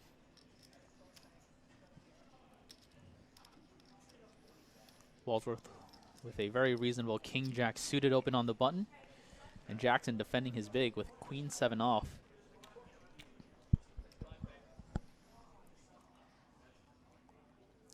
And that's top pair for Walsworth on this king 4-3 board. He's unlikely to get much action here. Yeah. With Jackson just having queen 7. Quarter pot is going to take down the pot. I have some dates for all of you poker travelers out there. If you are ready, some upcoming poker tournaments here at the Borgata. The January Winter Poker Open is running January 14th through the 31st. And then the next big event is the Spring Poker Open. And that will run April 7th through the 24th. And after that, we have the Summer Poker Open, which is running July 7th through the 24th. And then we have the Borgata Poker Open in September, which is running the 8th through the 25th. And then the final Borgata Fall Poker Open, which is November 3rd through the 20th. So all of you guys out there who like to plan your poker trips ahead, I know there's a lot of people out there that love to get dates in advance, and Borgata's really good at scheduling these tournaments far enough out and getting the word out enough so that people can travel and come from maybe a little bit of a ways away, get their good hotel rates, and there also will be hotel rates for each of those series as well. So this is pretty far out. You have a full year's of yeah, dates well, look, scheduled in advance. We have some serious players that come down here, and they like to plan their travel and their tournament dates, and so yeah, and actually there's some magnets here too. Oh, so yeah. if you come by today or tomorrow, you can pick up one of these handy little refrigerator magnets that has all the dates, and I think these might actually even be going out in the mail too. So, Katie, do you have a favorite open that you prefer?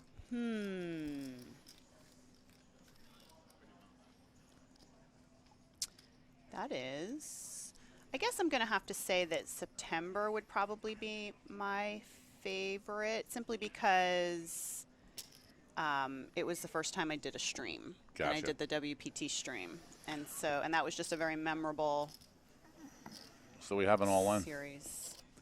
Blind versus blind, all in from Classic. Walsworth here. Paul Volpe is the player all in and at risk with the king 10, and in Paul Volpe style, flops a king Yeah, I like to his take the odds. lead.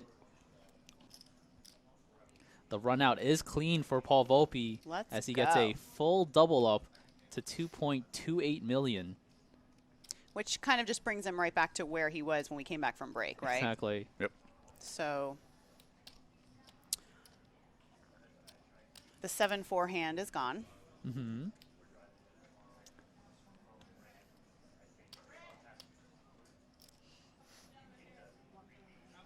When you're three-handed in something like this, Ricky, where there are a lot of chips on the table, not just like a large dump, but actual chips. There are a lot of chips on the table, and the chip stacks are changing frequently.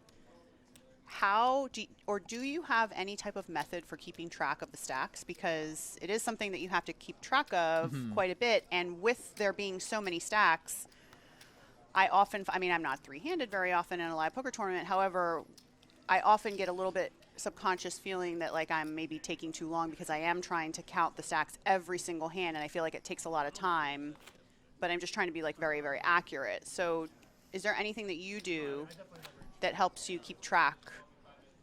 Well, hopefully I just have Chance Corneth on my table because he likes to count all of the stacks around the table for me. I see. So that usually is a big help. But if he's not around, then yeah, I guess we play so much online, we're so used to seeing the stacks in front of us. But, a lot of these tournaments, the color ups are very efficient, and there aren't that many physical units on the table, which makes it a lot easier. And I guess when players keep their stacks in stacks of 20, that's definitely a big help. So I get a little tilted when players don't. Yeah. So there are times where I even ask them, you know, can you So that's a stack your really chips a certain that's a way? great point that you bring up, Ricky, about keeping your chips in stacks of 20, because that actually is not stacks of 20, but keeping them in countable easy stacks is actually a TDA recommendation. And I know that a lot of players kind of go for maybe the more creative and artistic route with their chips, which can slow the game down. It can make it difficult for your opponents to count the stacks effectively and quickly. Rarely is an opponent going to have more than, let's say, 100 physical units in front of them. Oh. So we have an open on the button with an attractive ace-jack suited, and you definitely hope that that's the flop when you defend 5-3.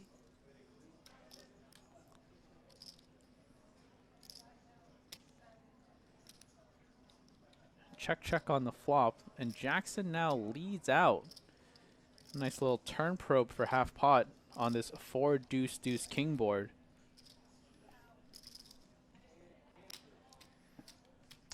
The dreaded 9 on the river. This is the worst holding that David Jackson could possibly have here, also known as the nut low.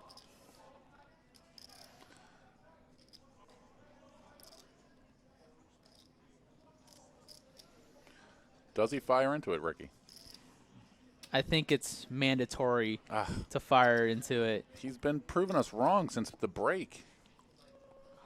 You can't win the pot. You can't. Definitely one of the dangers of defending pre-flop with a hand as weak as 5-3 offsuit. You get yourself in some rather marginal decisions post-flop, and it's going to be hard to make chips, especially if you choose not to bluff in a spot where you have no showdown.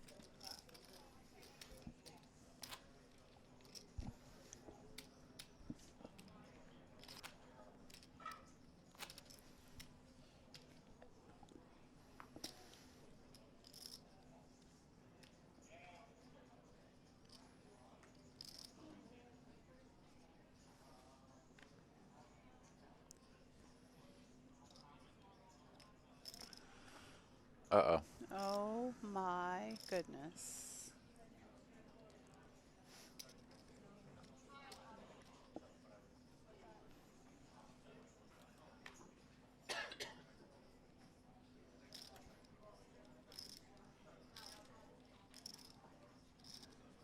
Jackson with 2 kings versus the Volpe Open.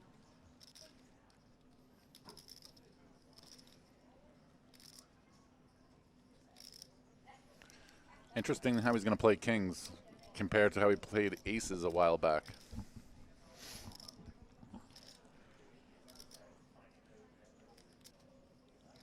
Unfortunately for Jackson here, he doesn't have a partner to come along and battle with. Unless Volpe decides to get a little out of line here with the ace-6 offsuit. Let's see, 225 to 650. It is a very small 3-bet amount being out of position, but this handcuffs Paul Volpe so hard because he raised off of just a 22 big blind stack.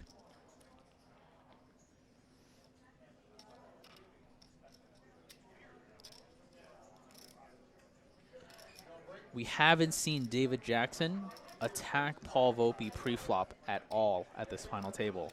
He's done a bit of cold calling, right? But he hasn't really put in any aggressive 3-bets, except for the times when he's had aces and kings. Yeah. So this should make Paul's decision a little bit easier as well, right? And despite getting that good price, ace-6 offsuit just a little too weak.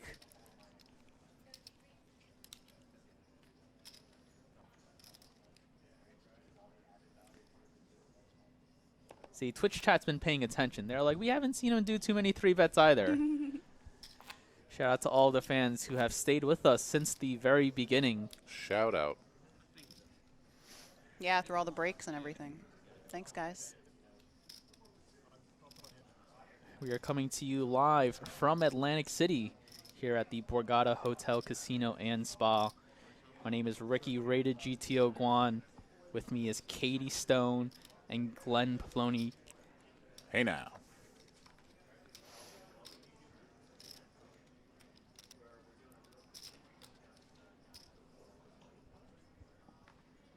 And it's been nice to come back to the place where my broadcasting career first started.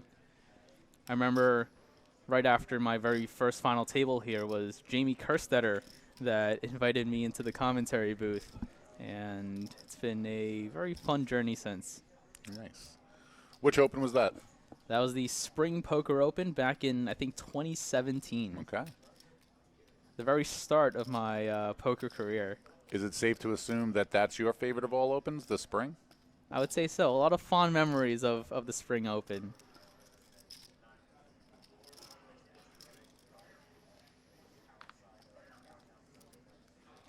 Yeah, Easy not fold. much you can do. No.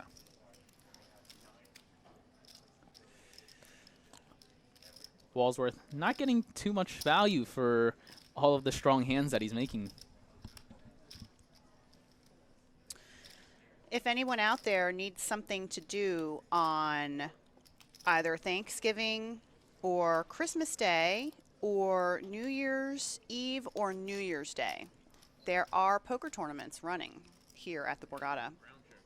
125 plus 25. It's the same buy-in for all the events. There are different start times, so please check the website just to be sure.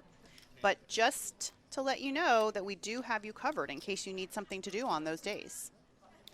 Nice.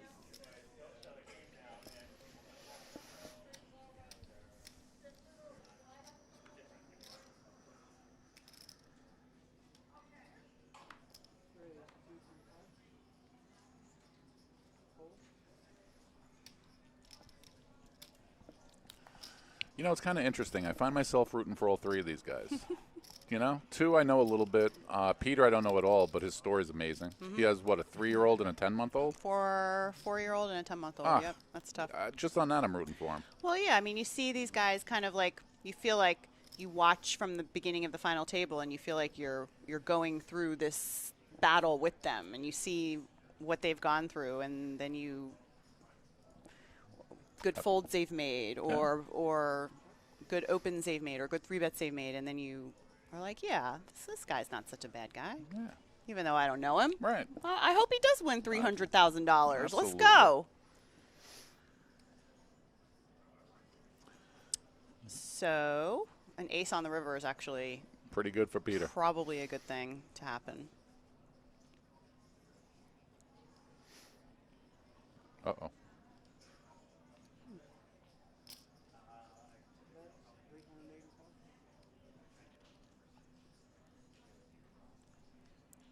I'm a little perplexed by this bet here by Jackson. I assume it's a bluff. He's trying to get a slightly better hand than his to fold, but the sizing really doesn't put much pressure on the ace. All right.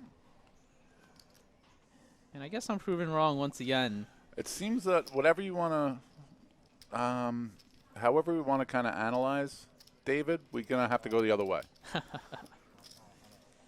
Which I like.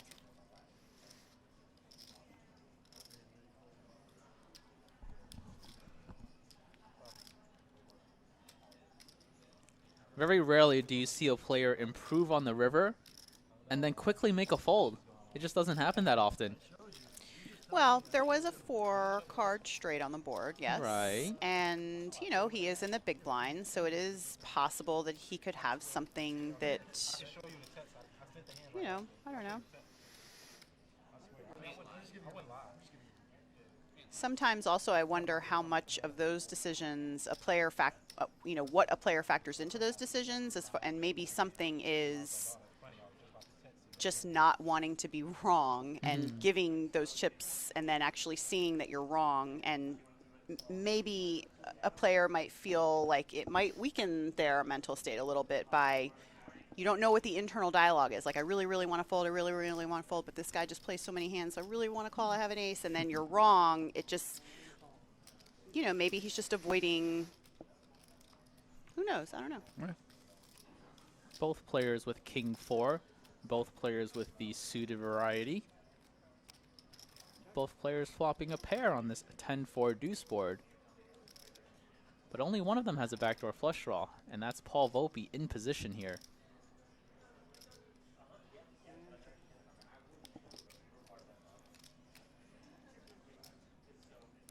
Speaking of backdoor flush draw, If anyone's going to get there, Paul will. That's his motto.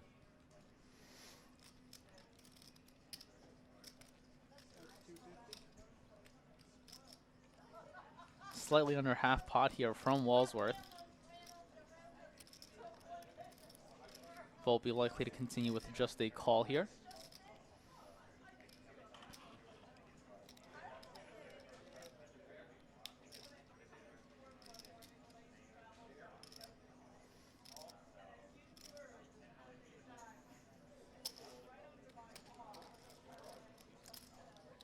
And call he does, as this pot now grows to over 1 million chips. And look at that. If anyone's going to get there, Paul gets there. Once again, in Paul Volpe fashion, backdoors the king-high flush.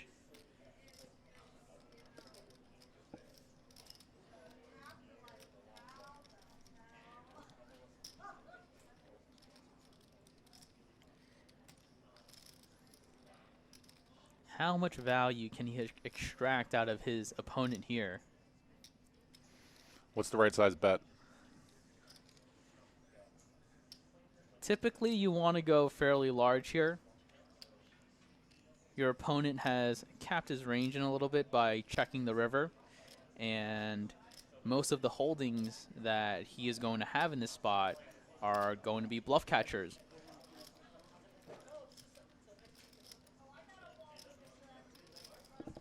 Paul choosing to go with probably the smallest size that you'll see him use here, as he elects to bet 425,000 into this over 1 million chip pot.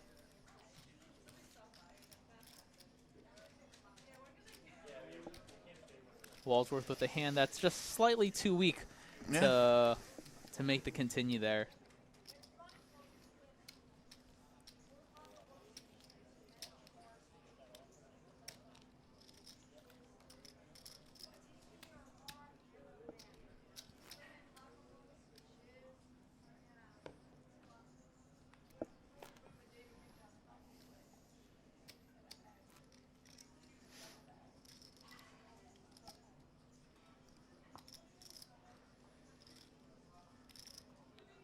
Still a few more minutes remaining here in this 100,000 big blind level.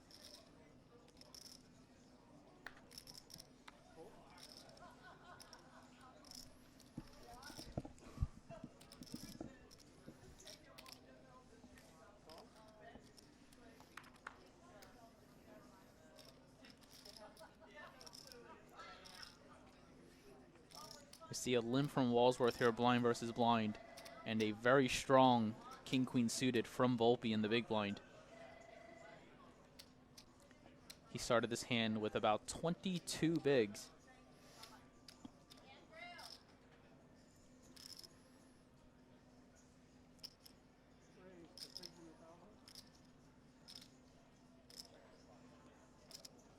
Volpe has played this hand perfectly so far, putting in the ISO. Trying to squeeze a little more value out of that king-queen suited. And both players catch a piece of this queen 6-3 flop. Interesting. Volpe with top pair and a very good kicker, and Walsworth with middle pair.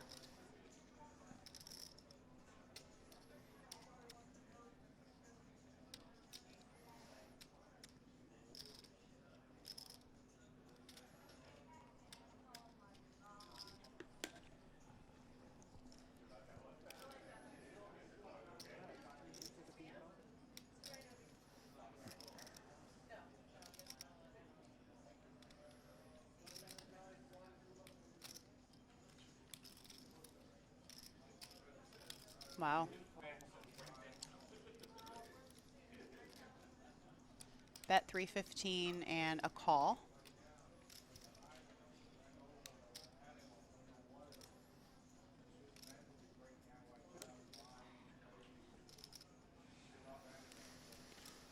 Is Paul playing small ball right now? Not really. He's playing his hand pretty perfectly, I would say. Might have went a little too big on the flop. I thought so too. Oh, you thought he went too big on the flop? Okay. Mm-hmm. He might have just been trying to set up for. But if there is one or two hands that you want to go pretty big with on the flop, I would imagine it would be a hand like ace-queen or king-queen that is very valuable and needs a little bit of protection. Right. And now on this 7 of spades turn, Volpe with 1.6 million behind and over 1.3 in the pot. I wouldn't be surprised if he just went all in. Yeah. And that is the option he goes with.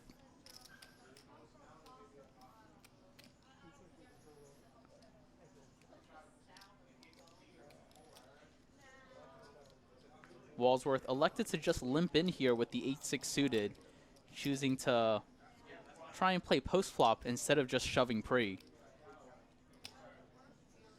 Now is in a very tough decision on this turn. There are a few draws out there, but facing this overbet shove on the turn,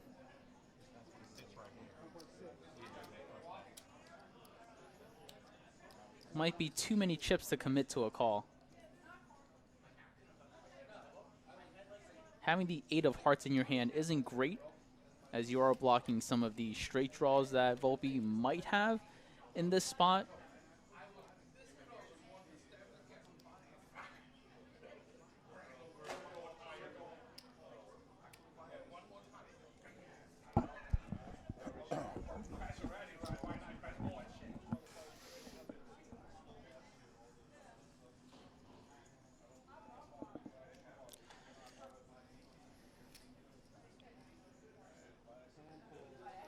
The cards do eventually hit the muck as Volpe increases his stack to almost 3 million now, slowly creeping his way up there. Yep. And so, Ricky, when we look at this hand and we see that Paul G started the hand with about 22 big blinds, yes, and his opponent limps in, and he has such a strong hand like King Queen suited. I think a lot of players may think, oh, I can shove. This hand is good enough to shove, but we see that instead he makes it 300,000. And so what do you think he is, what do you think, why do you think he's making that decision versus shoving? Is it shoving his hand is just too valuable? You want to try to extract value, or is it something like he feels that he is the better player and it's maybe better to play post-flop instead of maybe a more high variance route of shoving? With those 20 big blinds facing a limp blind versus blind, there are some hands that you do want to shove. And shoving King-Queen suited is going to make him money, but he'll potentially make more by just going to that 3x size. Definitely a lot of strategies can be played in those blind versus blind situations, and I think Volpe chose the right one there.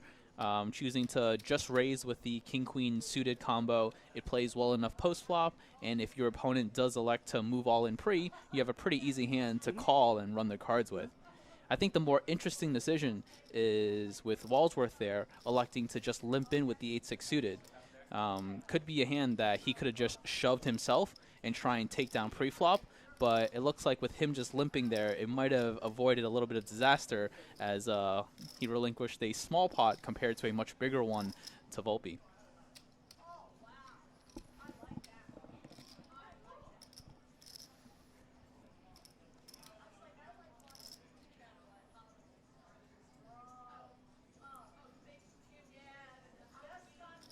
Walsworth picking a very good spot to squeeze here from the big blind.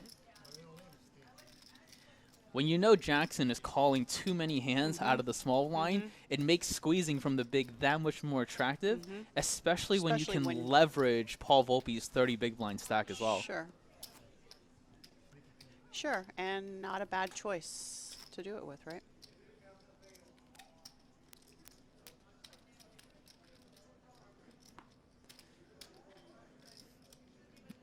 What's up, Tilt Spaz? No dinner break for our competitors. We are playing down to a winner. Giant 3324. Is this held in the signature room right now? It is. We have a beautiful stage set up by the production team here.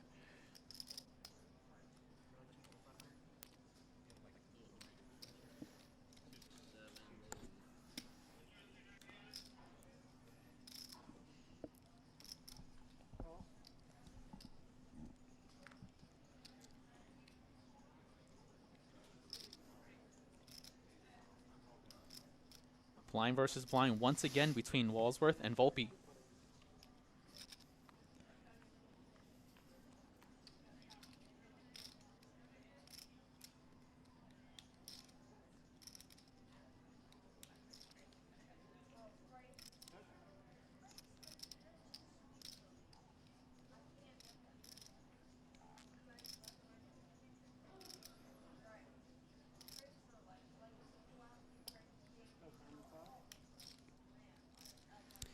So Peter limped in with the Queen Jack suited.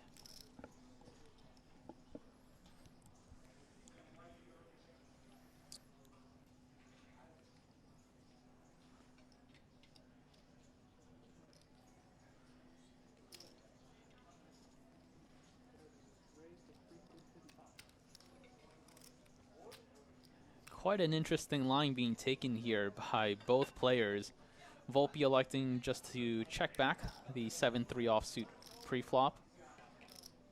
Electing to make a bet after being checked to by Walsworth, despite not really connecting with this 9-9 deuce board. Doesn't even have a heart in his hand either. And then Walsworth coming in with the check raise with the Queen Jack of diamonds is going to take down this pot. Looks like he squeezed a little extra big blind out of Volpe there by electing to check raise.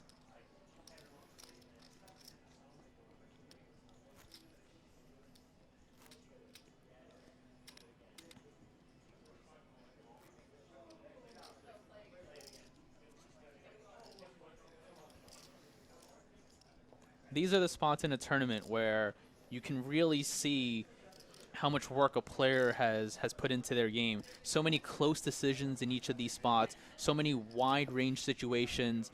We expect Walsworth to be limping in a lot from the small blind, and now that both players have so many hands that they get post-flop with, who's going to be able to navigate better and take down all of these small pots that are so valuable going forward?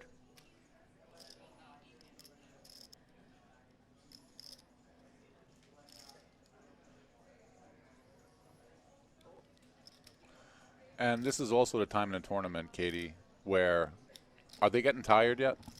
They haven't eaten dinner? Well, they haven't had that long of a day because they started at noon. So No, 11 or noon? Was it noon? Okay. So, and they've had a few breaks, and yeah, I mean, for guys like this, this is kind of an early day actually. So Even though it's been a 3-day. but they have been playing for 3 days. So, and live poker is very exhausting mentally and physically. So now they're being forced to make the decisions with the biggest financial components. Yeah, it might be. It also depends on what day they bagged too, because True, yeah. they could potentially have a day off or so. I generally like to play the early starting flights so that I can have a potential day off in between 1 and 2. But sure, I mean. I think Paul Volpe's just getting warmed up. Oh, well, listen. That question wasn't for Paul, because he's going to finish tonight and probably go play some cash games till tomorrow morning. Yeah, I mean, for I him, would imagine his sessions go pretty long too, you know. So he's used his to this. expectation was to run up this short stack and potentially win this tournament. And in order to do that versus such a big deficit in chips compared to his two opponents, he's going to need to put in a lot of work to get the job done. Well, yeah, I mean, the 80-160 game needs the first place roll, so I mean, you know, it's probably what he wants.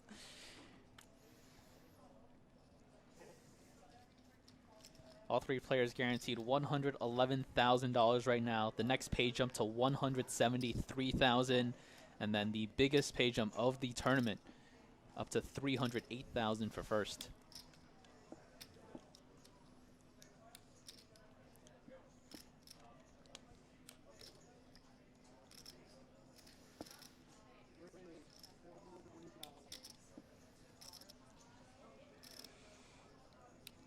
we see a very large ISO size here.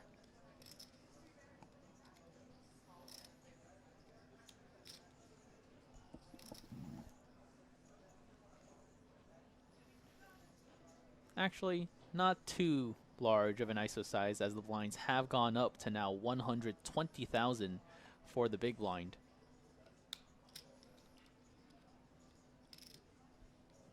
So just the right size. Jackson not going to go anywhere with his ace-5. No. As we see 960,000 chips in the middle.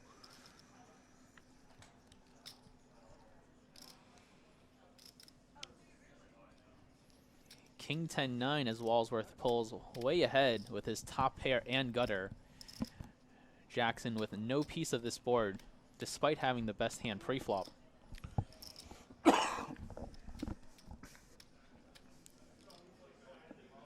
Surprised to see Walsworth check back here with such a strong holding. But now that the 8 has fallen on the turn, I think it's time to go for a little bit of value, right, Katie? Well, we have a good hand. We'd like to get paid for that good hand. That's always a good thing to keep in mind. Does go with half pot here on the turn, but very unlikely to get action by the ace high.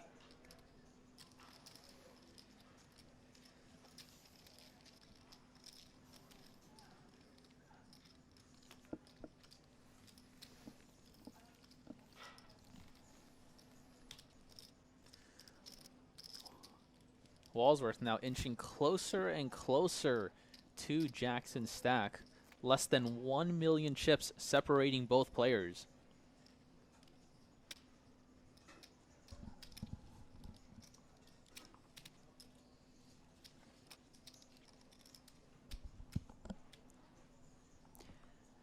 If any of you guys are at home watching the stream and you feel like playing some online poker, tonight's a good night to do that. The Mega Thursday 320 is happening tonight, 8:30.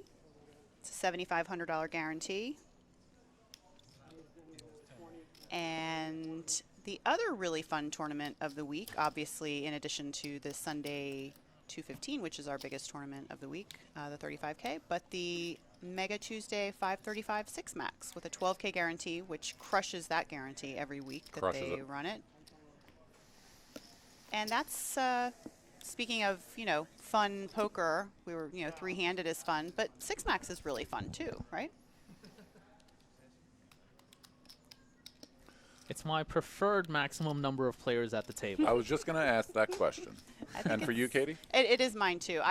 I would love to see a movement in the future to make all live poker 8-handed as starting tables. That's never going to happen. Probably not, but yeah. But it would be phenomenal for poker. Have you floated it to tab yet? I think we've talked about it at first, but I think the look he gave me kind of put an end to it real quickly. Yeah, I've got that look. The first movement is to go from 10 to 9. To 9. And then we'll talk about 8. But with the huge turnouts that Borgata gets, it's sometimes tough to accommodate. Yeah, you want to get everybody in, and you also don't want to make people wait. Sometimes there are so many players that come to one of those openers that the players aren't busting fast enough. Oh my goodness, we have an all in. Paul's all in. And David thinking. People do have to wait, and that's unfortunate. But at the same time, it's probably better to look at it as, wow, the prize pool just keeps growing, and we don't even have enough seats. Right. So it's tough. I understand it from a poker player's perspective that it's annoying to be 10-handed on day 1 and even day 2, and just have so many people. But at the same time, I understand it from. Oh, Jackson here with a tough decision. Volpe shoves blind versus blind for his last 2.14 million at the 120,000 big blind level. And Jackson with the ace in the big blind facing this sub 20 big blind shove.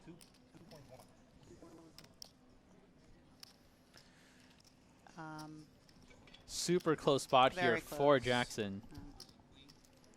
But like you said, and like you noticed earlier, he doesn't seem like he enjoys calling off that much. Whereas other players may have just, you know, clicked the call button a lot sooner. They see an ace, they see less than 20 bigs. Boom. Are we going to see what Paul G's had? Doesn't No. look likely.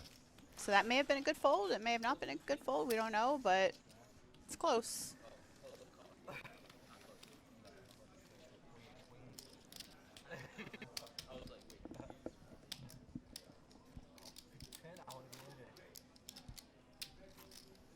Yeah, I mean, that's a very good example of where being the one who's shoving is just so much in a better situation than the one who has to call with the ace-4. You know, you look down in the small blind, you have 17 big blinds, you have ace-4.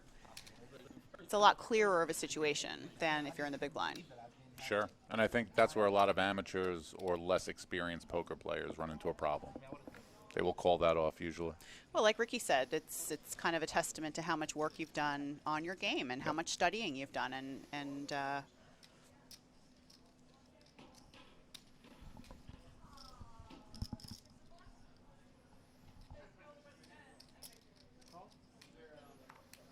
Wow. The rare limp.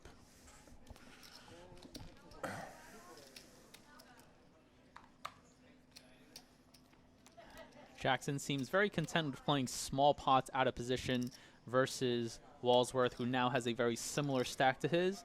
Both players kind of just waiting it out to see what Volpe does.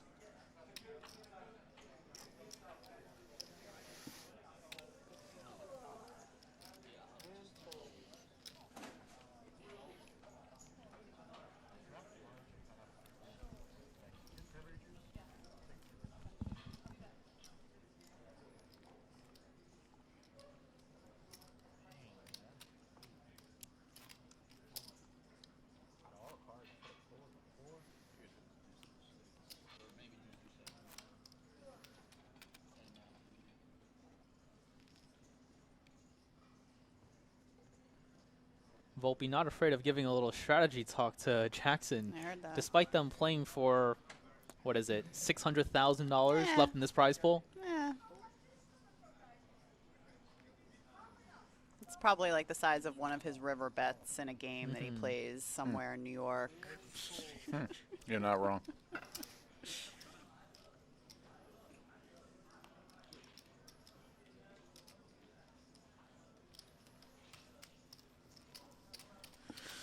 Do you look at your cards when you get a walk?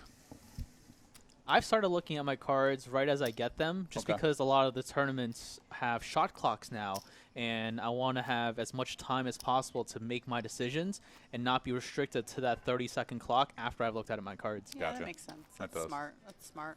Yeah, I also have started looking a little bit earlier. I used to be a fervent, not until it was on me, but simply for in the effort of keeping the game moving, I've also started looking a little bit earlier, and that's an interesting part of maybe, I don't know what it's not really poker theory, but just like, I don't know, overall tournament educational strategy. You know, the traditional rule was you should wait until it's on you to look at your Really? cards because I you think- want to look at everybody else. That's what you're, you know, whatever your people tell you, like when you're just beginning or whatever. You don't want to give anything away. Don't wanna I give think anything everyone away. should immediately look at their cards, and that'll speed up the pace of play so like that. much. Well, now we think a little differently, Ricky, Yeah. and now we think about those things versus the other things that were more important. And yes, I agree. I think that if people thought about that aspect of it, they would agree also.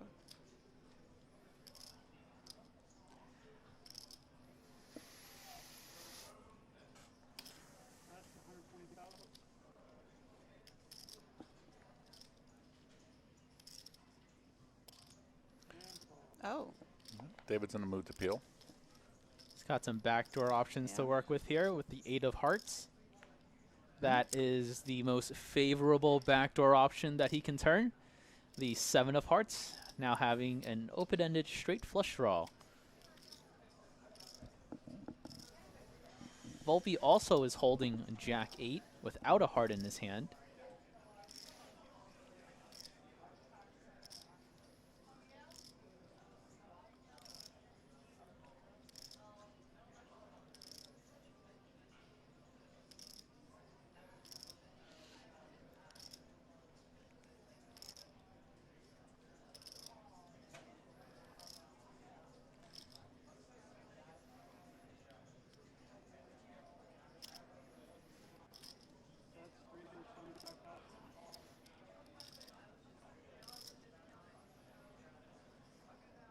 Volpe does elect to continue here for about 65% of the pot.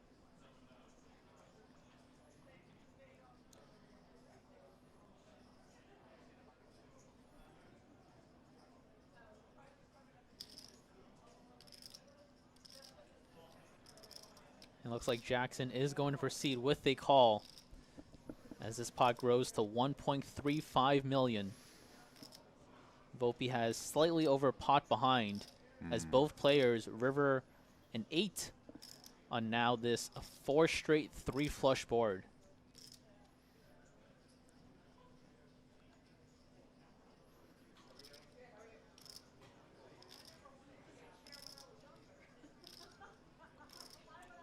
I would imagine it goes check, check here pretty often.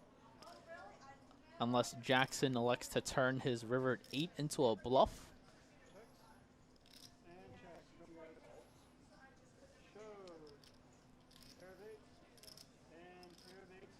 For the red quicker.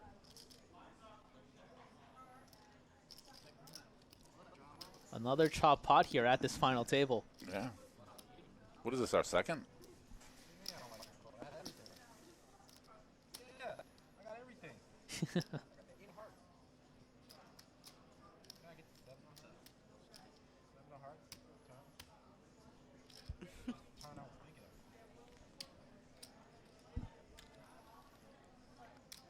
If it were only that easy, you just have to think Think of what about a turn card you turn. want, and it just comes. You didn't know that? Yeah, it's Maybe a that's thing. how you get chip leads in tournaments. It's the Rhonda Bryan secret. Will it, and it is there.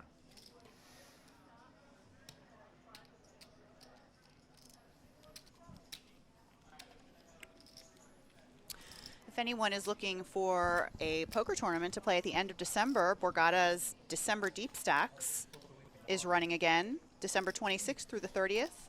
All events start at 11 a.m.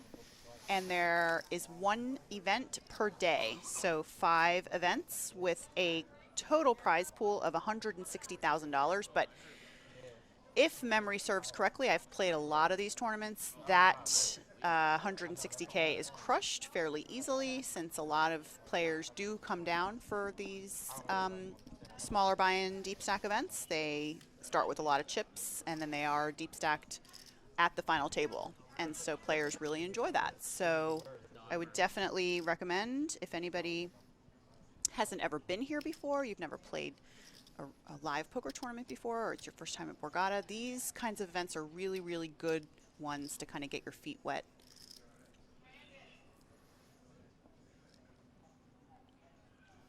And all 3 players are likely to put chips in the middle at this moment in some way, shape, or form.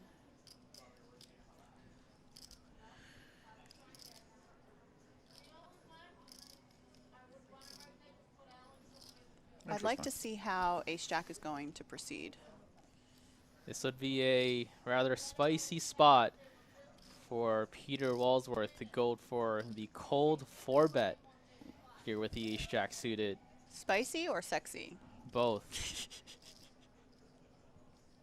And savory. That's like a good restaurant name. I like it. Spicy, savory. Here we go. He's cutting out the units. He is cutting out a 4-bet right now. There goes the units. Let's go. I think we might lose someone along the way, though. Volpe quickly gets out of the way. Now we know Jackson doesn't like to fold pre-flop. No. But facing a cold 4-bet here, out of position with Jack 10 offsuit. So he went from 675 to 1.6. Seems okay. Yeah.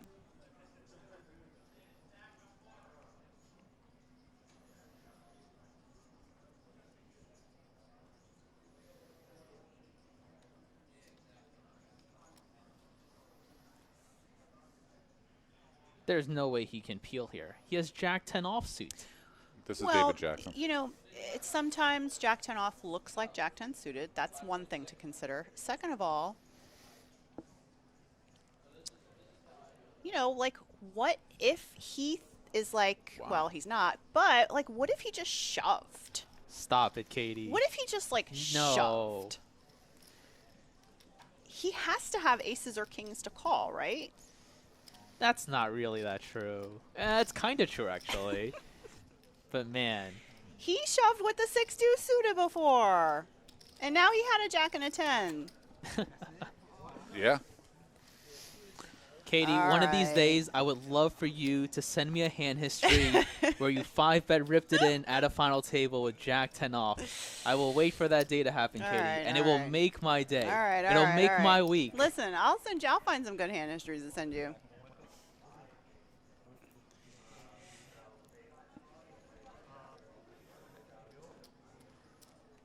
One of the biggest self-proclaimed nits in poker, Jamie Kerstetter, has started sending me some screenshots of her play, and I've been rather impressed lately. I'm waiting for yours. I don't send screenshots though. You found out about that tournament because Jamie sent it to you. I sent it to her, and I didn't know she was going to send it to other people. Like I don't do that. I don't send. So breaking news, guys. Peter is now the chip leader. Pretty exciting. For the first time at this final table, for the first time in probably the last 36 hours, someone not named David Jackson has the chip lead in the Borgata main.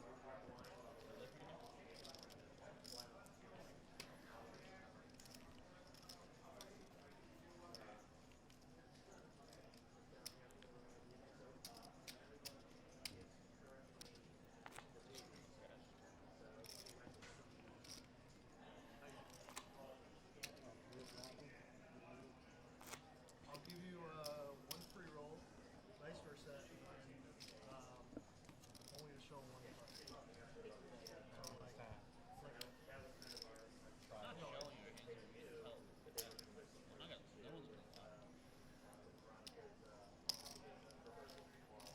was just saying, like, I want to tell what card.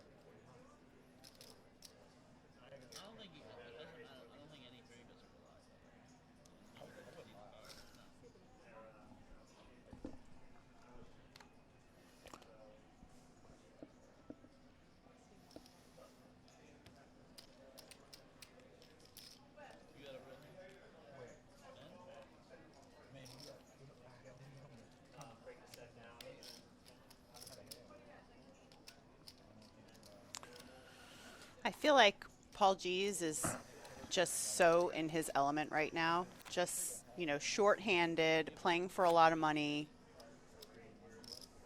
I literally feel like this is how I've seen him.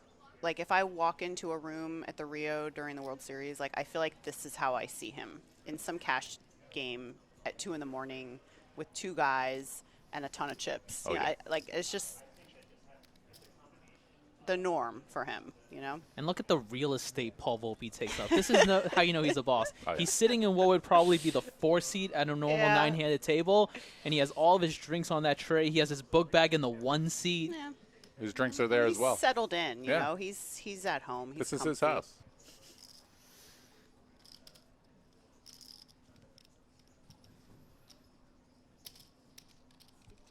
And he still has a salad. How has he not finished the salad already? 'Cause 10 hours. It's really big, though. That's the thing. It's Huge. really, really big.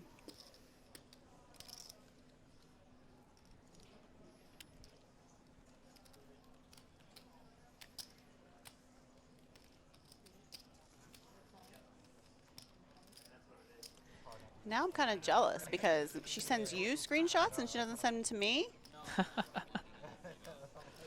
Did you guys become better besties or something, like overnight that I Oh, didn't know no. about? Or what's going on here? Did we make you jealous, Katie? A little bit. I didn't know about this relationship.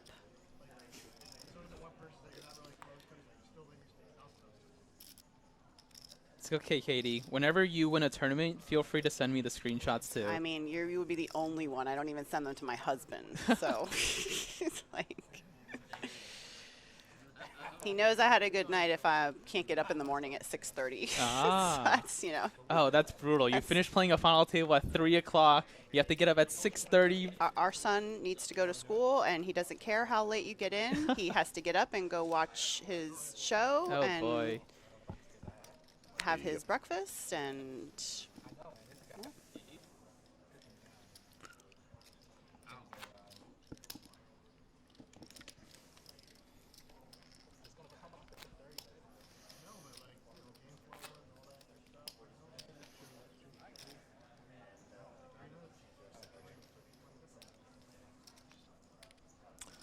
So for two people who partially talk for a living, do you appreciate a table like this when you're at it and the players are talkative and they want to engage?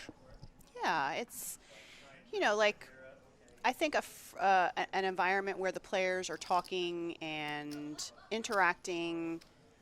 I definitely think it takes a little bit of maybe an edge off. I don't want to say edge as having a negative connotation, because a lot of times it does, but a competitive edge, I guess I want to say. I think the atmosphere. I mean, these players obviously have killer instincts, and they're going to go for it if they know that it's the right thing to do. But when you can kind of relax a little bit, you can maybe say that maybe they lose focus a little bit, and it kind of relaxes those instincts a little bit. Maybe if they're chatting and talking and eating, maybe they're a lot less likely to show resistance in a situation.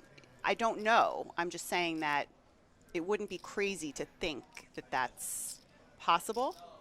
And keeping things jovial and friendly can have benefits too, Sure. How do you feel, Ricky? I've personally gotten a lot more talkative at the table. Yeah. I know at the very start of my career, when I was new to the live poker scene, I was always pretty nervous, especially in big moments like this. But as my career has gone along, I've just found it more fun to have a good time with everyone else at the table, converse with whoever else wants to be part of that Yeah. conversation. And, that's kind of what I'm there for in Yeah. these live tournaments these days. It's to just have a good time, and I want to make sure everyone else is feeling the same way, too. Sure. It seemed like a few years ago the poker community went hoodie glasses, and it's kind of shifting out of that. They went too far. Right. They just went too far to one direction, and then everybody realized how dumb it was, and then now it's just kind of coming back, to neutral a little bit. And also, it's probably too just, maybe people are just getting smarter and older and maturing. That could always be part of it as well.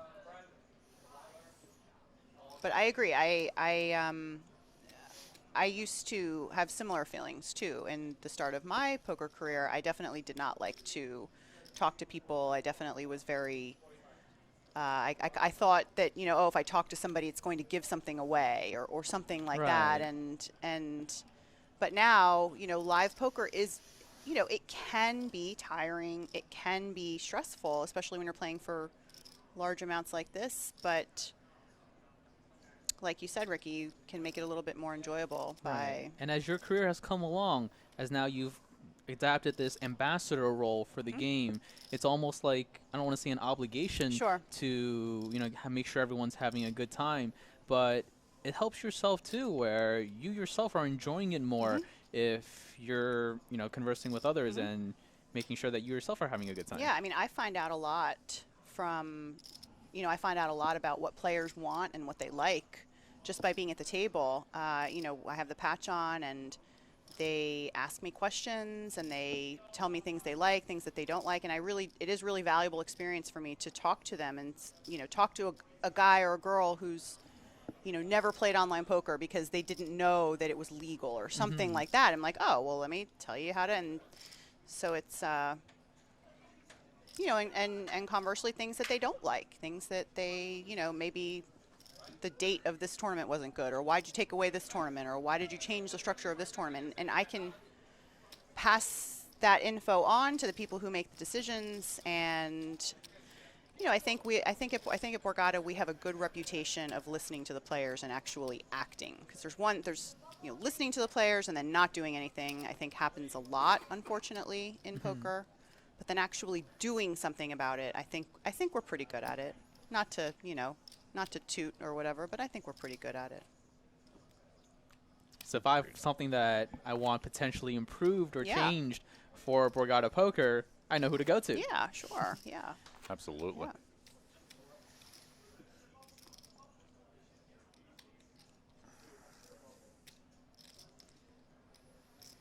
I mean, I can't speak for the land-based piece, but as far as online goes, if there's a tournament suggestion, idea, structure, I mean, you know this, Katie, pretty well. We're one of the only regulated sites that kind of jump. Yeah. Yeah. There's been lots of times where, because you know we've got a good group of regs, you know, on BorgataPoker.com. There's Oh, been yeah. lots of times where, you know, we all get together and chat about, you know, things we like and things we don't like, and then, you know, send along to you guys, and, you know, poof, it's changed, you know. Yeah. So It's all about the I customer. don't think that can be said actually for any other poker site for such a small. Oh, we have an all in. We do. I'm pretty sure he's going to get called. We do see an all-in and a call here. Paul Volpe is the player all-in and at risk with the King 10 offsuit. After Peter Walsworth opens the button with Ace King and calls. That's unfortunate. Quite the flop here. Queen Jack 4 as Volpe flops an open ender. And the ace on the turn He's gives Paul Volpe Volpe. a straight. He is Paul Volpe. Trips is going to be Wow. no good for the Ace King as Paul Volpe finds another double up coming from behind once again. So let's get back to that mental toughness issue that we were talking about. This could be something that could rattle. This really could rattle the best of the best, maybe, because now you have this beast of a player who is gaining chips and really knows what to do with them now. He doesn't have just a middling okay stack that he has to be very, very careful with anymore. I mean, he has to be careful with his chips, obviously, but now he has a lot more leeway to do what he does best. And that is definitely disconcerting for the other players at the table. I don't care who you are. You're 100% right. I'm going to compare him to a player that you guys know, and I might get in trouble for saying this. He's kind of like Phil Ivey. He just kind of is. He's amazing in terms of technical, and then he gets lucky when he needs to get lucky. Because Phil got lucky, man. That's a great skill to have in the gambling world.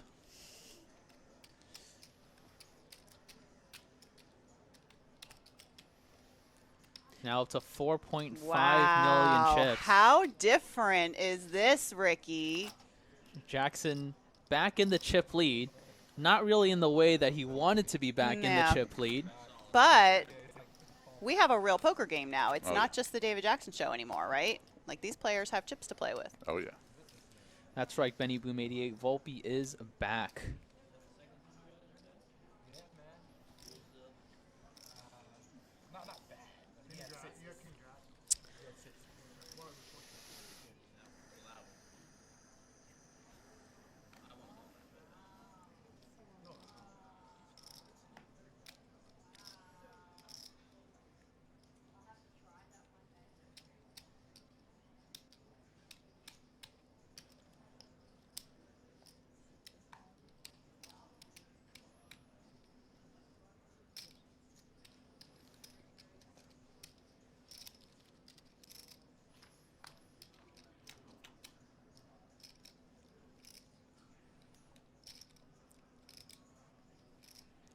Blind versus blind here as Jackson limps in. Ace 8-4 with 2 hearts. Jackson does have the King of Hearts in his hand. Walsworth flopping a gut shot with his 7-6.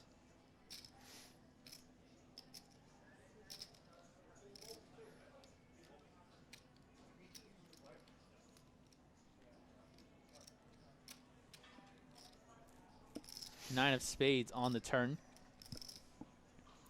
Now gives Walsworth an open ender.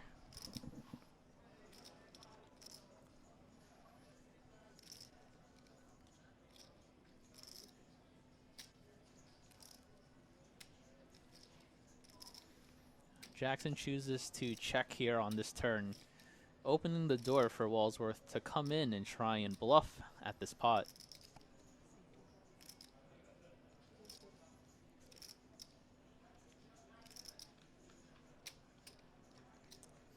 Puts out an assortment of chips worth 335,000, and it will get the better hand to fold.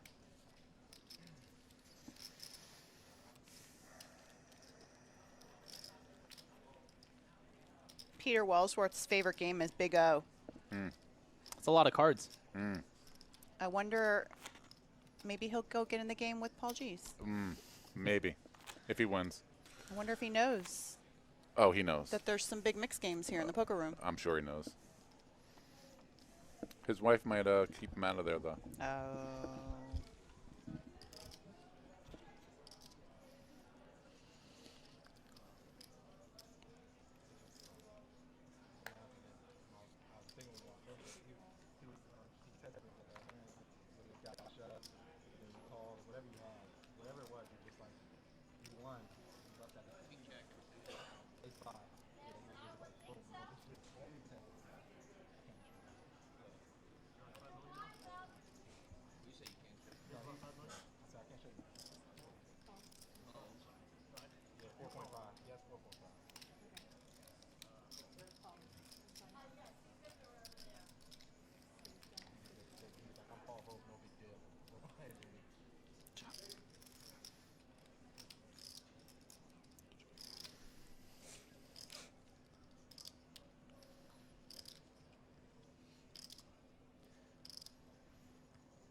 Walsworth electing to limp in here with the 2 5s.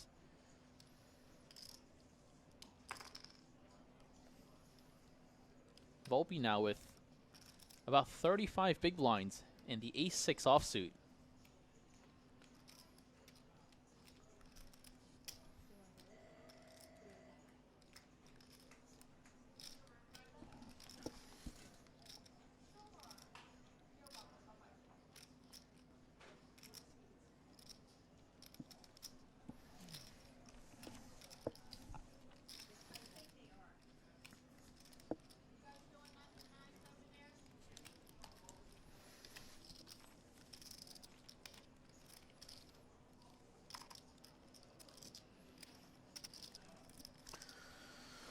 Looks like Walsworth elected to just call pre here with the 2 5s facing Paul Volpe's ISO. So, Ricky, such a lower pair, right? You're pretty much just set mining, right? In this spot? Kinda. I personally wouldn't have even taken the 2 5s post flop, as after limping and seeing Volpe raise it up, Right. I would have very likely just chosen to move all in and take the pot down pre. Oh.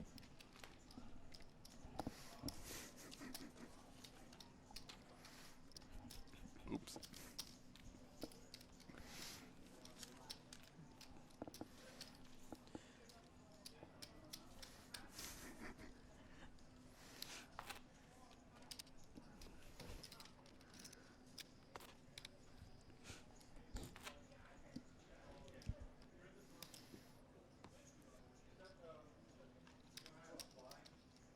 Volpe there getting away with the spot that he might not have been able to take down if it were against a different opponent.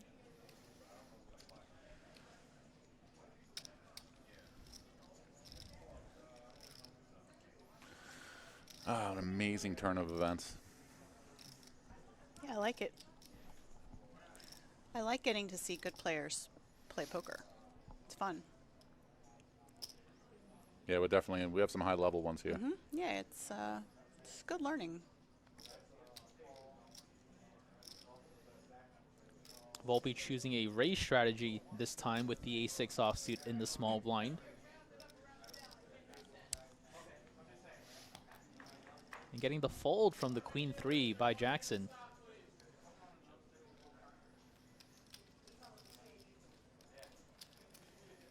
We've seen Jackson defend pretty liberally in these pre-flop situations. I'm a little surprised to see him fold there with the queen 3 facing Paul's open, and you know, with the ante still in the middle, there are a lot of chips to fight for.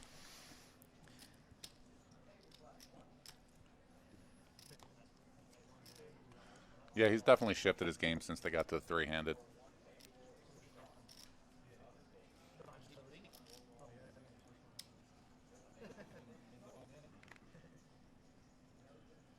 That would be kind of weird. It was just like a first, like just an open, like a thing.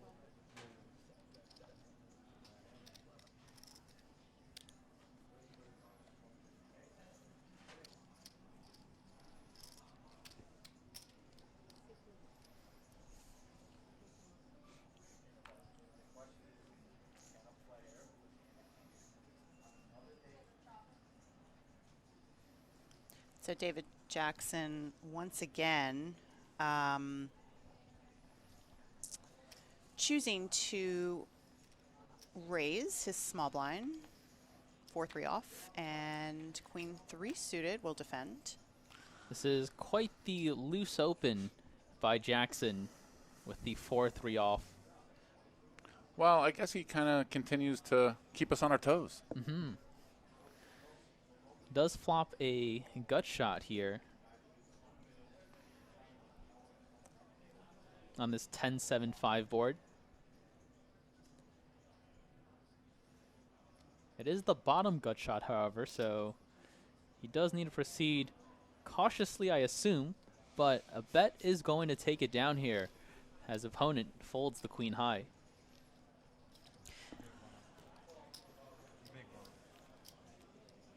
We have a few people in the Facebook live chat saying, I love that place, talking about Borgata. It was good to us while we were in Atlantic City. And somebody else said that they are on their way to Ben & Jerry's right now. So there are people here watching it. Nice. Watching the stream on their way to Ben & Jerry's. Can you bring us some Yeah, ice I was cream? going to say, like, go Yeah. get us a popsicle, please. Just kidding.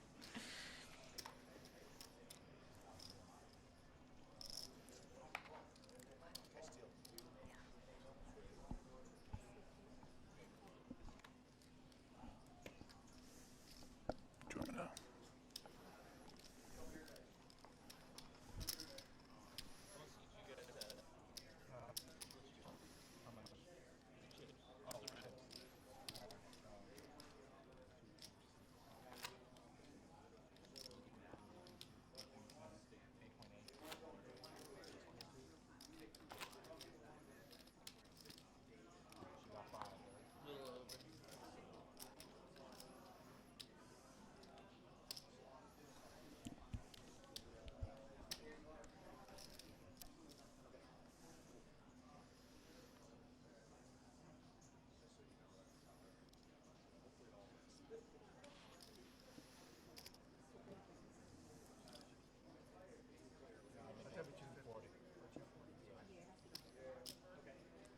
Blinds are at 60,000, 120,000 with a 120,000 big blind ante. As Walsworth is forced to put in the minimum raise of 240,000. So I've been wrong so far, so I'm going to think David's going to 3-bet. Really? I do. Why would you choose this hand at 3-bet? I just think he's going to feel like he's in a position of power, so I've been wrong, but I'm not this time. Shocking. Seems like you know David Jackson's game pretty well, huh? I'd tailor mine after his without the results.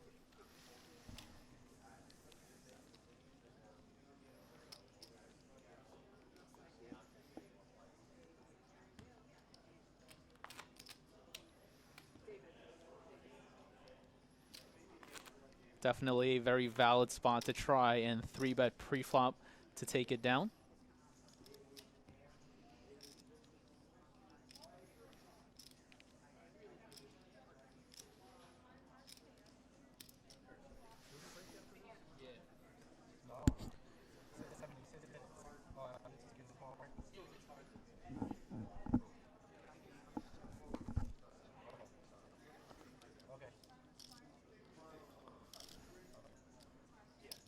Volpe with a huge hand here on the button. Ace-King suited.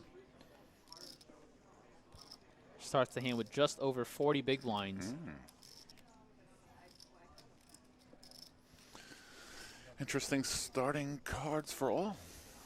All three players with very playable holdings, to say the least.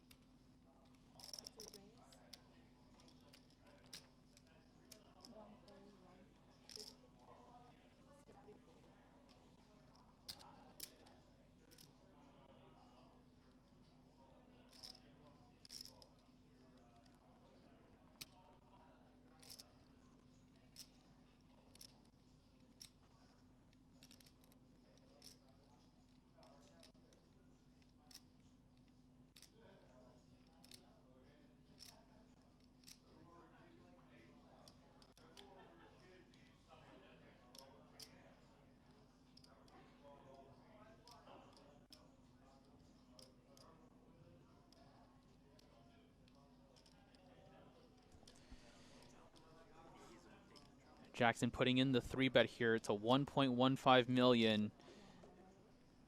And Volpe moving all in. Going to take down a rather sizable pot here pre, as he now moves over the 6.5 million chip mark. Wow.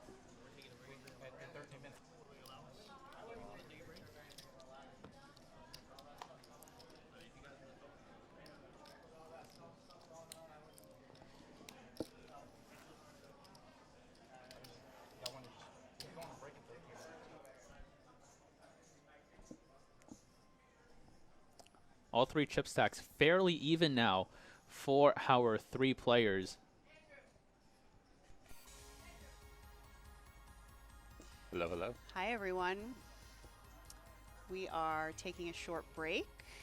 The players are discussing a deal, and I think they probably are going to make a deal 3 ways, as the stacks are all pretty equal right now, which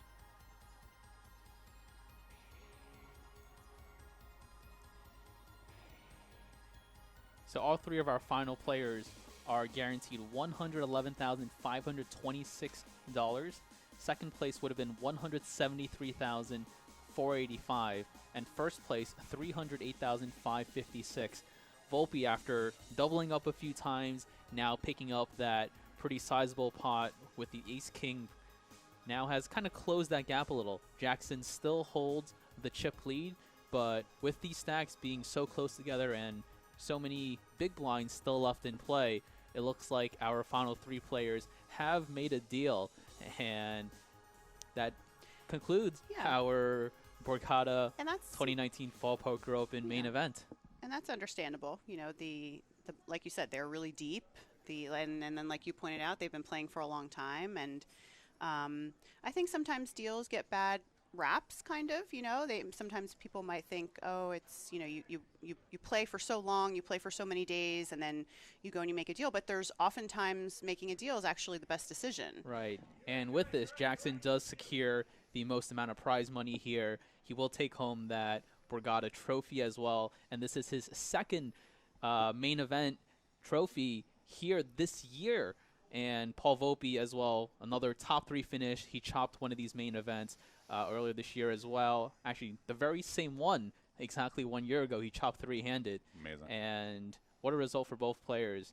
And of course, how can we forget Peter Walsworth coming back from having under 10 big blinds to securing this 3-handed deal. All 3 players will go home with at least $185,000. And David did chop for the largest amount here of over $200,000. So congratulations to all the players who have participated in this main event. Over 500 players to start off, 511 to be exact. Over 1.2 million in the prize pool. And what a way for this final table to finish. So I think we're going to be able to grab David here in a second. Yep. He's on his way in. On his way in, and so we're going to chat with him for a few minutes. Super exciting. I'm gonna bow out. Here he is. Take care, guys. Thank you so much for Glenn for joining us here. How are you? In this you want to? Is it just me? Just. Oh, okay. Let's come on in. Yeah, have a seat. Come on, have a seat. Congratulations again. It's a very impressive result. Come on, have a seat, yeah. And here's your headset right here. No, it's all right. Got there. Stick that on. This is Ricky. I'm Katie. All right, yeah, I know Ricky. Congratulations once again, Dave. Congrats. I feel like this is like his spot now. Like we literally were just here a few months ago. Yeah, that's crazy. Can't believe it. 2 in 7 months. How are you doing it? What are you doing? I've been getting really lucky. Mm-hmm. Been running really good, honestly. I made a lot of quads. Made a straight flush. These are all very winning strategies to incorporate. Yep. We saw on the one hand the 8 of hearts on the turn, and you said to Paul, you were like, yeah, I was thinking about that card, and we were like, oh, that's how he's doing it. Yeah, I He's just get thinking about the turn. I visualize it. I get every card I want. It just comes. Been really, really lucky. Yeah, this is like your Really. spot, right? Yeah. This honestly is my favorite spot to play. Yeah. You get the most chips. They give you a lot of chips and a lot of play, so I come here every time. and Yes, we know. just so happened to run really Because you good. had like a really good whole series too. Like you Yeah, won it the was Saturday crazy. series, Yeah. like the start, because this is a 3-week series, right? So yeah, I had they a have- first in the Saturday series, and I got a first, 11th, and a 12th. I got like 12th in the 1K, and like it was like another tournament. I got 11th, or I got 11th in the 1K and 12th in something. This has to be your most profitable 3-week period of your career, I would think. Yeah, Like going for I with a mean- win and then another win. Yeah, it got to be. Yeah. I don't even. Yeah. Yeah. And what a year it's been for you, David. 2019 really. Yeah, You've already crazy. had some good results in the past, but this year specifically, putting up all these results, how has this has it been life changing for you at all? Yeah, definitely life changing. I mean, it's kind of surreal, honestly. Mm-hmm. It's all happening. It's a year, but it feels like it's all happening so fast. So it's, I mean, I'm thankful. What are you doing any work? What kinds of things do you do to kind of stay fresh and stay? Because as we know, poker is a tough game, but you Are seem you to are be. you talking about as far as what? Yeah, It's just like, poker. Just like do as far as you poker? work on your game? Yeah, What I do a lot of studying. Yep. But probably basically every day, kind of. Yep, yeah, yep. like every day. And I talk hands with friends. Have got coaching a few times Mm-hmm. from live players and some online players. Yep.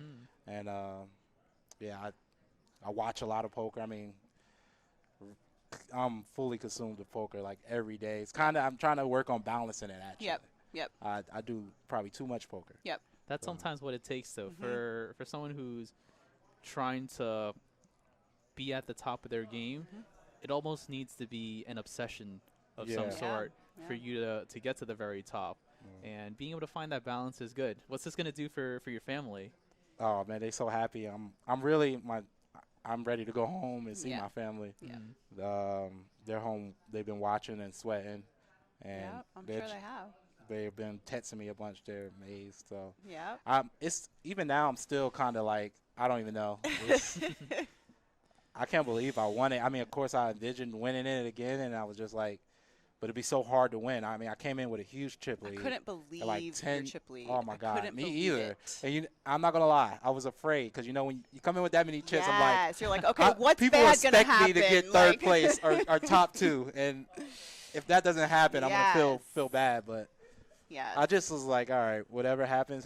I'm just gonna play my game. I think I made a lot of mistakes, but I was playing pretty crazy, and We saw that at the very beginning. Yeah.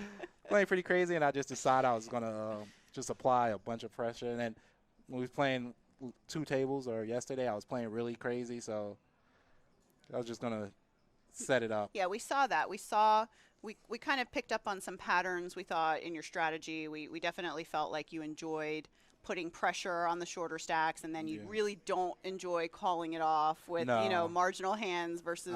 Yeah, I was making and- some tight folds to Paul. Yeah, we saw that, but that was I think the ace understandable. 4 was supposed to be a fold, though. We didn't see what he had actually. He had ace deuce. Okay. Yeah. Okay. He had ace deuce. I had ace 4. Okay. One last question for you. D. Scott in chat asks, is that your lucky hat, and where is it Yeah, from? you know what? It's I got it from, what is it, Lids, Mm-hmm. and it is my lucky hat. I just said I wore this hat last time. I wore something similar. I think I had like a gold hoodie. Yeah. I No, was like you did because I remember saying Yeah. like, "Oh my God, I love his hoodie," Yeah, and I had that's the right. gold I hoodie. forgot about that. I actually planned to wear this Yeah. today, so I was like, I'm gonna wear the same hat. Yeah. So I can like hopefully get the same outcome. Yeah. Yeah. Kind of superstitious. Well, it looks like everything worked out for you. Yeah. And congratulations once again to David Jackson, our 2019 Fall Poker Open champion.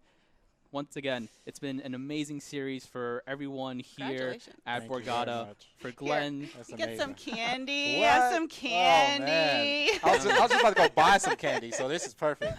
I love They brought it Reese's. for us, so we don't worry. Oh, you don't want it? You're Okay. more than welcome. You Thank won you. it all today. I you won it appreciate all. Thank you guys very much.